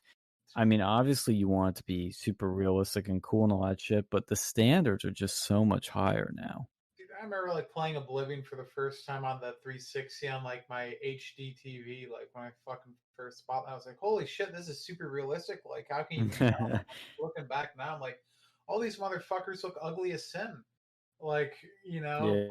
Yeah. That was fucking amazing. We have, and I mean, things have changed, but look just how things have evolved so much. Just with technology, fuck, like Oblivion, like I remember when that came out, like the whole thing was like, oh, people like NPCs have their own like lives outside of like when you're seeing them. Yeah. Have some levels of routines, and like that was just like mind-boggling. And now like people are like flipping out that like Cyberpunk they don't have similar things, but that also created tons of bugs too. It's it's a fucking double. Mm-hmm. Well, do you remember, because it's so laughable, because it brings up something you think it's kind of similar with NPCs. Do you remember when Call of Duty Ghosts had their presentation, their reveal presentation, and one of the things that they highlighted was like, when you swim, fish move out of your way. Do you remember that? Like that was a thing back like at that Well, time. the biggest joke with that too was there were games before it that would do that, and they acted like it was a big deal. Well, it was like sort of that immersion thing, but yeah, like we've become so fucking. We don't know how. I don't want to sound like a boomer, but like kids these days don't know how good they have it. Well, yeah, but that's the thing. Like people are spending so much resources on these like graphics and these like stupid shit like that they forget the actual point. Like you're Yep. playing that one game, Deus Ex, and like they Awful graphics. Awful graphics. but for the time it was probably okay. Yeah, but the gameplay is where it shines. That's what people forget. Like, and that's one thing Nintendo has. Like, at least their games are fucking fun. Like, it's like fun first. You can have all this other stupid shit later. But like, that's a good philosophy. Because Yeah, you gotta give them credit. They stick to gameplay as the number one priority. And to a certain extent, that's all that really matters in the end. Like, you can have a beautiful game. Like, there's tons of beautiful games out there. Like. There's a ton of them, but that's not the end all be all of fucking gaming. To me, it's just what it's like. It's a little bit more than the icing on the cake. Like it's kind of what fully immerses you and like really gets you. But everything else is like the first level of immersion and of the fun and of the enjoyment. Well, like it depends on the game. Like some games, yeah, it's great to have immersion, but others like fucking destroy all humans. It's just true. Fun to have a sandbox and just cause mayhem. Look at Minecraft. Minecraft is the best example of it's all about gameplay is king. Graphics are not. Yeah, definitely. I mean, I'm not the biggest Minecraft fan. I never really cared for Legos growing up, but like I see the appeal. You can learn like immersion gameplay is awesome. Like you have to do something and do something well with any sort of Mm-hmm. that you're creating. Come up with something new, something unique. It's so hard to find these days. You have your like 27th Assassin's Creed game. Like the first Assassin's Creed, I love that shit. Second one, I didn't like it at first, but coming back, it was like all right because at least they went more on the storyline. But the first one, man, I love that. Like you're an assassin and you weren't like a ninja.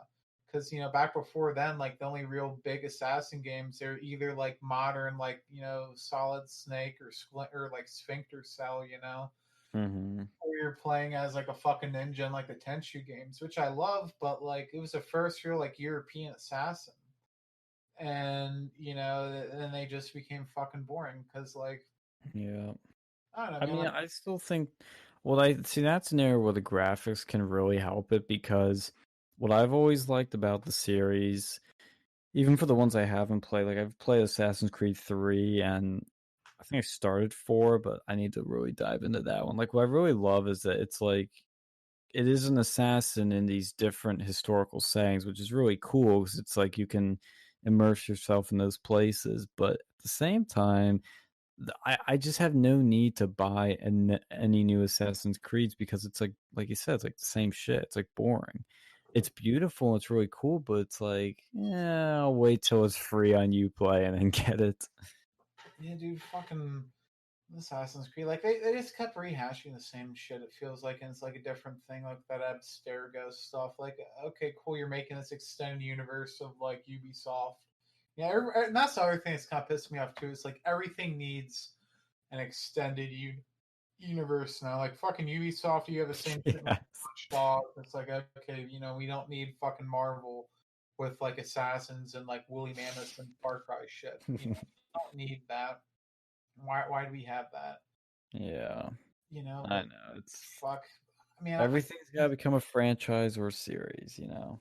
yeah, like I think it would have been fine. They had like Assassin's Creed 1, 2, and I think it was one of the older ones, and like they finished it up with like Desmond, like his storyline. I for the most part, and now it's like they should just ended it there. I feel they should just ended his shit and got on with something else. And then like I remember fucking playing Black Flag for a few minutes. And one thing I did like about that, and that was with like the PS4. I used to have a PS Vita, and The you could pirate like ships now are fun. you could share your screen with like the PS Vita and play it with the fucking Vita. Oh, that's cool. Yeah, but like they stopped that because no one in America bought the Vita, which I fucking loved. I love that stuff, but they just didn't make any fucking games for it. Yeah, that died quickly. Was... I don't even know anybody has a DS anymore. Well, it's like, if you have the Switch, you know, I see Sam. That's your DS right there. Yingling Sam. Yes, I do have a Yingling. Love the They're perfect. In Pennsylvania, but no, fucking those games, man. Like I love that Vita, but like the Switch, I think is the ultimate evolution of that because it is a full-on game console, but you can take it with you and you can play it like on the television as well. Like that is probably the best one I've seen so far. Yeah. I do have to give Nintendo credit for that because it was kind of a surprise. Personally, I didn't expect them to have anything like I thought like okay they got to do something good because the Wii U was pretty much a flop. So I was like, well they got to do something good, but not expecting much. And then when I saw, I was like, oh, that's interesting. Well, you think about it's really not that much different from the Wii. Like it's not. That's so surprised it sold so many. But the thing is, you can take it with you. Like the Wii U, it had to be next to the fucking like you had to pay for those expensive ass controllers, but then you still couldn't like play it separately, to my knowledge. You know, like you had to have your iPad thing controller with you. But with the Switch, you bring the fucking Switch with you, and then it also like those little remotes don't function like the Wiimotes. Yeah, yeah. That's fucking brilliant. And they're the only ones like Nintendo. They're the only ones like really innovating with like their design. Like you know, Nintendo and Xbox, they're just doing the same sort of shit as each other. Sooner or later, one of them is going to beat out the other, or it's just going to go to PC. But the one thing that you can't really do on the PC is the shit that Nintendo's doing. Like they're the one thing that's fucking doing something different, and I love that about them. Now their games, they're not the most brilliantly. They don't have the most brilliant graphics, but they do what they can with what they have. Like, look at fucking Breath of the Wild. You know, not 4K, but like it looks okay either way because it has that cell shaded stuff. It looks good. It's fucking timeless. You know, and they're the only ones that still really support like split screen and like party games. Co-op. Like, yeah, when was the last? Like, I think the last Halo game didn't even have split screen co-op. Jesus Christ. Like what happened with that? I mean, I remember when that used to be the thing. Like you played like Halo and shit together. You played like Call of Duty together. Before even like Xbox Live was a thing, you used to play that shit. You had like LAN parties or just like split screen system link. And now it's all fucking because they want you to go buy multiple copies of the game. That's why they're fucking greedy. Yep, greed ruins everything.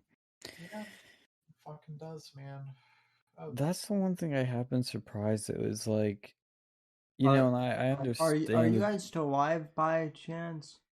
Yep, we'll be wrapping it up soon actually because it's getting late, and I'm actually gonna do some Battlefront, but I'll still be on voice chat. But last thing I'll say is, what was that?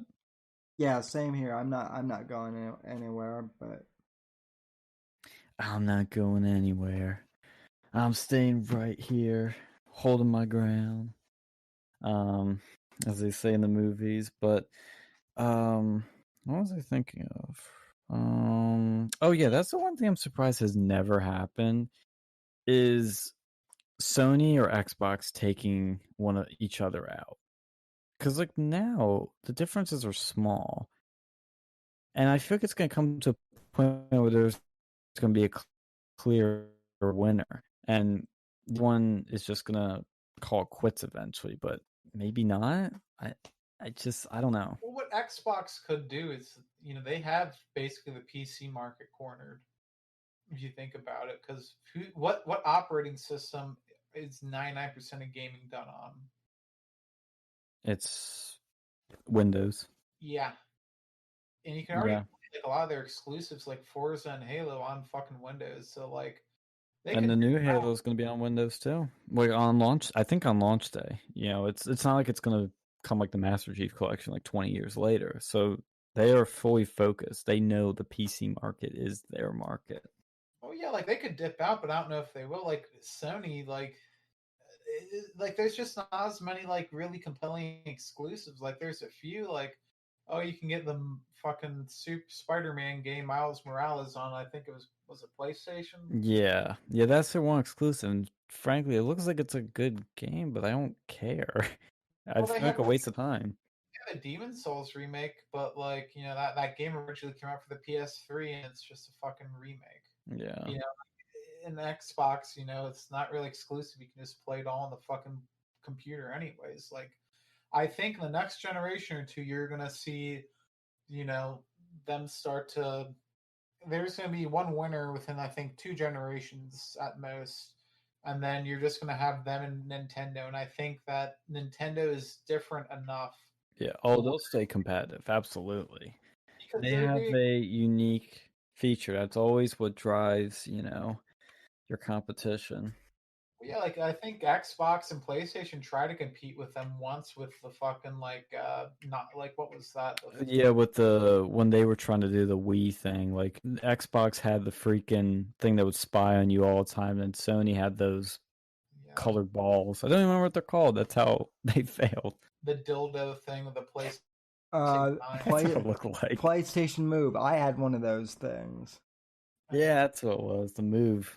Yeah, like the Kinect and the Move. That's what it was. Kinect. Yeah, I remember Xbox got just slaughtered because of the always-on internet and the fact that Xbox Kinect was always watching you. Just was so bad. They were saying. I don't think the old one did that, but the new one they were originally going to require that. Yeah, they were going to, and I don't even remember if they said it. They're like unveiled, but like, yeah, I remember that got so much shit. Yeah, but the fucking Wii, they still did their thing, and they had the most stupidest fucking name for it. Like, it sounds like a cock.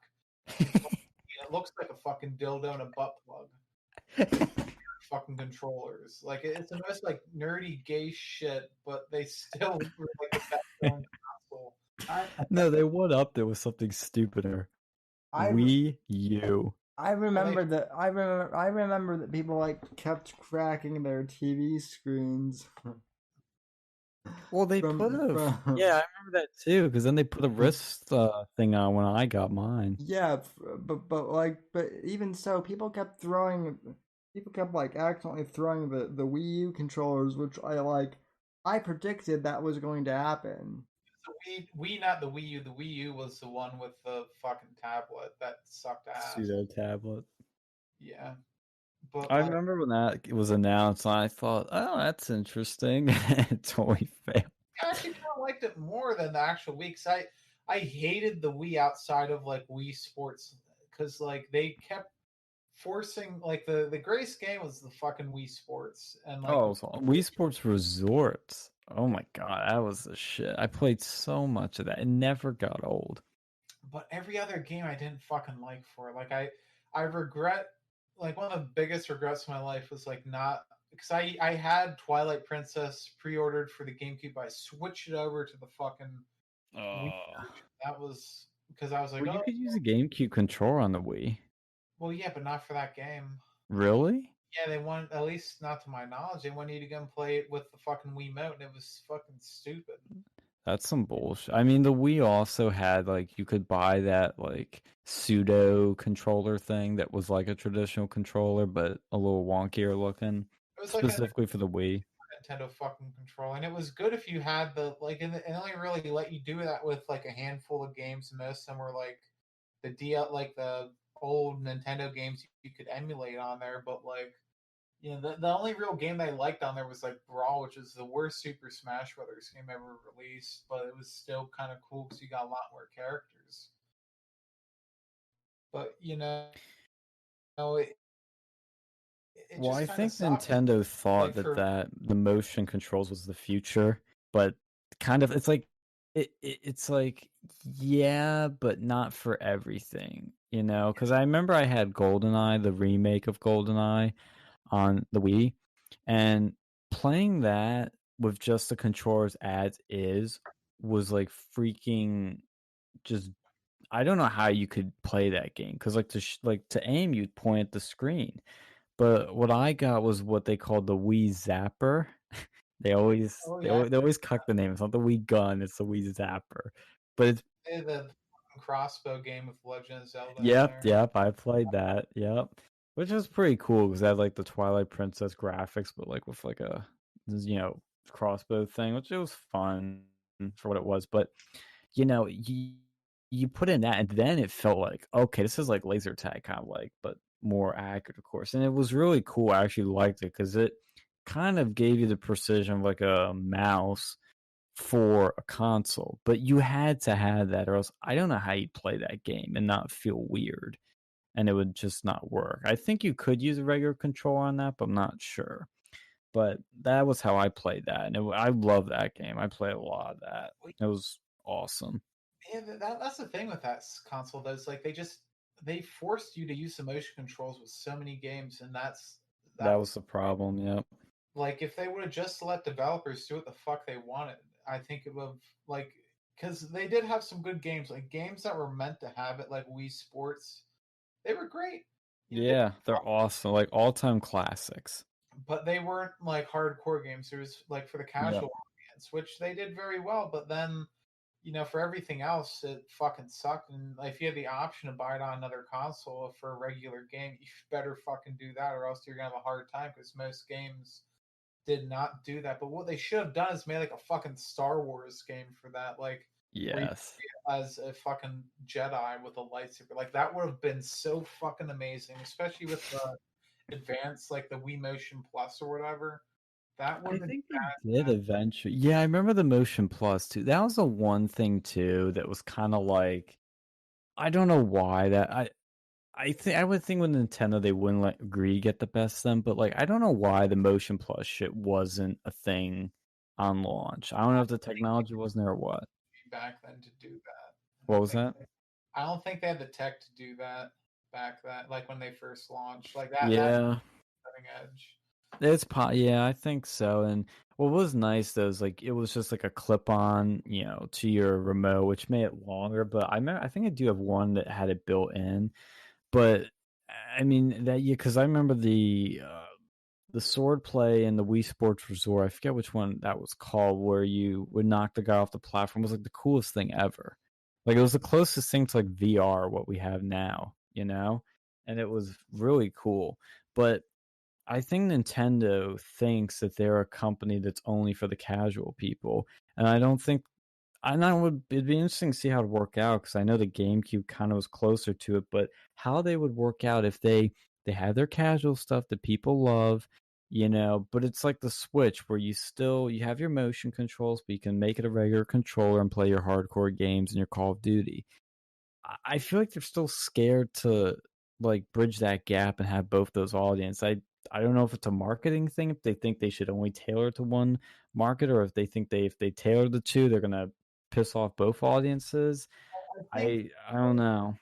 In the field, like they're not gonna be able to compete with the Xbox. They're not gonna be able to compete with the PlayStation, but they can compete for more. But even then, like fucking Super Smash Brothers, like Ultimate's not casual. Like there's so much shit with that, and that's what I think they went back to their roots. Like they do have a little bit of that now. Like you can play. You can play that on GameCube controller, right?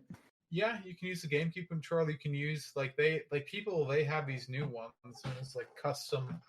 If you want to go and buy like a custom fucking brawl, like you're not Super Smash Brothers like Ultimate controller, you can spend hundreds of dollars on this shit if you want like an MLG fucking Ultimate controller. Yeah. Like, but they allow that now, which I think is great. They're getting. Yeah, I think the Switch was like, because like I that I can do on the Switch, right? Yeah, that's all. Yeah. That's the best one. You can play every single character from every other Super Smash Bros. Game, plus a shit ton more. Plus, they do have See, the Switch seems like what the Wii U should have been, Yeah, but they fucked. Yeah, I think they learned their lesson from that. Because like the Switch or the Wii U, it's like because I think you could also hook up the Wii controllers to it. Like it was backwards compatible, I think, all the way up, maybe even back to GameCube bound up, at least with the Wii, I think. And their Super Smash Bros. Game is pretty decent too. Like that was the whole reason he bought the fucking Switch, was for that Super Smash Bros. game. I love that series.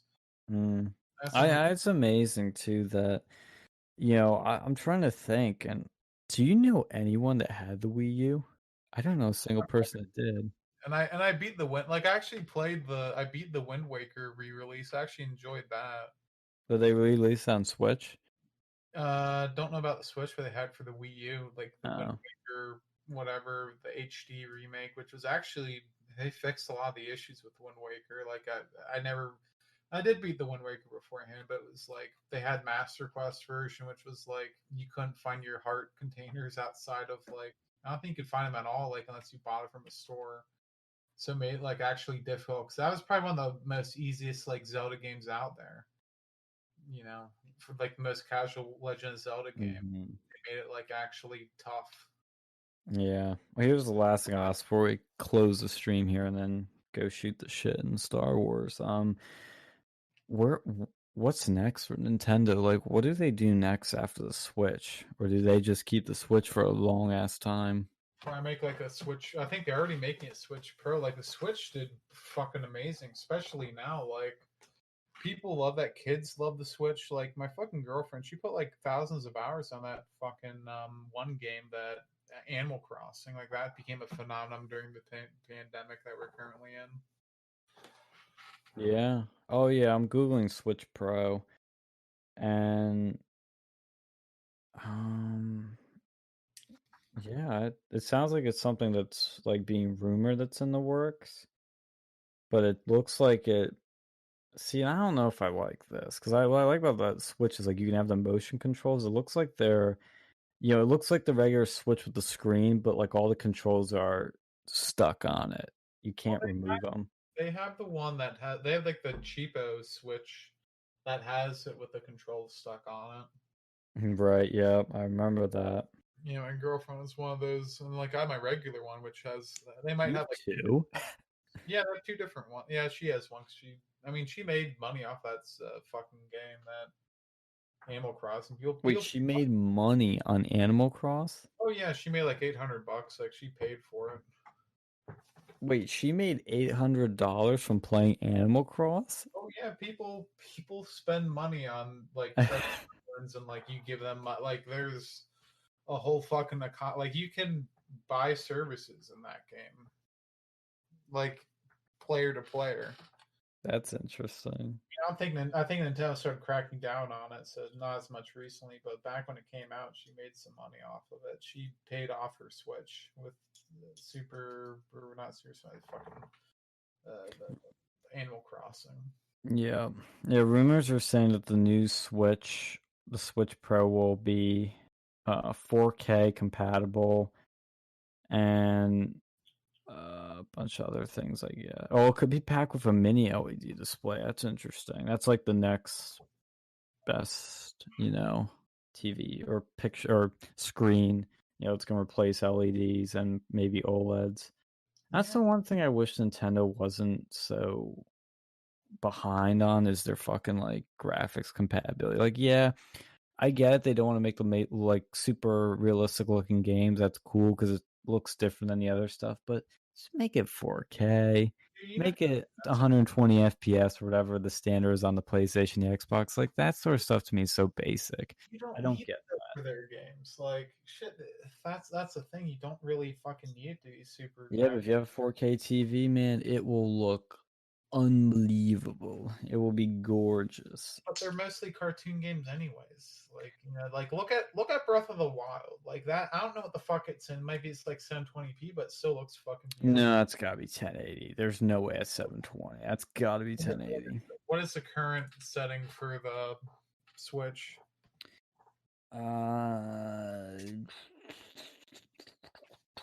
It's gotta be 1080. I don't see how you'd really just 1080. That'd be fucking insane. It is 1080. Yep, 1080. That's what I thought. Is it 1080? Is When that it's like docked. when it's not plugged in? When it's docked, it's 1080, but the screen on the actual thing is 720. But that's a small screen. Even then, a 6.2-inch display should be 1080. Like my phone is 1080, but it doesn't make that much of a difference on this small screen. Yeah, but, my phone is 1080. Well, you and I have the same. We have the 12, yeah. Well, I have the 12 Pro. Yeah, I think the screen resolution's the same on the 12 and 12 Pro because I just have the 12. But if you're playing it outside of the television, like it's still like people like you can play it in your handheld version. Like a lot of times, like Oh yeah, well that's the whole point of the Switch. Yeah, so you can be watching it 720 for the most part, unless you're like having it plugged in the TV. Dude, I'd have that shit plugged into the TV. That game, because that game does look beautiful. It does. You really need it though. Like it's beautiful the way it is, man. Could be more beautiful. Cell shaded. Because like we were just last night, I did something I've never done before. I know I'm like a boomer, but my dad was catching up on the Mandalorian, so he was watching the first season. I sat there and watched the entire first season without any breaks, just right through it. I've never binge watched an entire season of a show before. I just don't like watching things that way. I like spacing it out and enjoying it piece by piece. But that's just me. I know it's not how most people are, but wanted that show feel really interesting seeing it a second time, all all of season one just kind of in one shot. It's a very interesting experience, but because it feels very cohesive and you can see the cohesiveness throughout, but it was in 4K, and let me tell you, because it automatically picks the resolution, which I hate how you can't like manually pick the resolution, but you could tell when it was down in 1080 and when it went to 4K. It is like I cannot unsee 4K versus 1080. I know when it's 4K and I know when it's 1080. And I'm not standing like really close and I'm not super far away. I'm like about 12 feet, I'd say, away from it, maybe 10 feet. You can tell a fucking difference. And like when I've seen animated stuff, you can tell the difference. There's like an extra level of detail that you didn't even know was there. That's the best way I can describe the difference. Like if you see Tom Cruise like crawling on a on like a rock face, normally like yeah, you'd see the rock has some texture, but you'd see way more texture. And I noticed in the skin, you see a lot more of like the details in somebody's skin. So that's my 4K explanation. Yeah. But anything else you guys want to shoot the shit about before we close the stream and bullshit offline? Not really. I think I'm good. Happy New Year, everyone. So, well, hopefully. Yeah, hope everybody has a happy New Year because we all know how 2020 was. So, and thank you to everyone who donated to my stream in the first half of the show. Fat Cake Boy, Dawson, Kevin, dropping the big bucks. Kevin, really appreciate that. And your ammo fund will go to great use. So nice. But yeah, that's good of people to do that because that's how you really support people now is giving them money. Mm-hmm. Likes and retweets and all that's great, but nothing keeps the lights on but monies. Well, and please subscribe to Versa News Media as well. In fact, let me link to their stuff in the chat. Oh, thanks, man. Everybody should subscribe to Sam too, and subscribe to Jeff on Twitch so you can catch us doing another discussion there. Who likes Jeff? He's kind of a nerd. Hey, nerds rule the world. Other than the elites and the globalists. Just kidding. I love Jeff. Yeah, he seems cool. So not in the way he thinks I love him. That's all another story. All right. Yeah, more story time for next time then. we'll see you guys later. Bye. Oh, and thank you, Sam, for being on with us for another year. Oh, no problem. I remember you were on a lot of our code streams. Very much. No problem. Happy to have you guys as, I wouldn't really say co-host, but, co-streamers, I guess. Collaborators. Yeah, collaborators. Co-collaborators. Co-conspirators. Yes. We'll see you guys later. Wash your hands. All right, folks. Fuckers. God bless and God bless. Good night. God save this great nation. God, freedom, Uxie in that order, and I'll see you on the next episode of the Whitfield Report. God bless. Every time I hear good night, I think of good night. All right.